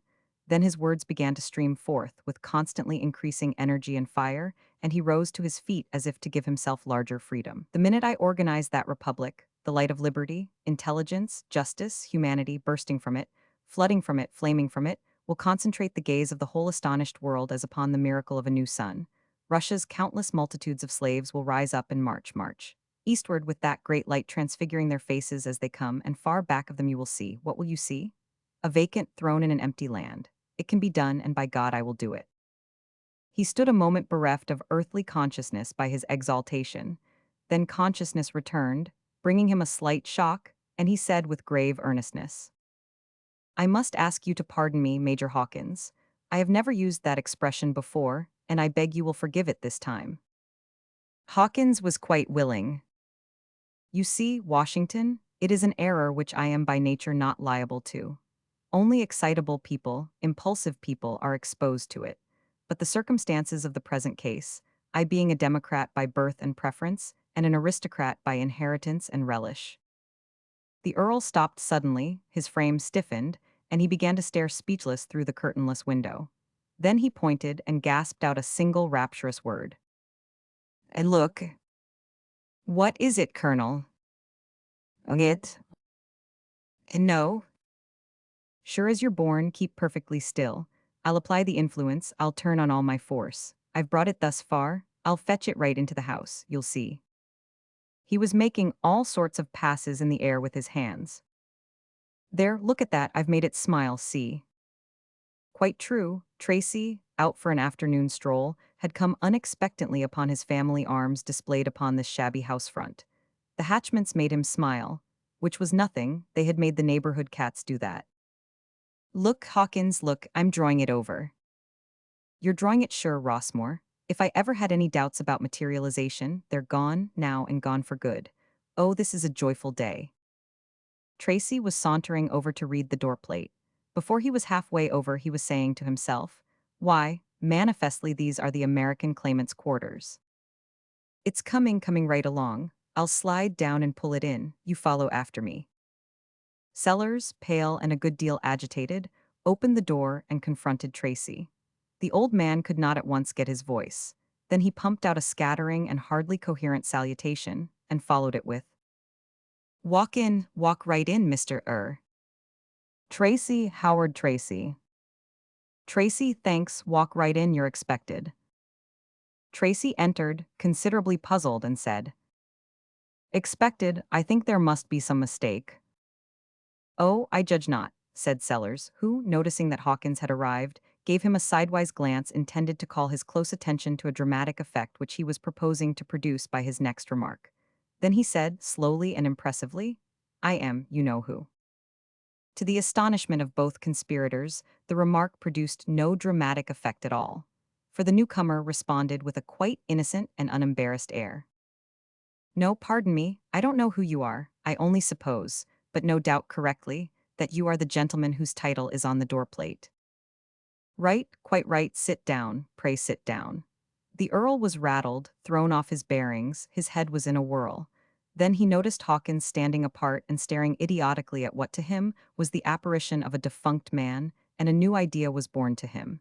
He said to Tracy briskly, "But 1,000 pardons, dear sir, I am forgetting courtesies due to a guest and stranger. Let me introduce my friend General Hawkins, our new senator from the latest and grandest addition to the radiant galaxy of sovereign states, Cherokee Strip." To himself, that name will shrivel him up. But it didn't in the least, and the colonel resumed the introduction piteously disheartened and amazed. "Senator Hawkins, Mr. Howard Tracy, of England." "England? Why that's I am." "England, yes, native of England." "Recently from there." "Yes, quite recently." Said the colonel to himself, "This phantom lies like an expert. Purifying this kind by fire don't work. I'll sound him a little further, give him another chance or two to work his gift." Then aloud, with deep irony, "Visiting our great country for recreation and amusement, no doubt. I suppose you find that traveling in the majestic expanses of our far west is—" "I haven't been west, and haven't been devoting myself to amusement with any sort of exclusiveness, I assure you. In fact, to merely live, an artist has got to work, not play." "Artist," said Hawkins to himself, thinking of the rifled bank, "that is a name for it." "Are you an artist?" asked the colonel, and added to himself, "Now I'm going to catch him." "In a humble way, yes." "What line?" pursued the sly veteran. "Boydell's." "I've got him," said Sellers to himself. Then aloud, "This is fortunate. Could I engage you to restore some of my paintings that need that attention?" "I shall be very glad, pray let me see them." No shuffling, no evasion, no embarrassment, even under this crucial test. The colonel was nonplussed. He led Tracy to a chromo which had suffered damage in a former owner's hands through being used as a lamp mat, and said, with a flourish of his hand toward the picture, "This Del Sardo." "Is that a Del Sardo?" The colonel bent a look of reproach upon Tracy, allowed it to sink home, then resumed as if there had been no interruption. "This Del Sarto is perhaps the only original of that sublime master in our country. You see yourself, that the work is of such exceeding delicacy that the risk could, er, would you mind giving me a little example of what you can do before we? Cheerfully, cheerfully, I will copy one of these marvels. Watercolor materials, relics of Miss Sally's college life, were brought. Tracy said he was better in oils but would take a chance with these. So he was left alone. He began his work, but the attractions of the place were too strong for him, and he got up and went drifting about, fascinated, also amazed. Chapter 19. Meantime, the Earl and Hawkins were holding a troubled and anxious private consultation. The Earl said, "The mystery that bothers me is, where did it get its other arm? Yes, it worries me too, and another thing troubles me, the apparition is English. How do you account for that, Colonel?" "Honestly, I don't know, Hawkins, I don't really know. It is very confusing and awful." "Don't you think maybe we've waked up the wrong one?" "The wrong one? How do you account for the clothes?" "The clothes are right, there's no getting around it. What are we going to do? We can't collect, as I see. The reward is for a one-armed American. This is a two-armed Englishman." "Well, it may be that that is not objectionable. You see, it isn't less than is called for, it is more, and so." But he saw that this argument was weak, and dropped it. The friends sat brooding over their perplexities some time in silence. Finally, the Earl's face began to glow with an inspiration, and he said, impressively, "Hawkins, this materialization is a grander and nobler science than we have dreamed of. We have little imagined what a solemn and stupendous thing we have done. The whole secret is perfectly clear to me, now, clear as day. Every man is made up of heredities, long-descended atoms and particles of his ancestors. This present materialization is incomplete. We have only brought it down to perhaps the beginning of this century." "What do you mean, Colonel?" cried Hawkins, filled with vague alarms by the old man's awe-compelling words and manner. We've materialized this burglar's ancestor." "Oh, don't say that, it's hideous." "But it's true, Hawkins, I know it. Look at the facts. This apparition is distinctly English, note that. It uses good grammar, note that. It is an artist, note that. It has the manners and carriage of a gentleman, note that. Where's your cowboy? Answer me that." "Rossmore, this is dreadful. It's too dreadful to think of. Never resurrected a rag of that burglar but the clothes, not a solitary rag of him but the clothes." "Colonel, do you really mean?" The colonel brought his fist down with emphasis and said, "I mean exactly this. This materialization was immature, the burglar has evaded us. This is nothing but a damned ancestor." He rose and walked the floor in great excitement. Hawkins said plaintively, "It's a bitter disappointment, bitter." I know it, Senator. I feel it as deeply as anybody could. But we've got to submit, on moral grounds. I need money, but God knows I am not poor enough or shabby enough to be an accessory to the punishing of a man's ancestor for crimes committed by that ancestor's posterity." "But Colonel," implored Hawkins, "stop and think, don't be rash. You know it's the only chance we've got to get the money. And besides, the Bible itself says posterity to the fourth generation shall be punished for the sins and crimes committed by ancestors 4 generations back that hadn't anything to do with them. And so it's only fair to turn the rule around and make it work both ways."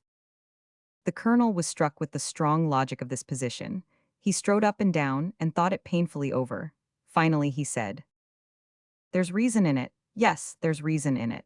And so, although it seems a piteous thing to sweat this poor ancient devil for a burglary he hadn't the least hand in, still, if duty commands, I suppose, we must give him up to the authorities." "I would," said Hawkins, cheered and relieved. "I'd give him up if he was 1,000 ancestors compacted into one." "Lord bless me, that's just what he is," said Sellers with something like a groan.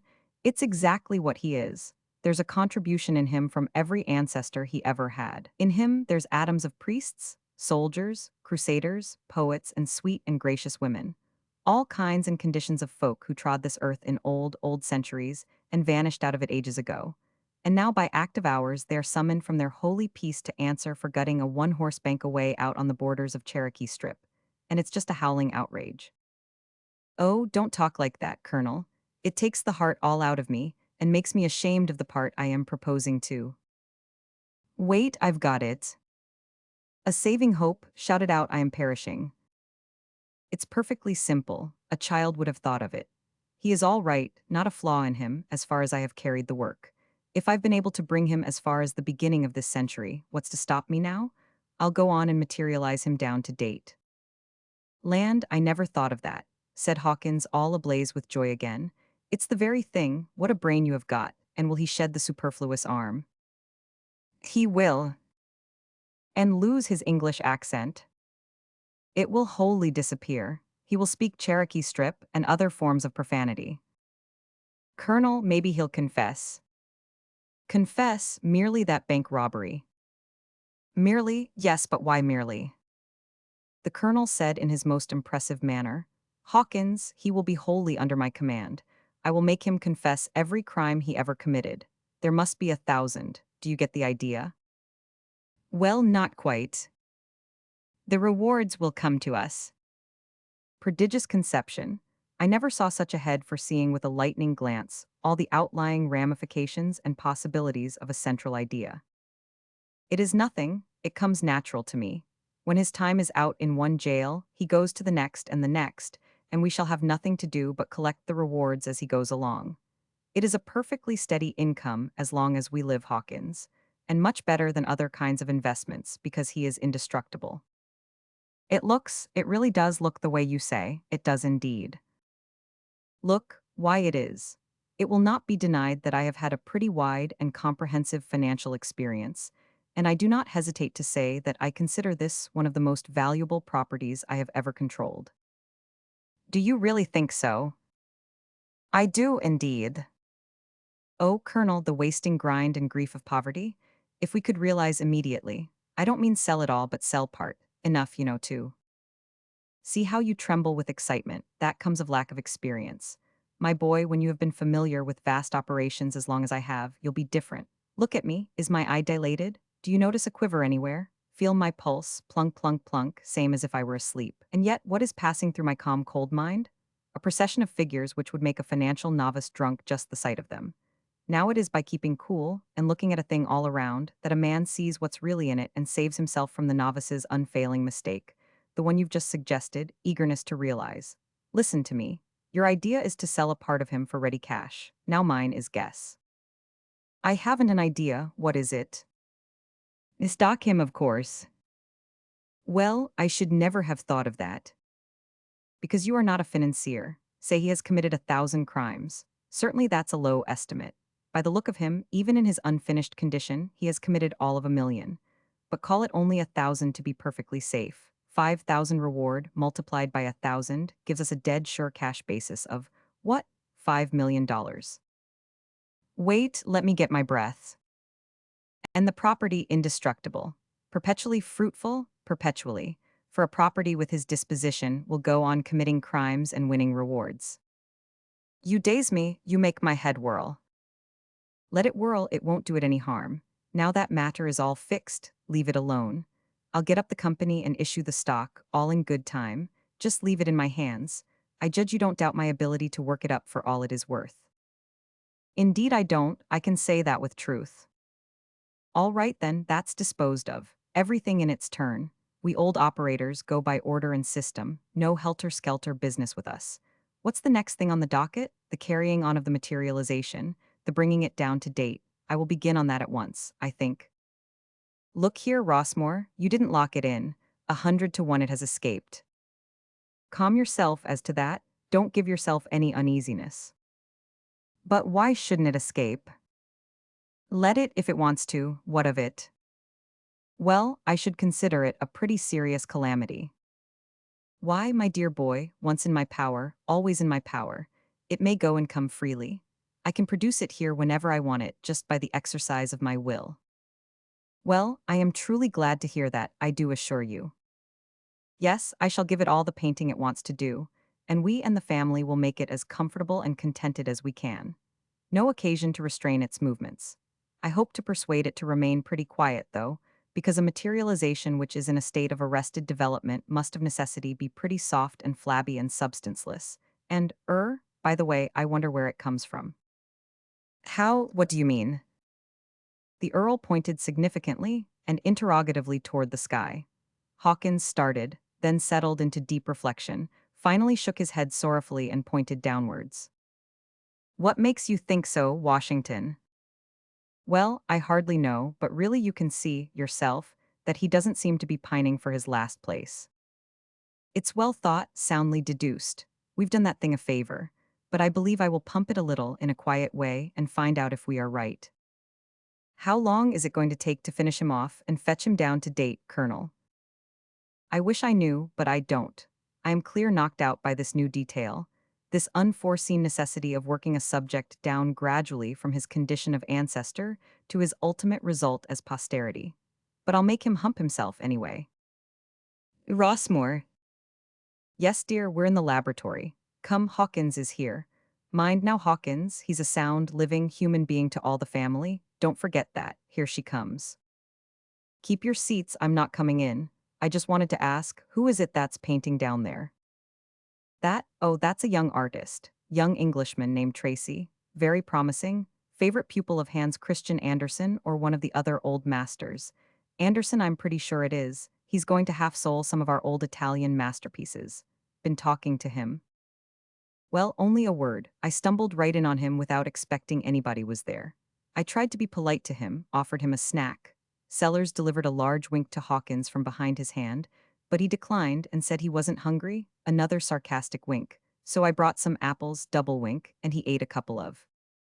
What? And the colonel sprang some yards toward the ceiling and came down quaking with astonishment. Lady Rossmore was smitten dumb with amazement. She gazed at the sheepish relic of Cherokee strip, then at her husband, and then at the guest again. Finally she said, "What is the matter with you, Mulberry?" He did not answer immediately. His back was turned, he was bending over his chair, feeling the seat of it, but he answered next moment and said, "Ah, there it is, it was a tack." The lady contemplated him doubtfully a moment, then said, pretty snappishly, "All that for a tack, praise goodness it wasn't a shingle nail, it would have landed you in the Milky Way. I do hate to have my nerves shook up so." And she turned on her heel and went her way. As soon as she was safely out, the colonel said, in a suppressed voice, "Come, we must see for ourselves, it must be a mistake." They hurried softly down and peeped in. Sellers whispered in a sort of despair, "It is eating, what a grisly spectacle. Hawkins, it's horrible, take me away, I can't stand it." They tottered back to the laboratory. Chapter 20. Tracy made slow progress with his work, for his mind wandered a good deal. Many things were puzzling him. Finally, a light burst upon him all of a sudden, seemed to, at any rate, and he said to himself, "I've got the clue at last. This man's mind is off its balance. I don't know how much, but it's off a point or two, sure.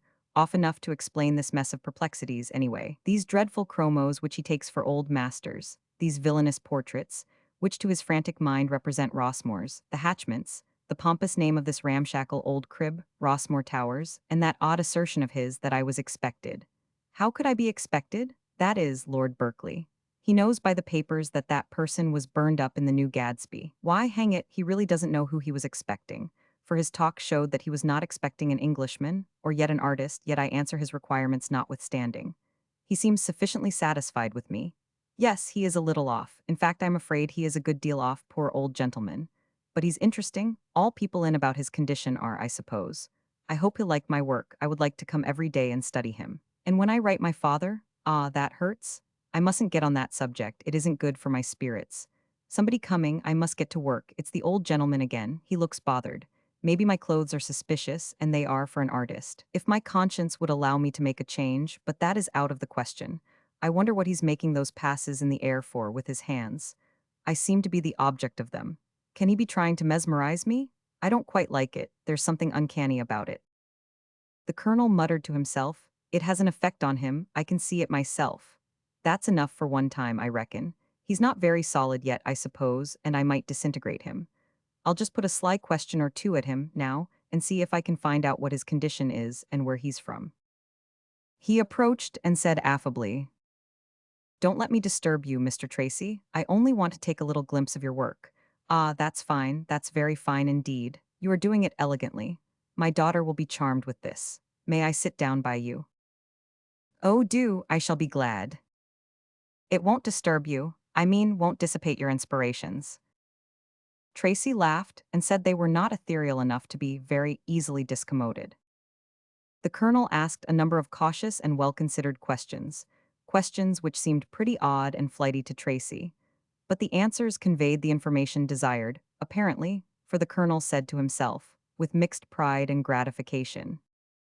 It's a good job as far as I've got with it. He's solid, solid and going to last solid as the real thing. It's wonderful, wonderful. I believe I could petrify him. After a little he asked, warily, do you prefer being here or there?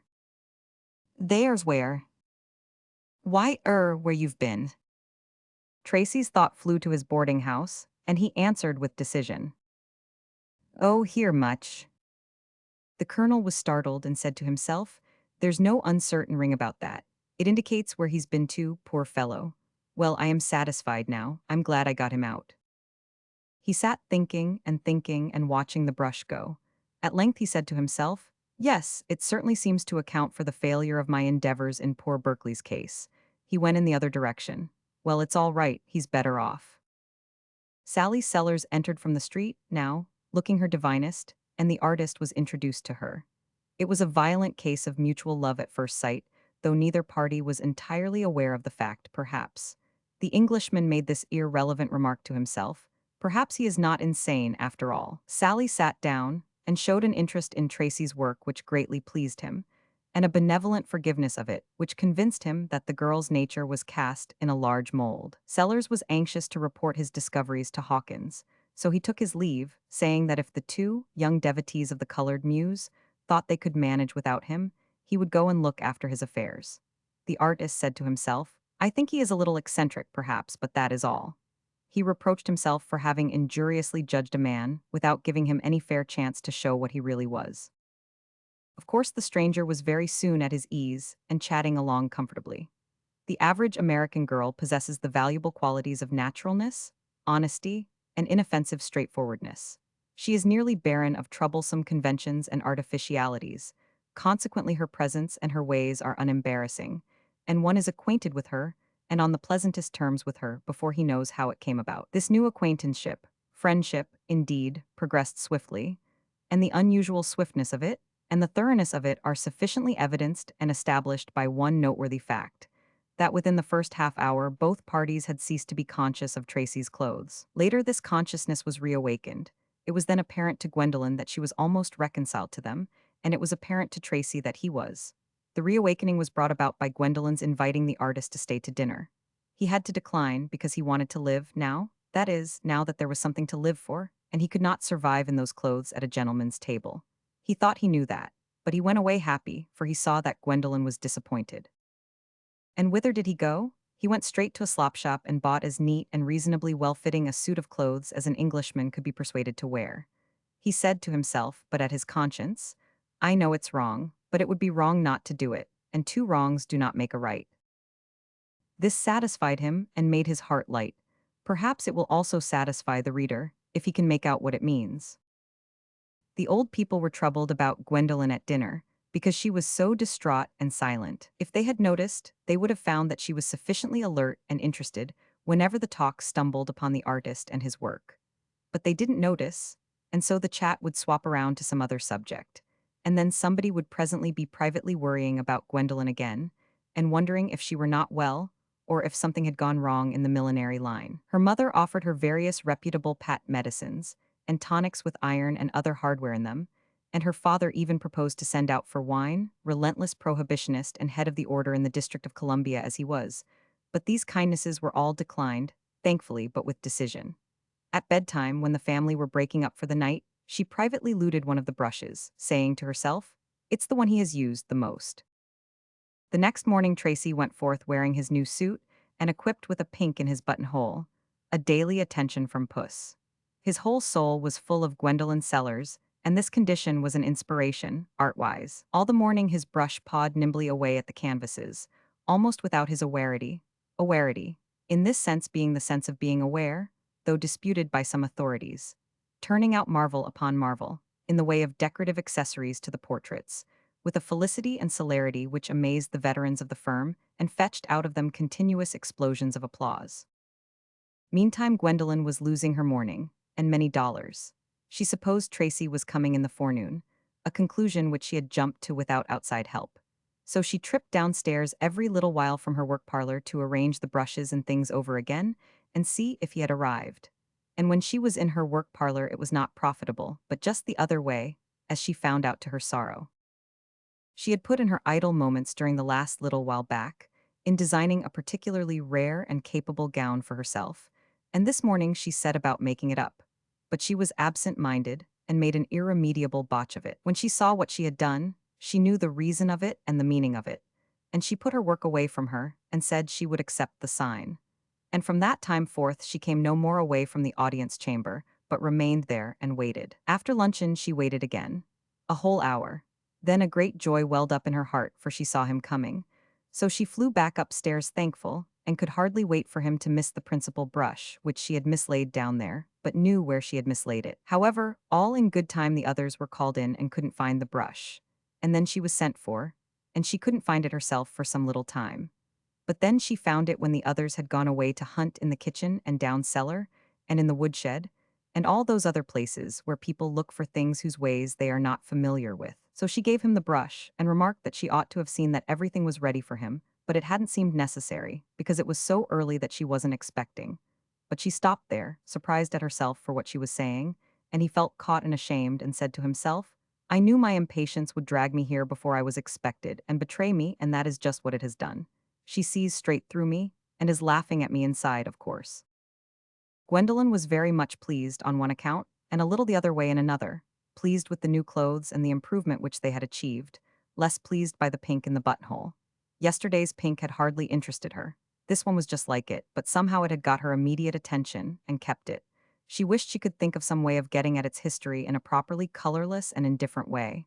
Presently she made a venture. She said, whatever a man's age may be, he can reduce it several years by putting a bright-colored flower in his buttonhole. I have often noticed that. Is that your sex's reason for wearing a boutonniere? I fancy not, but certainly that reason would be a sufficient one. I've never heard of the idea before. You seem to prefer pinks. Is it on account of the color or the form? Oh no, he said simply. They are given to me. I don't think I have any preference. They are given to him, she said to herself, and she felt a coldness toward that pink. I wonder who it is and what she is like. The flower began to take up a good deal of room. It obtruded itself everywhere. It intercepted all views and marred them. It was becoming exceedingly annoying and conspicuous for a little thing. I wonder if he cares for her. That thought gave her a quite definite pain. Chapter 21. She had made everything comfortable for the artist. There was no further pretext for staying. So she said she would go, now, and asked him to summon the servants in case he should need anything. She went away unhappy, and she left unhappiness behind her, for she carried away all the sunshine. The time dragged heavily for both, now. He couldn't paint for thinking of her. She couldn't design or millinerize with any heart for thinking of him. Never before had painting seemed so empty to him. Never before had millinerizing seemed so void of interest to her. She had gone without repeating that dinner invitation, an almost unendurable disappointment to him. On her part, well, she was suffering, too, for she had found she couldn't invite him. It was not hard yesterday, but it was impossible today. 1,000 innocent privileges seemed to have been filched from her unawares in the past 24 hours. Today she felt strangely hampered, restrained of her liberty. Today she couldn't propose to herself to do anything or say anything concerning this young man without being instantly paralyzed into non-action by the fear that he might suspect. Invite him to dinner today? It made her shiver to think of it. And so her afternoon was one long fret, broken at intervals. 3 times she had to go downstairs on errands. That is, she thought she had to go downstairs on errands. Thus, going and coming, she had 6 glimpses of him, in the aggregate, without seeming to look in his direction. And she tried to endure these electric ecstasies without showing any sign, but they fluttered her up a good deal, and she felt that the naturalness she was putting on was overdone and quite too frantically sober and hysterically calm to deceive. The painter had his share of the rapture. He had his 6 glimpses, and they smote him with waves of pleasure that assaulted him, beat upon him, washed over him deliciously, and drowned out all consciousness of what he was doing with his brush. So there were 6 places in his canvas which had to be done over again. At last Gwendolen got some peace of mind by sending word to the Thompsons, in the neighborhood, that she was coming there to dinner. She wouldn't be reminded, at that table, that there was an absentee who ought to be a presentee, a word which she meant to look out in the dictionary at a calmer time. About this time, the old earl dropped in for a chat with the artist, and invited him to stay to dinner. Tracy cramped down his joy and gratitude by a sudden and powerful exercise of all his forces, and he felt that now that he was going to be close to Gwendolen, and hear her voice and watch her face during several precious hours, earth had nothing valuable to add to his life for the present. The earl said to himself, "This spectre can eat apples, apparently. We shall find out now if that is a specialty. I think myself it's a specialty. Apples, without doubt, constitute the spectral limit. It was the case with our first parents. No, I am wrong, at least only partly right. The line was drawn at apples, just as in the present case, but it was from the other direction. The new clothes gave him a thrill of pleasure and pride. He said to himself, I've got part of him down to date anyway." Sellers said he was pleased with Tracy's work, and he went on and engaged him to restore his old masters, and said he should also want him to paint his portrait and his wife's and possibly his daughter's. The tide of the artist's happiness was at flood now. The chat flowed pleasantly along while Tracy painted, and Sellers carefully unpacked a picture which he had brought with him. It was a chromo, a new one just out. It was the smirking, self-satisfied portrait of a man who was inundating the Union with advertisements inviting everybody to buy his specialty, which was a $3 shoe, or a dress suit, or something of that kind. The old gentleman rested the chromo flat upon his lap and gazed down tenderly upon it, and became silent and meditative. Presently Tracy noticed that he was dripping tears on it. This touched the young fellow's sympathetic nature, and at the same time gave him the painful sense of being an intruder upon a sacred privacy, an observer of emotions which a stranger ought not to witness. But his pity rose superior to other considerations, and compelled him to try to comfort the old mourner with kindly words and a show of friendly interest. He said, "I am very sorry, is it a friend whom?" "Ah, more than that, far more than that. A relative, the dearest I had on earth, although I was never permitted to see him. Yes, it is young Lord Berkeley, who perished so heroically in the awful conflagration. Why, what is the matter?" "Oh, nothing, nothing." It was a little startling to be so suddenly brought face to face, so to speak, with a person one has heard so much talk about. "Is it a good likeness?" "Without doubt, yes. I never saw him, but you can easily see the resemblance to his father," said Sellers, holding up the chromo and glancing from it to the chromo misrepresenting the usurping earl and back again with an approving eye. "Well, no, I am not sure that I make out the likeness. It is plain that the usurping earl there has a great deal of character and a long face like a horse's, whereas his heir here is smirky, moon-faced, and characterless." "We are all that way in the beginning, all the line," said Sellers, undisturbed. "We all start as moon-faced fools, then later we tadpole along into horse-faced marvels of intellect and character. It is by that sign and by that fact that I detect the resemblance here and know this portrait to be genuine and perfect. Yes, all our family are fools at first. This young man seems to meet the hereditary requirement, certainly." Yes, yes, he was a fool, without any doubt. Examine the face, the shape of the head, the expression. It's all fool, fool, fool straight through. "Thanks," said Tracy, involuntarily. Thanks. I mean for explaining it to me. Go on, please." "As I was saying, fool is printed all over the face. A body can even read the details." "What do they say?" "Well, added up, he is a wobbler." "They which?" "Wobbler, a person that's always taking a firm stand about something or other. Kind of a Gibraltar stand, he thinks, for unshakable fidelity and everlastingness. And then inside of a little while he begins to wobble. No more Gibraltar there, no sir, a mighty ordinary commonplace weakling wobbling around on stilts. That's Lord Berkeley to a dot, you can see it, look at that sheep. But why are you blushing like sunset? Dear sir, have I unwittingly offended in some way?" "Oh, no indeed, far from it. But it always makes me blush to hear a man revile his own blood." He said to himself, how strangely his vagrant and unguided fancies have hit upon the truth. By accident he has described me. I am that contemptible thing. When I left England I thought I knew myself. I thought I was a very Frederick the Great for resolution and staying capacity, whereas in truth I am just a wobbler, simply a wobbler. Well, after all, it is at least creditable to have high ideals and give birth to lofty resolutions. I will allow myself that comfort. Then he said aloud, "Could this sheep, as you call him, breed a great and self-sacrificing idea in his head, do you think?" Could he meditate such a thing, for instance, as the renunciation of the earldom and its wealth and its glories, and voluntary retirement to the ranks of the commonalty, there to rise by his own merit or remain forever poor and obscure? Could he? Why, look at him. Look at this simpering, self-righteous mug. There is your answer. It's the very thing he would think of, and he would start in to do it too. And then he'd wobble and back down every time. Is that to happen with all my? I mean, would that happen to all his high resolutions? Oh, certainly, certainly, it's the Rossmore of it. Then this creature was fortunate to die. Suppose, for argument's sake, that I was a Rossmore and it can't be done. Why? Because it's not a supposable case. To be a Rossmore at your age, you'd have to be a fool, and you're not a fool. And you'd have to be a wobbler, whereas anybody that is an expert in reading character can see at a glance that when you set your foot down once, it's there to stay. An earthquake can't wobble it. He added to himself, that's enough to say to him, but it isn't half strong enough for the facts. The more I observe him now, the more remarkable I find him. It is the strongest face I have ever examined. There is almost superhuman firmness here, immovable purpose, iron steadfastness of will. A most extraordinary young man. He presently said, aloud, "Sometime I want to ask your advice about a little matter, Mr. Tracy. You see, I've got that young lord's remains. My goodness, how you jump." "Oh, it's nothing, pray go on. You've got his remains." "Yes." "Are you sure they are his, and not somebody else's?" "Oh, perfectly sure. Samples, I mean, not all of him." "Samples." "Yes, in baskets. Sometime you will be going home, and if you wouldn't mind taking them along." "Who, I?"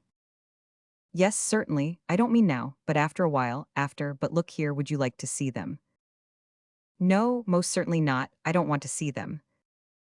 "Oh, very well. I only thought, hey, where are you going, dear?" "Out to dinner, Papa." Tracy was aghast. The Colonel said in a disappointed voice, "Well, I'm sorry. I didn't know she was going out, Mr. Tracy." Gwendolyn's face began to take on a sort of apprehensive what have I done expression. 3 old people to 1 young one? Well, it isn't a good team, that's a fact. Gwendolyn's face betrayed a dawning hopefulness, and she said, with a tone of reluctance which hadn't the hallmark on it, "If you prefer, I will send word to the Thompsons that I—" "Oh, is it the Thompsons? That simplifies it, sets everything right. We can fix it without spoiling your arrangements, my child.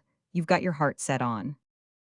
"But Papa, I'd just as soon go there some other—" "No, I won't have it. You are a good, hard-working, darling child, and your father is not the man to disappoint you when you—" "But Papa, I—" "Go along, I won't hear a word. We'll get along, dear." Gwendolyn was ready to cry with vexation. But there was nothing to do but start, which she was about to do when her father hit upon an idea which filled him with delight because it so deftly covered all the difficulties of the situation and made things smooth and satisfactory. "I've got it, my love, so that you won't be robbed of your holiday, and at the same time, will be pretty satisfactorily fixed for a good time here. You send Belle Thompson here, perfectly beautiful creature, Tracy, perfectly beautiful. I want you to see that girl. Why, you'll go mad inside of a minute. Yes, you send her right along, Gwendolyn, and tell her, why, she's gone." He turned, she was already passing out at the gate. He muttered, "I wonder what's the matter. I don't know what her mouth's doing, but I think her shoulders are swearing." "Well," said Sellers blithely to Tracy, "I shall miss her. Parents always miss the children as soon as they're out of sight. It's only a natural and wisely ordained partiality. But you'll be all right because Miss Bell will supply the youthful element for you and to your entire content, and we old people will do our best, too. We shall have a good enough time. And you'll have a chance to get better acquainted with Admiral Hawkins. That's a rare character, Mr. Tracy. One of the rarest and most engaging characters the world has produced. You'll find him worth studying. I've studied him ever since he was a child and have always found him developing. I really consider that one of the main things that have enabled me to master the difficult science of character reading was the vivid interest I always felt in that boy and the baffling inscrutabilities of his ways and inspirations." Tracy was not hearing a word. His spirits were gone, he was desolate. "Yes, a most wonderful character. Concealment, that's the basis of it. Always the first thing you want to do is to find the keystone a man's character is built on. Then you've got it. No misleading and apparently inconsistent peculiarities can fool you then. What do you read on the senator's surface? Simplicity, a kind of rank and protuberant simplicity, whereas, in fact, that's one of the deepest minds in the world. A perfectly honest man, an absolutely honest and honorable man, and yet without doubt the profoundest master of dissimulation the world has ever seen. Oh, it's devilish. This was wrung from the unlistening Tracy by the anguished thought of what might have been if only the dinner arrangements hadn't got mixed. No, I shouldn't call it that, said Sellers, who was now placidly walking up and down the room with his hands under his coat tails and listening to himself talk. One could quite properly call it devilish in another man, but not in the senator. Your term is right, perfectly right, I grant that, but the application is wrong. It makes a great difference. Yes, he is a marvelous character. I do not suppose that any other statesman ever had such a colossal sense of humor, combined with the ability to totally conceal it. I may accept George Washington and Cromwell, and perhaps Robespierre, but I draw the line there. A person not an expert might be in Judge Hawkins's company a lifetime and never find out he had any more sense of humor than a cemetery. A deep-drawn yard-long sigh from the distraught and dreaming artist, followed by a murmured, "Miserable, oh, miserable." Well, no, I shouldn't say that about it, quite. On the contrary, I admire his ability to conceal his humor even more if possible than I admire the gift itself, stupendous as it is. Another thing, General Hawkins is a thinker, a keen, logical, exhaustive, analytical thinker, perhaps the ablest of modern times. That is, of course, upon themes suited to his size, like the glacial period, and the correlation of forces, and the evolution of the Christian from the caterpillar. Any of those things, give him a subject according to his size and just stand back and watch him think. Why, you can see the place rock. Ah, yes, you must know him. You must get on the inside of him. Perhaps the most extraordinary mind since Aristotle. Dinner was kept waiting for a while for Miss Thompson, but as Gwendolen had not delivered the invitation to her, the waiting did no good, and the household presently went to the meal without her. Poor old Sellers tried everything his hospitable soul could devise to make the occasion an enjoyable one for the guest, and the guest tried his honest best to be cheery and chatty and happy for the old gentleman's sake. In fact, all hands worked hard in the interest of a mutual good time, but the thing was a failure from the start. Tracy's heart was lead in his bosom. There seemed to be only one prominent feature in the landscape, and that was a vacant chair. He couldn't drag his mind away from Gwendolen and his hard luck. Consequently, his distractions allowed deadly pauses to slip in every now and then when it was his turn to say something, and of course this disease spread to the rest of the conversation. Wherefore, instead of having a breezy sail in sunny waters, as anticipated, everybody was bailing out and praying for land. What could the matter be? Tracy alone could have told, the others couldn't even invent a theory. Meanwhile, they were having a similarly dismal time at the Thompson house. In fact, a twin experience. Gwendolen was ashamed of herself for allowing her disappointment to so depress her spirits and make her so strangely and profoundly miserable.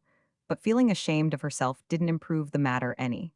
It only seemed to aggravate the suffering. She explained that she was not feeling very well, and everybody could see that this was true, so she got sincere sympathy and commiseration, but that didn't help the case. Nothing helps that kind of a case. It is best to just stand off and let it fester. The moment the dinner was over, the girl excused herself, and she hurried home feeling unspeakably grateful to get away from that house and that intolerable captivity and suffering. Will he be gone? The thought arose in her brain but took effect in her heels. She slipped into the house, threw off her things, and made straight for the dining room. She stopped and listened. Her father's voice, with no life in it, presently her mother's, no life in that, a considerable vacancy, then a sterile remark from Washington Hawkins. Another silence, then not Tracy's but her father's voice again. He's gone, she said to herself despairingly, and listlessly opened the door and stepped within. Why, my child, cried the mother, how white you are! Are you has anything? White, exclaimed Sellers, it's gone like a flash, 'twasn't serious. Already she's as red as the soul of a watermelon. Sit down, dear, sit down, goodness knows you're welcome. Did you have a good time? We've had great times here, immense. Why didn't Miss Bell come? Mr. Tracy is not feeling well, and she'd have made him forget it. She was content now, and out from her happy eyes there went a light that told a secret to another pair of eyes there, and got a secret in return. In just that infinitely small fraction of a second, those two great confessions were made, received, and perfectly understood. All anxiety, apprehension, uncertainty vanished out of these young people's hearts and left them filled with a great peace. Sellers had had the most confident faith that with the new reinforcement victory would be at this last moment snatched from the jaws of defeat, but it was an error. The talk was as stubbornly disjointed as ever. He was proud of Gwendolyn and liked to show her off, even against Miss Belle Thompson, and here had been a great opportunity, and what had she made of it? He felt a good deal put out. It vexed him to think that this Englishman, with the traveling Briton's everlasting disposition to generalize whole mountain ranges from single sample grains of sand, would jump to the conclusion that American girls were as dumb as himself, generalizing the whole tribe. From this single sample and she at her poorest, there being nothing at that table to inspire her, give her a start, keep her from going to sleep. He made up his mind that for the honor of the country, he would bring these two together again over the social board before long. There would be a different result another time, he judged. He said to himself with a deep sense of injury, he'll put in his diary, they all keep diaries. He'll put in his diary that she was miraculously uninteresting, dear, dear, but wasn't she? I never saw the like, and yet looking as beautiful as Satan, too, and couldn't seem to do anything but paw breadcrumbs and pick flowers to pieces and look fidgety. And it isn't any better here in the Hall of Audience. I've had enough. I'll haul down my flag. The others may fight it out if they want to. He shook hands all around and went off to do some work which he said was pressing. The idolaters were the width of the room apart, and apparently unconscious of each other's presence. The distance got shortened a little now. Very soon the mother withdrew. The distance narrowed again. Tracy stood before a chromo of some Ohio politician, which had been retouched and chain-mailed for a crusading Rossmore. And Gwendolyn was sitting on the sofa, not far from his elbow, artificially absorbed in examining a photograph album that hadn't any photographs in it. The senator still lingered. He was sorry for the young people. It had been a dull evening for them. In the goodness of his heart, he tried to make it pleasant for them now, tried to remove the ill impression necessarily left by the general defeat, tried to be chatty, even tried to be gay. But the responses were sickly, there was no starting any enthusiasm. He would give it up and quit. It was a day specially picked out and consecrated to failures. But when Gwendolyn rose up promptly and smiled a glad smile and said with thankfulness and blessing, "Must you go?" It seemed cruel to desert, and he sat down again. He was about to begin a remark when he didn't. We have all been there. He didn't know how he knew his concluding to stay longer had been a mistake, he merely knew it, and knew it for dead certain too. And so he bade good night and went mooning out, wondering what he could have done that changed the atmosphere that way. As the door closed behind him, those two were standing side by side, looking at that door, looking at it in a waiting, second-counting, but deeply grateful kind of way. And the instant it closed they flung their arms about each other's necks, and there, heart to heart and lip to lip. "Oh my God, she's kissing it." Nobody heard this remark because Hawkins, who bred it, only thought it, he didn't utter it. He had turned, the moment he had closed the door and had pushed it open a little, intending to re-enter and ask what ill-advised thing he had done or said and apologize for it. But he didn't re-enter. He staggered off stunned, terrified, distressed. Chapter 22. 5 minutes later, he was sitting in his room, with his head bowed within the circle of his arms, on the table, final attitude of grief and despair. His tears were flowing fast, and now and then a sob broke upon the stillness. Presently he said, "I knew her when she was a little child and used to climb about my knees. I love her as I love my own, and now, oh, poor thing, I cannot bear it. She's gone and lost her heart to this mangy materialism. Why didn't we see that might happen? But how could we? Nobody could. Nobody could ever have dreamed of such a thing. You couldn't expect a person would fall in love with a waxwork, and this one doesn't even amount to that." He went on grieving to himself, and now and then giving voice to his lamentations. "It's done, oh, it's done, and there's no help for it, no undoing the miserable business. If I had the nerve, I would kill it. But that wouldn't do any good. She loves it, she thinks it's genuine and authentic. If she lost it, she would grieve for it just as she would for a real person. And who's to break it to the family? Not I, I'll die first. Sellers is the best human being I ever knew, and I wouldn't any more think of, oh dear, why it'll break his heart when he finds it out. And Polly's too. This comes of meddling with such infernal matters. But for this, the creature would still be roasting in Sheol where it belongs. How is it that these people don't smell the brimstone? Sometimes I can't come into the same room with him without nearly suffocating." After a while, he broke out again. "Well, there's one thing sure. The materializing has got to stop right where it is. If she's got to marry a specter, let her marry a decent one out of the Middle Ages, like this one. Not a cowboy and a thief such as this protoplasmic tadpole going to turn into if Sellers keeps on fussing at it. It costs $5,000 cash and shuts down on the incorporated company to stop the works at this point, but Sally Sellers' happiness is worth more than that." He heard Sellers coming and got himself to rights. Sellers took a seat and said, "Well, I've got to confess I'm a good deal puzzled.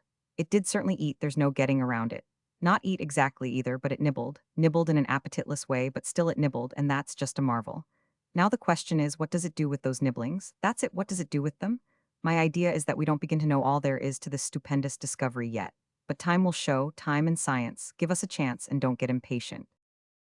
But he couldn't get Hawkins interested, couldn't make him talk to amount to anything, couldn't drag him out of his depression. But at last he took a turn that arrested Hawkins's attention. "I'm coming to like him, Hawkins. He is a person of stupendous character, absolutely gigantic. Under that placid exterior is concealed the most daredevil spirit that was ever put into a man. He's just a Clive over again. Yes, I'm all admiration for him, on account of his character, and liking naturally follows admiration. You know, I'm coming to like him immensely. Do you know I haven't the heart to degrade such a character as that down to the burglar estate for money or for anything else, and I've come to ask if you are willing to let the reward go and leave this poor fellow where he is. Yes, not bring him down to date. Oh, there's my hand, and my heart's in it too. I'll never forget you for this, Hawkins," said the old gentleman in a voice which he found it hard to control. "You are making a great sacrifice for me, and one which you can ill afford, but I'll never forget your generosity, and if I live you shall not suffer for it, be sure of that." Sally Sellers immediately and vividly realized that she was become a being of a far higher and worthier sort than she had been such a little while before, an earnest being, in place of a dreamer, and supplied with a reason for her presence in the world, where merely a wistful and troubled curiosity about it had existed before. So great and so comprehensive was the change which had been wrought, that she seemed to herself to be a real person who had lately been a shadow, a something which had lately been a nothing, a purpose which had lately been a fancy, a finished temple with the altar fires lit and the voice of worship ascending, where before had been but an architect's confusion of arid working plans, unintelligible to the passing eye and prophesying nothing. Lady Gwendolen, the pleasantness of that sound was all gone, it was an offense to her ear now, she said. "There, that sham belongs to the past, I will not be called by it any more. I may call you simply Gwendolen. You will allow me to drop the formalities straightway, and name you by your dear first name without additions." She was dethroning the pink and replacing it with a rosebud. "There, that is better. I hate pinks, some pinks. Indeed, yes, you are to call me by my first name without additions. That is, well, I don't mean without additions entirely, but—" It was as far as she could get. There was a pause. His intellect was struggling to comprehend. Presently it did manage to catch the idea in time to save embarrassment all around, and he said gratefully, "Dear Gwendolen, I may say that." "Yes, part of it, but don't kiss me when I am talking. It makes me forget what I was going to say. You can call me by part of that form, but not the last part. Gwendolen is not my name." "Not your name," this in a tone of wonder and surprise. The girl's soul was suddenly invaded by a creepy apprehension, a quite definite sense of suspicion and alarm. She put his arms away from her, looked him searchingly in the eye, and said, "Answer me truly, on your honor. You are not seeking to marry me on account of my rank?" The shot almost knocked him through the wall, he was so little prepared for it. There was something so finely grotesque about the question and its parent suspicion, that he stopped to wonder and admire, and thus was he saved from laughing. Then, without wasting precious time, he set about the task of convincing her that he had been lured by herself alone, and had fallen in love with her only, not her title and position, that he loved her with all his heart, and could not love her more if she were a duchess, or less if she were without home, name, or family. She watched his face wistfully, eagerly, hopefully, translating his words by its expression, and when he had finished there was gladness in her heart, a tumultuous gladness, indeed, though outwardly she was calm, tranquil, even judicially austere. She prepared a surprise for him, now, calculated to put a heavy strain upon those disinterested protestations of his, and thus she delivered it, burning it away word by word as the fuse burns down to a bombshell, and watching to see how far the explosion would lift him. "Listen, and do not doubt me, for I shall speak the exact truth. Howard Tracy, I am no more an earl's child than you are." To her joy and secret surprise also, it never fazed him. He was ready this time and saw his chance. He cried out with enthusiasm, "Thank heaven for that," and gathered her to his arms. To express her happiness was almost beyond her gift of speech. "You make me the proudest girl in all the earth," she said, with her head pillowed on his shoulder. "I thought it only natural that you should be dazzled by the title, maybe even unconsciously, you being English, and that you might be deceiving yourself in thinking you loved only me, and find you didn't love me when the deception was swept away. So it makes me proud that the revelation stands for nothing, and that you do love just me, only me. Oh, prouder than any words can tell. It is only you, sweetheart. I never gave one envying glance toward your father's earldom. That is utterly true, dear Gwendolen. There, you mustn't call me that. I hate that false name. I told you it wasn't mine. My name is Sally Sellers, or Sarah, if you like. From this time I banish dreams, visions, imaginings, and will no more of them. I am going to be myself, my genuine self, my honest self, my natural self, clear and clean of sham and folly and fraud and worthy of you. There is no grain of social inequality between us. I like you and poor. I like you and without position or distinction. You are a struggling artist. I am that too, in my humbler way. Our bread is honest bread. We work for our living. Hand in hand we will walk hence to the grave, helping each other in all ways, living for each other, being and remaining one in heart and purpose, one in hope and aspiration, inseparable to the end. And though our place is low, judged by the world's eye, we will make it as high as the highest in the great essentials of honest work for what we eat and wear, and conduct above reproach. We live in a land, let us be thankful, where this is all sufficient, and no man is better than his neighbor by the grace of God, but only by his own merit. Tracy tried to break in, but she stopped him and kept the floor herself. "I am not through yet. I am going to purge myself of the last vestiges of artificiality and pretense, and then start fair on your own honest level, and be worthy mate to you thenceforth. My father honestly thinks he is an earl. Well, leave him his dream, it pleases him, and does no one any harm. It was the dream of his ancestors before him. It has made fools of the House of Sellers for generations, and it made something of a fool of me, but took no deep root. I am done with it now, and for good. 48 hours ago I was privately proud of being the daughter of a pinchbeck earl, and thought the proper mate for me must be a man of like degree. But today, oh, how grateful I am for your love which has healed my sick brain and restored my sanity. I could make oath that no earl's son in all the world. Oh's well, but. Why, you look like a person in a panic. What is it? What is the matter? Matter? Oh, nothing, nothing. I was only going to say, but in his flurry nothing occurred to him to say for a moment. Then by a lucky inspiration he thought of something entirely sufficient for the occasion, and brought it out with eloquent force. "Oh, how beautiful you are. You take my breath away when you look like that." It was well conceived, well timed and cordially delivered, and it got its reward. Let me see, where was I? Yes, my father's earldom is pure moonshine. Look at those dreadful things on the wall. You have of course supposed them to be portraits of his ancestors, Earls of Rossmore. Well, they are not. They are chromos of distinguished Americans, all moderns, but he has carried them back 1,000 years by relabeling them. Andrew Jackson there is doing what he can to be the late American Earl, and the newest treasure in the collection is supposed to be the young English heir. I mean the idiot with the crape. But in truth it's a shoemaker, and not Lord Berkeley at all. Are you sure? Why, of course I am. He wouldn't look like that. Why? Because his conduct in his last moments, when the fire was sweeping around him, shows that he was a man. It shows that he was a fine, high-souled young creature. Tracy was strongly moved by these compliments, and it seemed to him that the girl's lovely lips took on a new loveliness when they were delivering them. He said softly, "It is a pity he could not know what a gracious impression his behavior was going to leave with the dearest and sweetest stranger in the land of. Oh, I almost loved him. Why, I think of him every day. He is always floating about in my mind." Tracy felt that this was a little more than was necessary. He was conscious of the sting of jealousy. He said, "It is quite right to think of him, at least now and then, that is, at intervals, in perhaps an admiring way, but it seems to me that. Howard Tracy, are you jealous of that dead man?" He was ashamed, and at the same time not ashamed. He was jealous, and at the same time he was not jealous. In a sense the dead man was himself. In that case compliments and affection lavished upon that corpse went into his own till and were clear profit. But in another sense the dead man was not himself, and in that case all compliments and affection lavished there were wasted, and a sufficient basis for jealousy. A tiff was the result of the dispute between the two. Then they made it up, and were more loving than ever. As an affectionate clincher of the reconciliation, Sally declared that she had now banished Lord Berkeley from her mind, and added, "And in order to make sure that he shall never make trouble between us again, I will teach myself to detest that name and all that have ever borne it or ever shall bear it."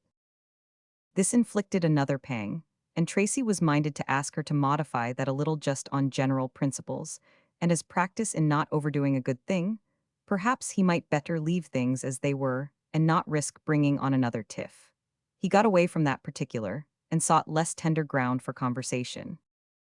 "I suppose you disapprove wholly of aristocracies and nobilities, now that you have renounced your title and your father's earldom." "Real ones? Oh dear no, but I've thrown aside our sham one for good."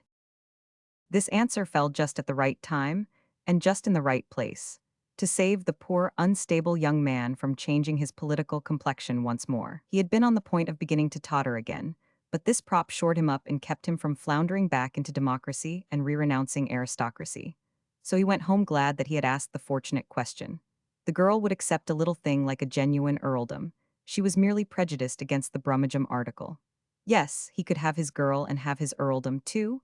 That question was a fortunate stroke. Sally went to bed happy, too, and remained happy, deliriously happy, for nearly 2 hours.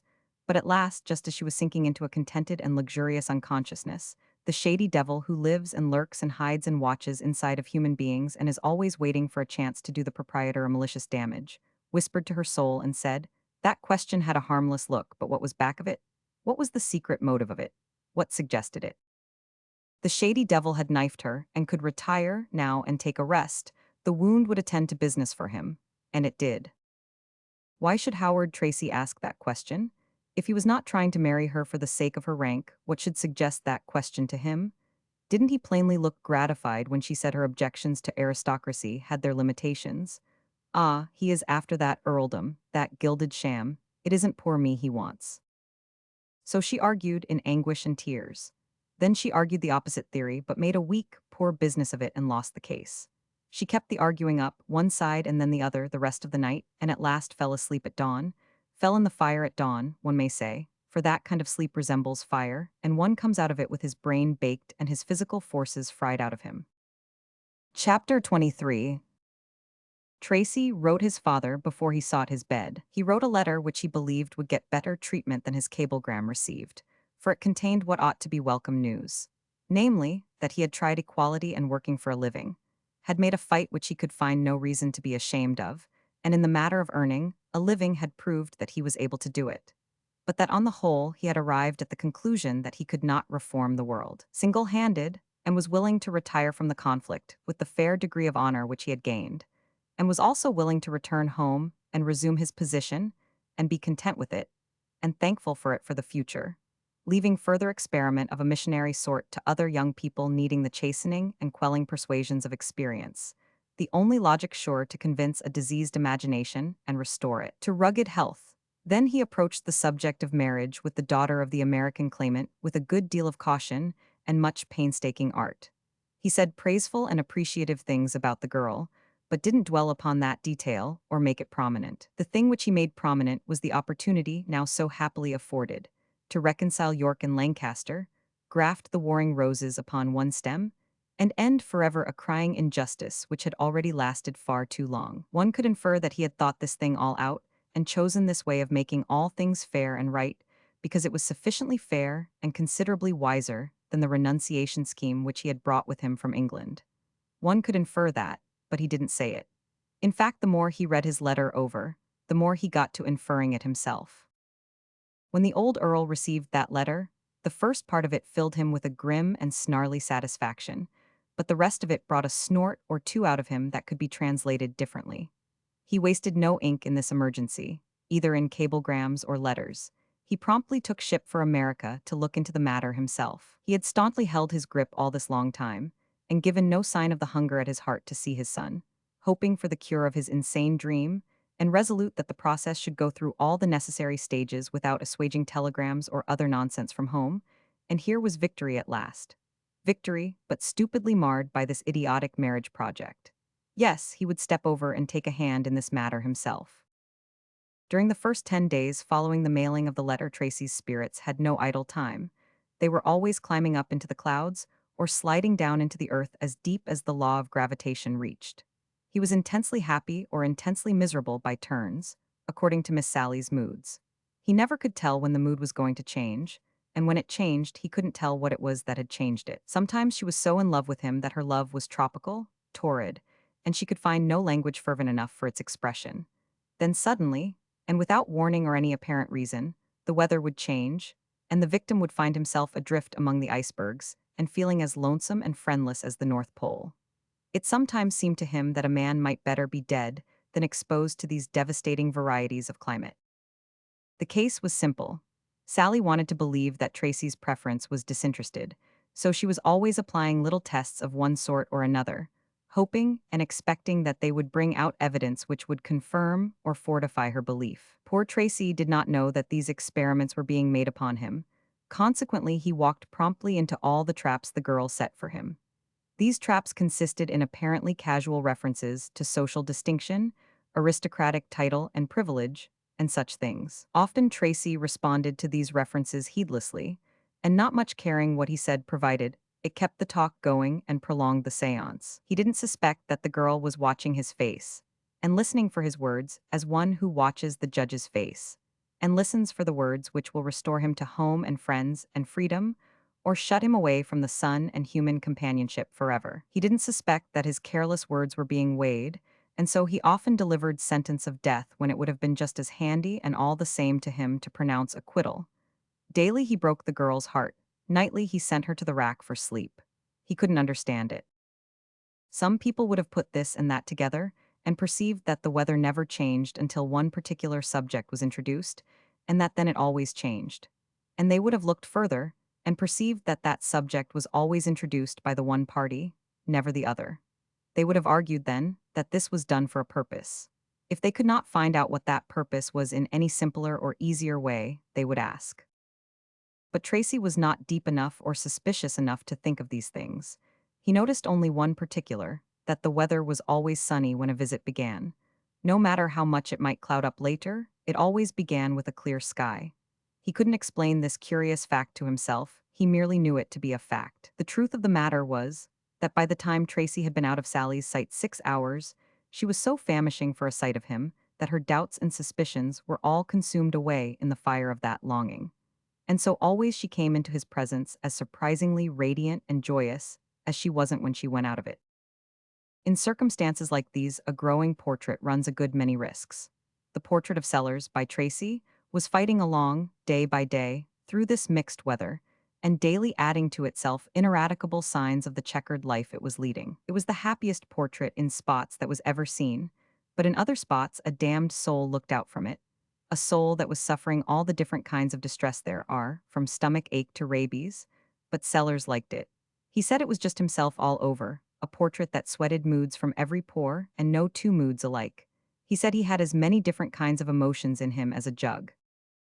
It was a kind of a deadly work of art, maybe, but it was a starchy picture for show. For it was life-size, full length, and represented the American earl in a peer's scarlet robe, with the 3 ermine bars indicative of an earl's rank, and on the gray head an earl's coronet, tilted just a wee bit to one side in a most gallus and winsome way. When Sally's weather was sunny, the portrait made Tracy chuckle, but when her weather was overcast, it disordered his mind and stopped the circulation of his blood. Late one night when the sweethearts had been having a flawless visit together, Sally's interior devil began to work his specialty, and soon the conversation was drifting toward the customary rock. Presently, in the midst of Tracy's serene flow of talk, he felt a shudder which he knew was not his shudder, but exterior to his breast, although immediately against it. After the shudder came sobs. Sally was crying. "Oh, my darling, what have I done? What have I said? It has happened again. What have I done to wound you?" She disengaged herself from his arms and gave him a look of deep reproach. "What have you done? I will tell you what you have done. You have unwittingly revealed, oh, for the 20th time, though I could not believe it, would not believe it, that it is not me you love, but that foolish sham, my father's imitation earldom, and you have broken my heart. Oh, my child, what are you saying? I never dreamed of such a thing. Oh, Howard, Howard, the things you have uttered when you were forgetting to guard your tongue have betrayed you." Things I have uttered when I was forgetting to guard my tongue? These are hard words. When have I remembered to guard it? Never in one instance. It has no office but to speak the truth. It needs no guarding for that. Howard, I have noted your words and weighed them, when you were not thinking of their significance, and they have told me more than you meant they should. Do you mean to say you have answered the trust I had in you by using it as an ambuscade from which you could set snares for my unsuspecting tongue and be safe from detection while you did it? You have not done this. Surely you have not done this thing. Oh, one's enemy could not do it. This was an aspect of the girl's conduct which she had not clearly perceived before. Was it treachery? Had she abused a trust? The thought crimsoned her cheeks with shame and remorse. "Oh, forgive me," she said. "I did not know what I was doing. I have been so tortured. You will forgive me, you must. I have suffered so much, and I am so sorry and so humble. You do forgive me, don't you? Don't turn away, don't refuse me. It is only my love that is at fault, and you know I love you with all my heart. I couldn't bear to. Oh dear, dear, I am so miserable, and I never meant any harm, and I didn't see where this insanity was carrying me, and how it was wronging and abusing the dearest heart in all the world to me. And, oh, take me in your arms again. I have no other refuge, no other home and hope." There was reconciliation again, immediate, perfect, all-embracing, and with it utter happiness. This would have been a good time to adjourn. But no, now that the cloud breeder was revealed at last, now that it was manifest that all the sour weather had come from this girl's dread that Tracy was lured by her rank and not herself, he resolved to lay that ghost immediately and permanently by furnishing the best possible proof that he couldn't have had back of him at any time the suspected motive. So he said, "Let me whisper a little secret in your ear, a secret which I have kept shut up in my breast all this time. Your rank couldn't ever have been an enticement. I am son and heir to an English earl." The girl stared at him, 1, 2, 3 moments, maybe a dozen, then her lips parted. "You?" she said, and moved away from him, still gazing at him in a kind of blank amazement. Why, certainly I am. Why do you act like this? What have I done now?" "What have you done? You have certainly made a most strange statement. You must see that yourself." "Well," with a timid little laugh, "it may be a strange enough statement, but of what consequence is that if it is true? If it is true, you are already retiring from it." "Oh, not for a moment. You should not say that. I have not deserved it. I have spoken the truth. Why do you doubt it?" Her reply was prompt. "Simply because you didn't speak it earlier." Oh, it wasn't a groan, exactly, but it was an intelligible enough expression of the fact that he saw the point and recognized that there was reason in it. "You have seemed to conceal nothing from me that I ought to know concerning yourself, and you were not privileged to keep back such a thing as this from me a moment after. Well, after you had determined to pay your court to me. It's true, I know it, but there were circumstances, in the way, circumstances which—" She waved the circumstances aside. "Well, you see," he said pleadingly, "you seemed so bent on our traveling the proud path of honest labor and honorable poverty that I was terrified. That is, I was afraid well, you know how you talked." "Yes, I know how I talked. And I also know that before the talk was finished, you inquired how I stood as regards aristocracies, and my answer was calculated to relieve your fears." He was silent a while, then he said in a discouraged way, "I don't see any way out of it. It was a mistake. That is in truth all it was, just a mistake. No harm was meant, no harm in the world. I didn't see how it might some time look. It is my way, I don't seem to see far." The girl was almost disarmed for a moment, then she flared up again. "An earl's son. Do earls' sons go about working in lowly callings for their bread and butter? God knows they do, I have wished they did. Do earls' sons sink their degree in a country like this, and come sober and decent to sue for the hand of a born child of poverty, when they can go drunk, profane, and steeped in dishonorable debt and buy the pick and choice of the millionaire's daughters of America? You an earl's son, show me the signs." "I thank God I am not able, if those are the signs, but yet I am an earl's son and heir. It is all I can say. I wish you would believe me, but you will not. I know no way to persuade you." She was about to soften again, but his closing remark made her bring her foot down with smart vexation, and she cried out, "Oh, you drive all patience out of me. Would you have one believe that you haven't your proofs at hand, and yet are what you say you are? You do not put your hand in your pocket now, for you have nothing there. You make a claim like this, and then venture to travel without credentials. These are simply incredibilities. Don't you see that yourself?"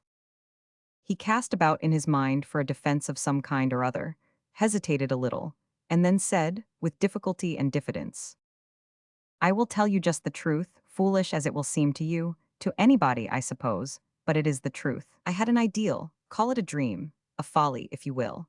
But I wanted to renounce the privileges and unfair advantages enjoyed by the nobility and wrung from the nation by force and fraud, and purge myself of my share of those crimes against right and reason, by thenceforth comrading with the poor and humble on equal terms, earning with my own hands the bread I ate, and rising by my own merit if I rose at all. The young girl scanned his face narrowly while he spoke, and there was something about his simplicity of manner and statement which touched her almost to the danger point. But she set her grip on the yielding spirit and choked it to quiescence. It could not be wise to surrender to compassion or any kind of sentiment, yet she must ask one or two more questions. Tracy was reading her face, and what he read there lifted his drooping hopes a little. An earl's son to do that, why he were a man to love, oh more a man to worship. Why I But he never lived. He is not born, he will not be born. The self-abnegation that could do that, even in utter folly and hopeless of conveying benefit to any, beyond the mere example, could be mistaken for greatness. Why it would be greatness in this cold age of sordid ideals. A moment, wait, let me finish. I have one question more. Your father is Earl of what? Rossmore, and I am Viscount Berkeley. The fat was in the fire again. The girl felt so outraged that it was difficult for her to speak. How can you venture such a brazen thing? You know that he is dead, and you know that I know it. Oh, to rob the living of name and honors for a selfish and temporary advantage is crime enough, but to rob the defenseless dead, why it is more than crime, it degrades crime. Oh, listen to me, just a word, don't turn away like that. Don't go, don't leave me so, stay one moment, on my honor. So, on your honor. On my honor I am what I say, and I will prove it and you will believe, I know you will. I will bring you a message, a cablegram. When? Tomorrow, next day. Signed Rossmore. Yes, signed Rossmore. What will that prove? What will it prove? What should it prove?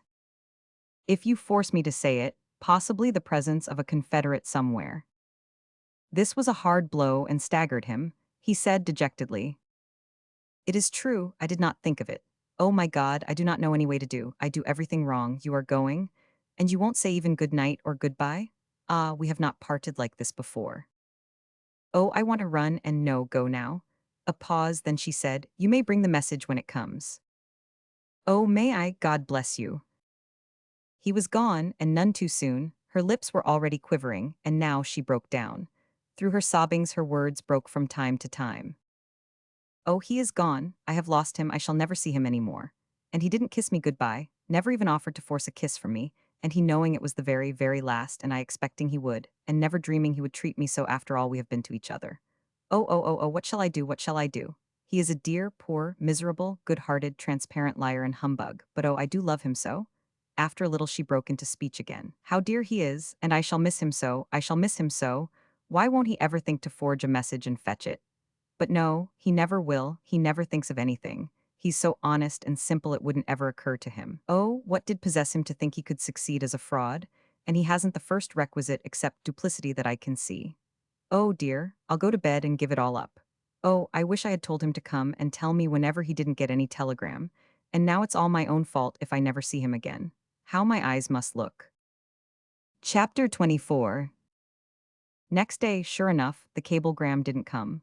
This was an immense disaster, for Tracy couldn't go into the presence without that ticket, although it wasn't going to possess any value as evidence. But if the failure of the cablegram on that first day may be called an immense disaster, where is the dictionary that can turn out a phrase sizable enough to describe the 10th day's failure? Of course, every day that the cablegram didn't come made Tracy all of 24 hours, more ashamed of himself than he was the day before, and made Sally fully 24 hours more certain than ever that he not only hadn't any father anywhere, but hadn't even a confederate. And so it followed that he was a double-dyed humbug and couldn't be otherwise. These were hard days for Barrow and the art firm. All these had their hands full, trying to comfort Tracy. Barrow's task was particularly hard, because he was made a confidant in full, and therefore had to humor Tracy's delusion that he had a father, and that the father was an earl, and that he was going to send a cablegram. Barrow early gave up the idea of trying to convince Tracy that he hadn't any father, because this had such a bad effect on the patient, and worked up his temper to such an alarming degree. He had tried, as an experiment, letting Tracy think he had a father. The result was so good that he went further, with proper caution, and tried letting him think his father was an earl. This wrought so well that he grew bold, and tried letting him think he had two fathers if he wanted to, but he didn't want to, so Barrow withdrew one of them and substituted letting him think he was going to get a cablegram, which Barrow judged he wouldn't and was right. But Barrow worked the cablegram daily for all it was worth, and it was the one thing that kept Tracy alive. That was Barrow's opinion. And these were bitter hard days for poor Sally, and mainly delivered up to private crying. She kept her furniture pretty damp, and so caught cold, and the dampness and the cold and the sorrow together undermined her appetite, and she was a pitiful enough object, poor thing.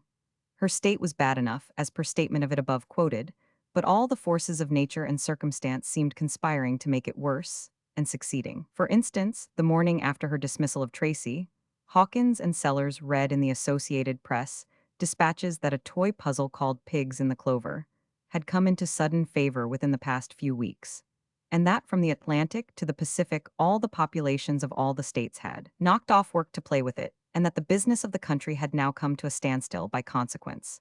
That judges, lawyers, burglars, parsons, thieves, merchants, mechanics, murderers, women, children, babies, everybody indeed could be seen from morning till midnight, absorbed in one deep project, and purpose and only one, to pen those pigs, work out that puzzle successfully.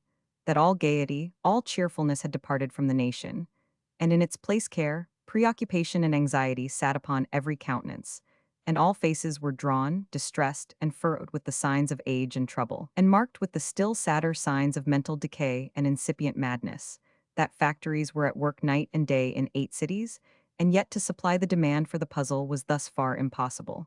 Hawkins was wild with joy, but Sellers was calm. Small matters could not disturb his serenity, he said. That's just the way things go.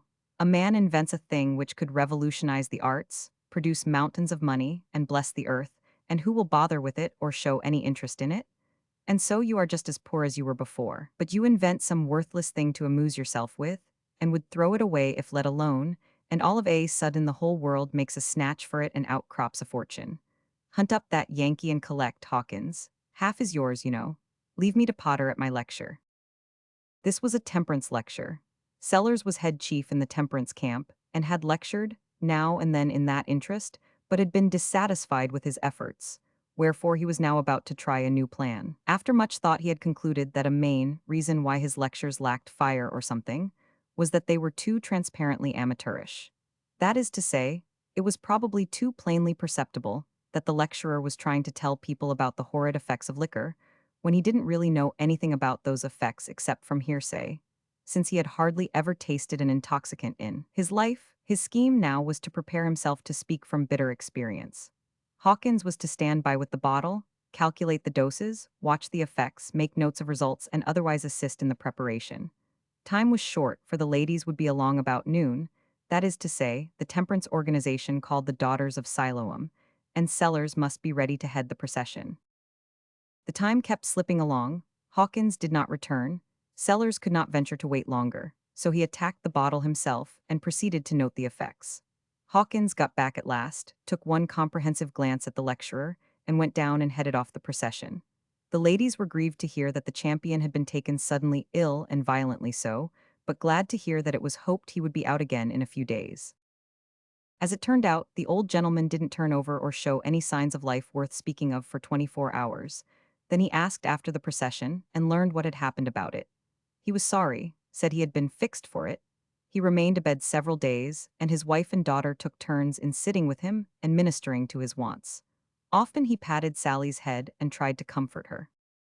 Don't cry, my child, don't cry so. You know your old father did it by mistake and didn't mean a bit of harm. You know he wouldn't intentionally do anything to make you ashamed for the world.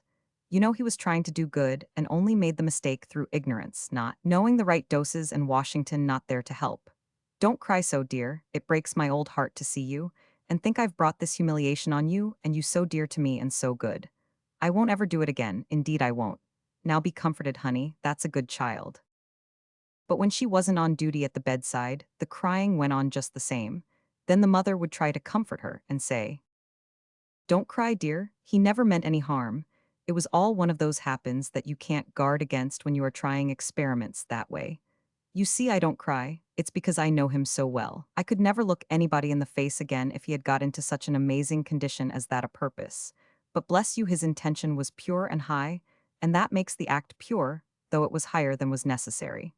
We're not humiliated, dear. He did it under a noble impulse, and we don't need to be ashamed. There, don't cry any more, honey." Thus, the old gentleman was useful to Sally during several days as an explanation of her tearfulness. She felt thankful to him for the shelter he was affording her, but often said to herself, "It's a shame to let him see in my crying a reproach, as if he could ever do anything that could make me reproach him. But I can't confess. I've got to go on using him for a pretext. He's the only one I've got in the world, and I do need one so much." As soon as Sellers was out again, and found that stacks of money had been placed in bank for him and Hawkins by the Yankee, he said, "Now we'll soon see who's the claimant and who's the authentic. I'll just go over there and warm up that House of Lords." During the next few days, he and his wife were so busy with preparations for the voyage that Sally had all the privacy she needed and all the chance to cry that was good for her. Then the old pair left for New York and England. Sally had also had a chance to do another thing. That was, to make up her mind that life was not worth living upon the present terms. If she must give up her impostor and die, doubtless she must submit. But might she not lay her whole case before some disinterested person first, and see if there was perhaps some saving way out of the matter? She turned this idea over in her mind a good deal. In her first visit with Hawkins after her parents were gone, the talk fell upon Tracy, and she was impelled to set her case before the statesman and take his counsel. So she poured out her heart, and he listened with painful solicitude. She concluded pleadingly with, "Don't tell me he is an impostor. I suppose he is, but doesn't it look to you as if he is? You are cool, you know, and outside, and so maybe it can look to you as if he isn't one when it can't to me. Doesn't it look to you as if he is? Can it look to you that way, for my sake?" The poor man was troubled, but he felt obliged to keep in the neighborhood of the truth. He fought around the present detail a little while, then gave it up and said he couldn't really see his way to clearing Tracy. "No," he said, "the truth is he's an impostor. That is, you feel a little certain, but not entirely. Oh, not entirely, Mr. Hawkins. It's a pity to have to say it. I do hate to say it, but I don't think anything about it. I know he's an impostor." "Oh, now, Mr. Hawkins, you can't go that far. A body can't really know it, you know. It isn't proved that he's not what he says he is. Should he come out and make a clean breast of the whole wretched business? Yes, at least the most of it. It ought to be done." So he set his teeth and went at the matter with determination, but purposing to spare the girl one pain, that of knowing that Tracy was a criminal. "Now I am going to tell you a plain tale, one not pleasant for me to tell or for you to hear, but we've got to stand it. I know all about that fellow, and I know he is no earl's son."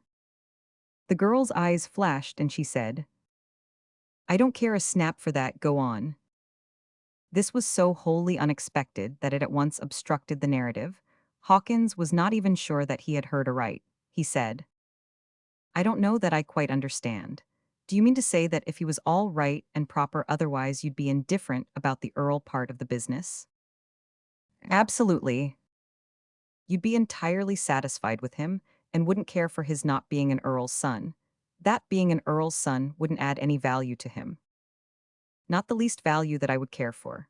Why, Mr. Hawkins, I've gotten over all that daydreaming about earldoms and aristocracies and all such nonsense and am become just a plain, ordinary nobody and content with it, and it is to him I owe my cure.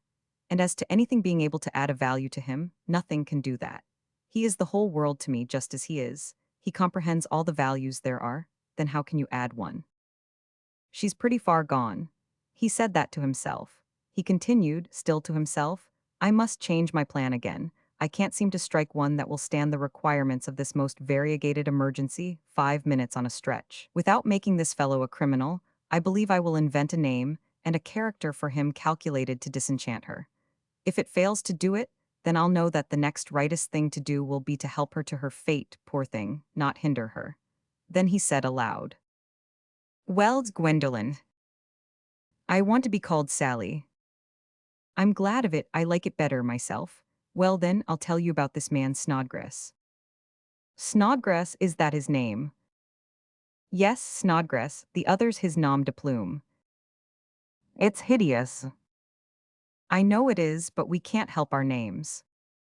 And that is truly his real name, and not Howard Tracy. Hawkins answered regretfully. Yes, it seems a pity. The girl sampled the name musingly, once or twice. Snodgrass, Snodgrass. No, I could not endure that. I could not get used to it. No, I should call him by his first name. What is his first name? His initials are SM. His initials? I don't care anything about his initials. I can't call him by his initials. What do they stand for? Well, you see, his father was a physician, and he was an idolater of his profession, and he was a very eccentric man, and what do they stand for? What are you shuffling about? They stand for spinal meningitis, his father being a phi.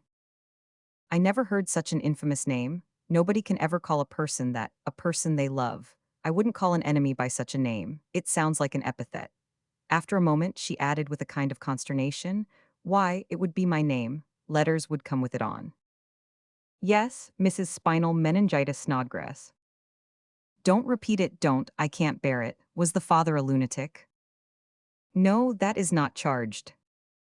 I am glad of that because that is transmissible. What do you think was the matter with him then?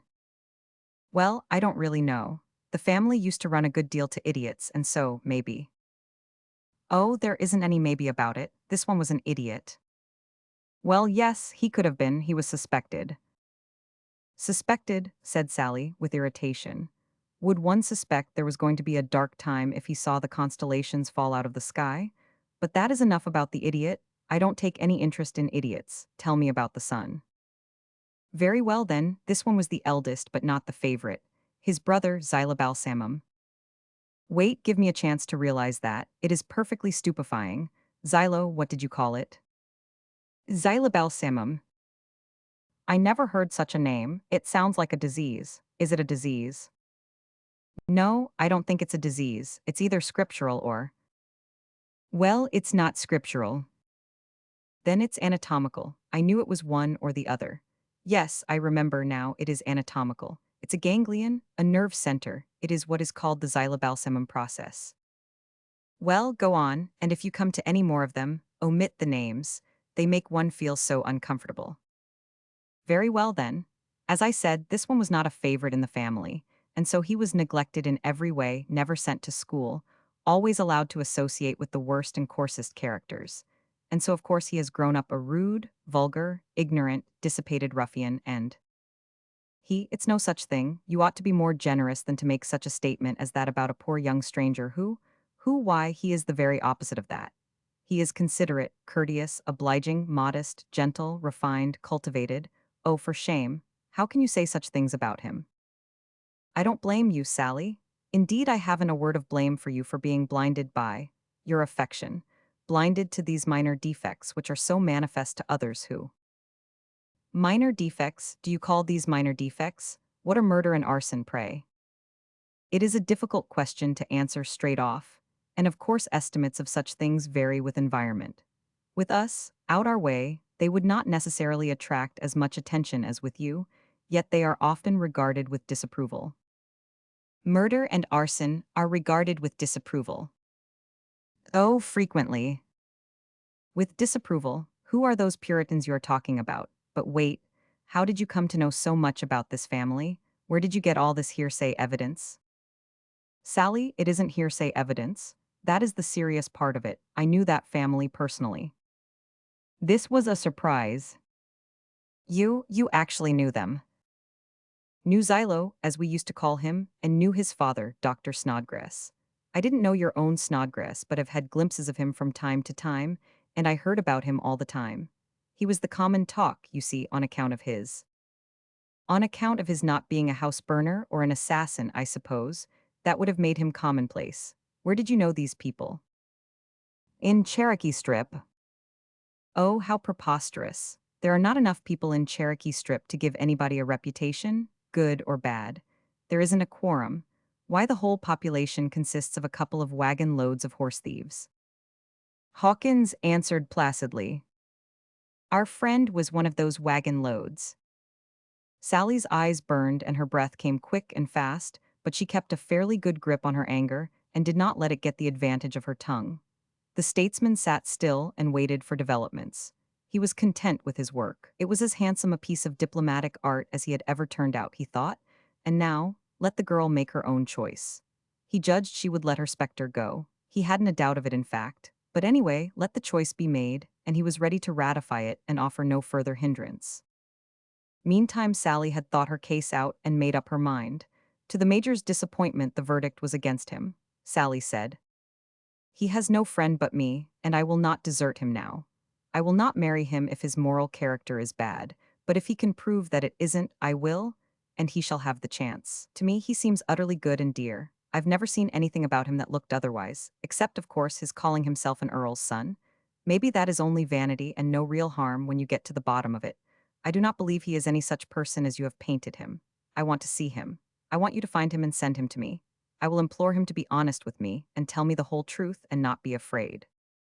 "Very well, if that is your decision, I will do it. But Sally, he's poor and—" "Oh, I don't care anything about that. That's neither here nor there. Will you bring him to me?" "I'll do it when—" "Oh dear, it's getting toward dark now, and so you'll have to put it off till morning. But you will find him in the morning, won't you? Promise." "I'll have him here by daylight." "Oh, now you're your own old self again, and lovelier than ever." "I couldn't ask fairer than that. Goodbye, dear." Sally mused a moment alone, then said earnestly, "I love him in spite of his name," and went about her affairs with a light heart. Chapter 25. Hawkins went straight to the telegraph office and disburdened his conscience. He said to himself, "She's not going to give this galvanized cadaver up, that's plain. Wild horses can't pull her away from him.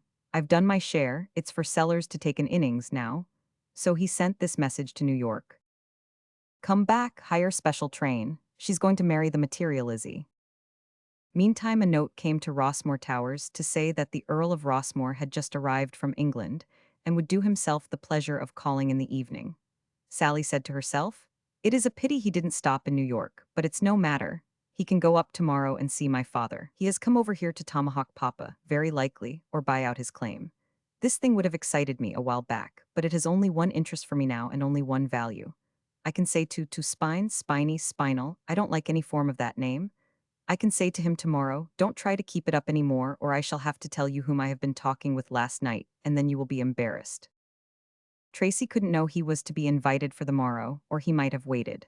As it was, he was too miserable to wait any longer, for his last hope, a letter, had failed him. It was fully due today, it had not come. Had his father really flung him away? It looked so. It was not like his father, but it surely looked so. His father was a rather tough nut in truth, but had never been so with his son. Still, this implacable silence had a calamitous look. Anyway, Tracy would go to the Towers, and then what? He didn't know, his head was tired out with thinking. He wouldn't think about what he must do or say, let it all take care of itself. So that he saw Sally once more, he would be satisfied, happen what might, he wouldn't care. He hardly knew how he got to the Towers, or when. He knew and cared for only one thing: he was alone with Sally. She was kind, she was gentle, there was moisture in her eyes, and a yearning something in her face and manner which she could not wholly hide, but she kept her distance. They talked. By and by she said, watching his downcast countenance out of the corner of her eye, "It's so lonesome, with Papa and Mama gone. I try to read, but I can't seem to get interested in any book. I try the newspapers, but they do put such rubbish in them. You take up a paper and start to read something you think's interesting, and it goes on and on and on about how somebody, well, Dr. Snodgrass, for instance." Not a movement from Tracy, not the quiver of a muscle. Sally was amazed. What command of himself he must have. Being disconcerted, she paused so long that Tracy presently looked up wearily and said, "Well?" "Oh, I thought you were not listening. Yes, it goes on and on about this Dr. Snodgrass, till you are so tired, and then about his younger son, the favorite son, Xylobalsamum Snodgrass." Not a sign from Tracy, whose head was drooping again. What supernatural self-possession! Sally fixed her eye on him and began again, resolved to blast him out of his serenity this time, if she knew how to apply the dynamite that is concealed in certain forms of words when those words are properly loaded with unexpected meanings. And next it goes on and on and on about the eldest son, not the favorite, this one, and how he is neglected in his poor barren boyhood, and allowed to grow up unschooled, ignorant, coarse, vulgar, the comrade of the community's scum, and become in his completed manhood a rude, profane, dissipated ruffian. That head still drooped. Sally rose, moved softly and solemnly a step or two, and stood before Tracy. His head came slowly up, his meek eyes met her intense ones. Then she finished with deep impressiveness. Named spinal meningitis Snodgrass. Tracy merely exhibited signs of increased fatigue. The girl was outraged by this iron indifference and callousness, and cried out, "What are you made of? Why? Haven't you any sensitiveness? Don't these things touch any poor remnant of delicate feeling in you?" And no, he said wonderingly, they don't seem to, why should they? Oh dear me, how can you look so innocent and foolish and good and empty and gentle, and all that right in the hearing of such things as those? Look me in the eye, straight in the eye. There, now then, answer me without a flinch. Isn't Dr. Snodgrass your father, and is Xylobalsamum your brother? Here Hawkins was about to enter the room, but changed his mind upon hearing these words, and elected for a walk downtown, and so glided swiftly away.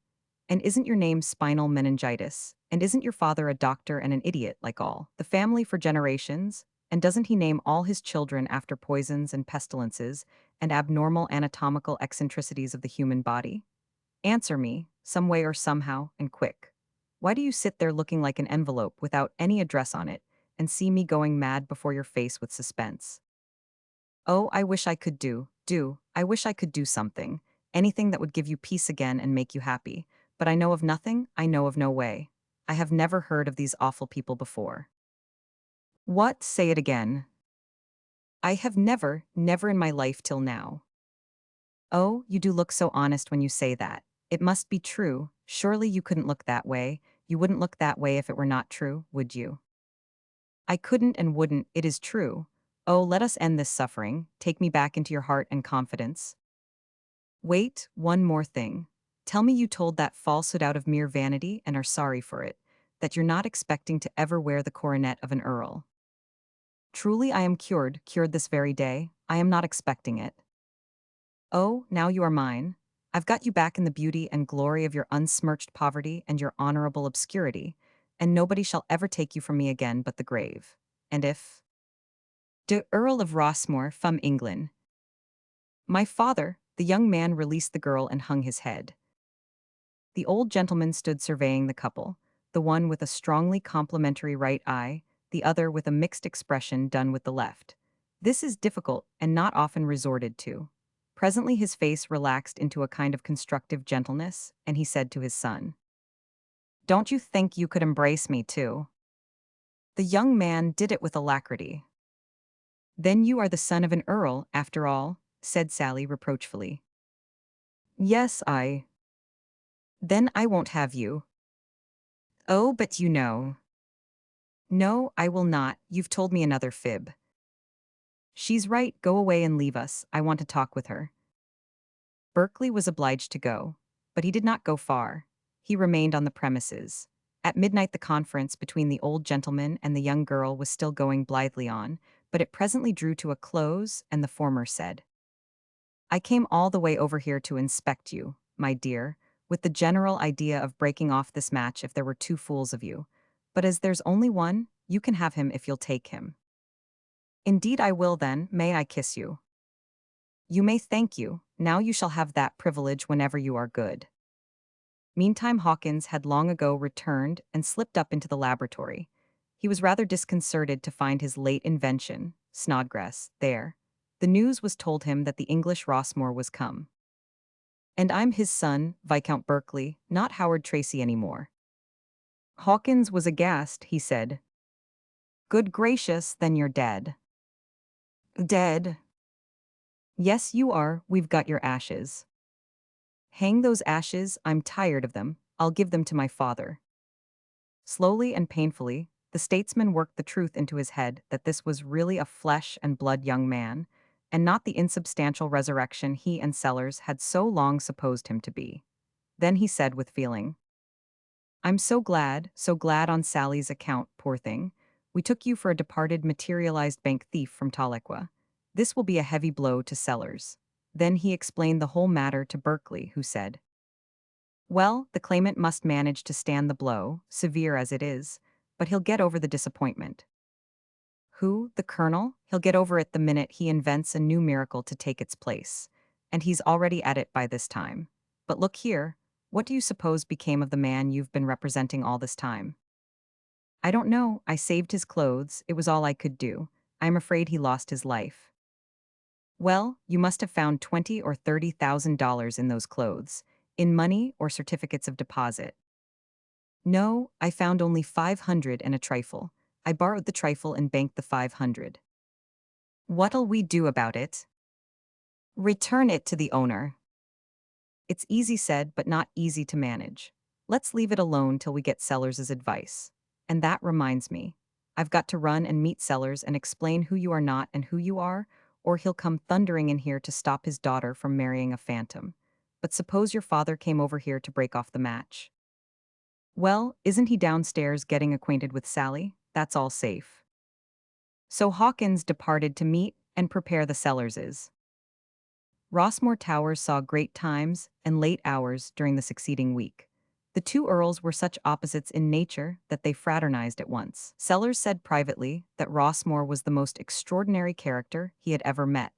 A man just made out of the condensed milk of human kindness, yet with the ability to totally hide the fact from any but the most practiced character reader.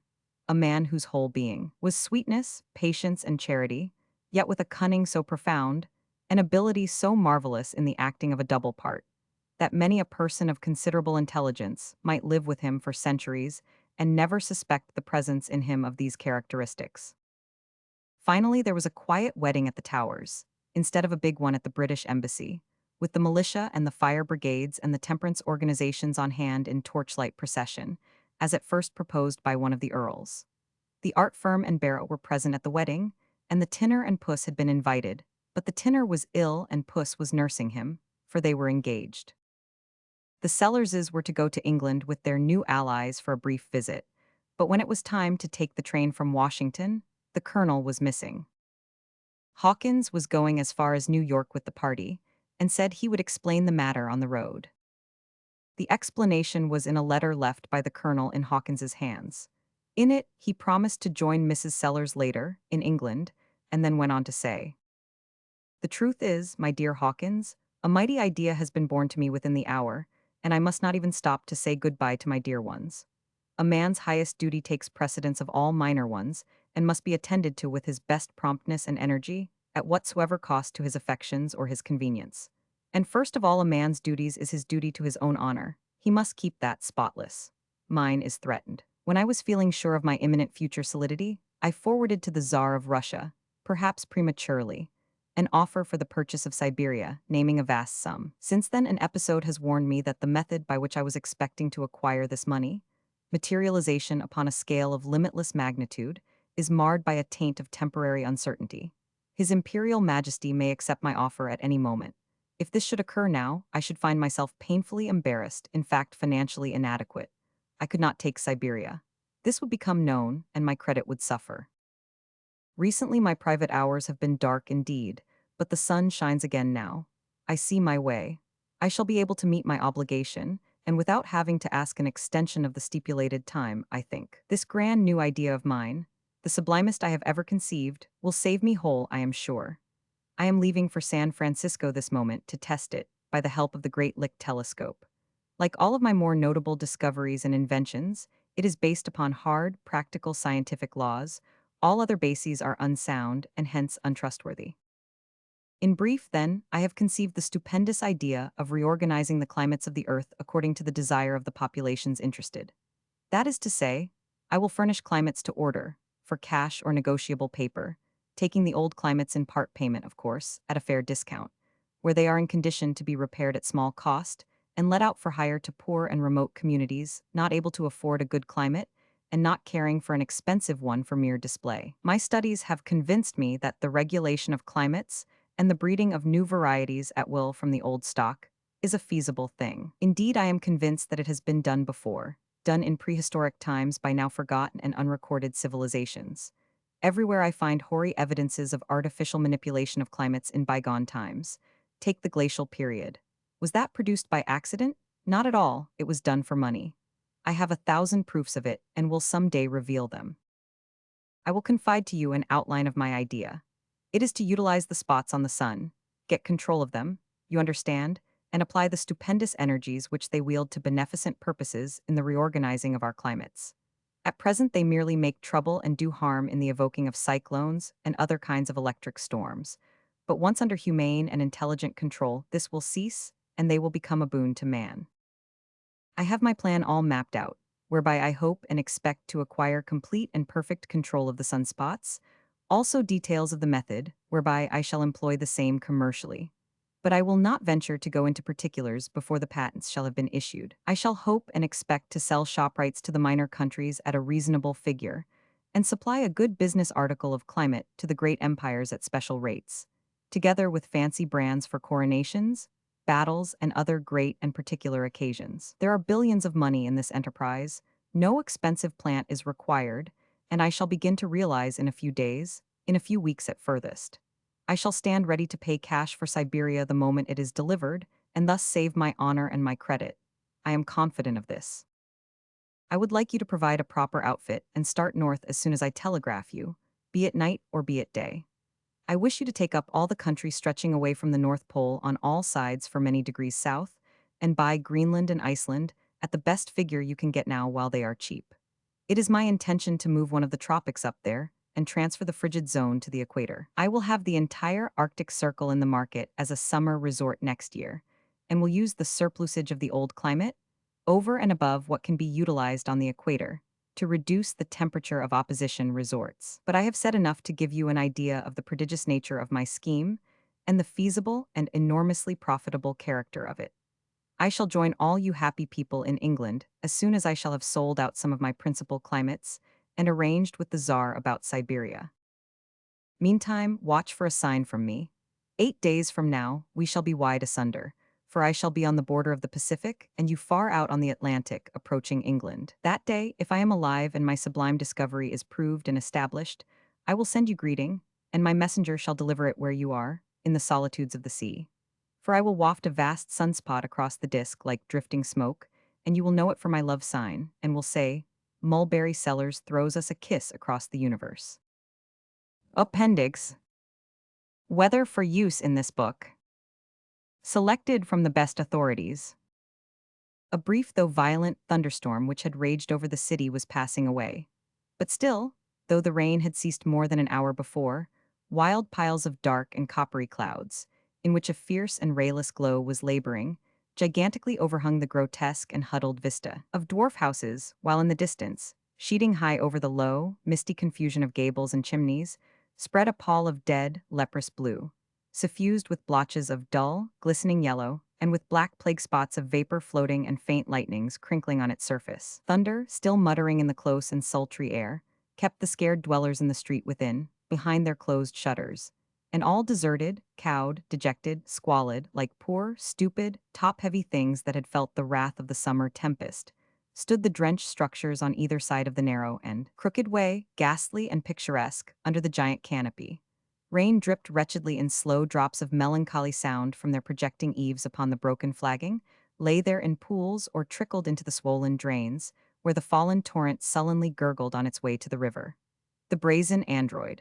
W. D. O'Connor. The fiery mid-March sun a moment hung above the bleak Judean wilderness. Then darkness swept upon us, and tea was night. Easter Eve at Carac Moab, Clinton Scholard. The quick-coming winter twilight was already at hand. Snow was again falling, sifting delicately down, incidentally as it were. Felicia, Fanny N. D. Murphy.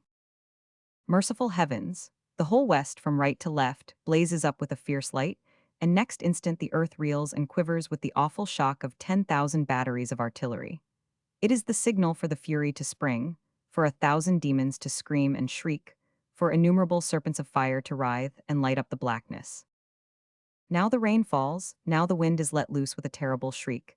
Now the lightning is so constant that the eyes burn, and the thunderclaps merge into an awful roar as did the 800 cannon at Gettysburg. Crash, crash, crash, it is the cottonwood trees falling to earth. Shriek, shriek, shriek, it is the demon racing along the plain and uprooting even the blades of grass. Shock, shock, shock, it is the Fury flinging his fiery bolts into the bosom of the earth. The demon and the Fury. M. Quad. Away up the gorge, all diurnal fancies trooped into the wide liberties of endless luminous vistas of azure sunlit mountains beneath the shining azure heavens. The sky, looking down in deep blue placidities, only here and there smote the water to azure emulations of its tint. In the People's Country. Charles Egbert Craddock. There was every indication of a dust storm, though the sun still shone brilliantly. The hot wind had become wild and rampant. It was whipping up the sandy coating of the plain in every direction. High in the air were seen whirling spires and cones of sand, a curious effect against the deep blue sky. Below, puffs of sand were breaking out of the plain in every direction, as though the plain were alive with invisible horsemen. These sandy cloudlets were instantly dissipated by the wind. It was the larger clouds that were lifted whole into the air, and the larger clouds of sand were becoming more and more the rule. Alfred's eye, quickly scanning the horizon, descried the roof of the boundary rider's hut still gleaming in the sunlight. He remembered the hut well. It could not be farther than 4 miles, if as much as that, from this point of the track. He also knew these dust storms of old. Bindera was notorious for them. Without thinking twice, Alfred put spurs to his horse and headed for the hut. Before he had ridden half the distance, the detached clouds of sand banded together in one dense whirlwind, and it was only owing to his horse's instinct that he did not ride wide of the hut altogether. For during the last half-mile, he never saw the hut, until its outline loomed suddenly over his horse's ears, and by then the sun was invisible. A bride from the bush. It rained 40 days and 40 nights. Genesis.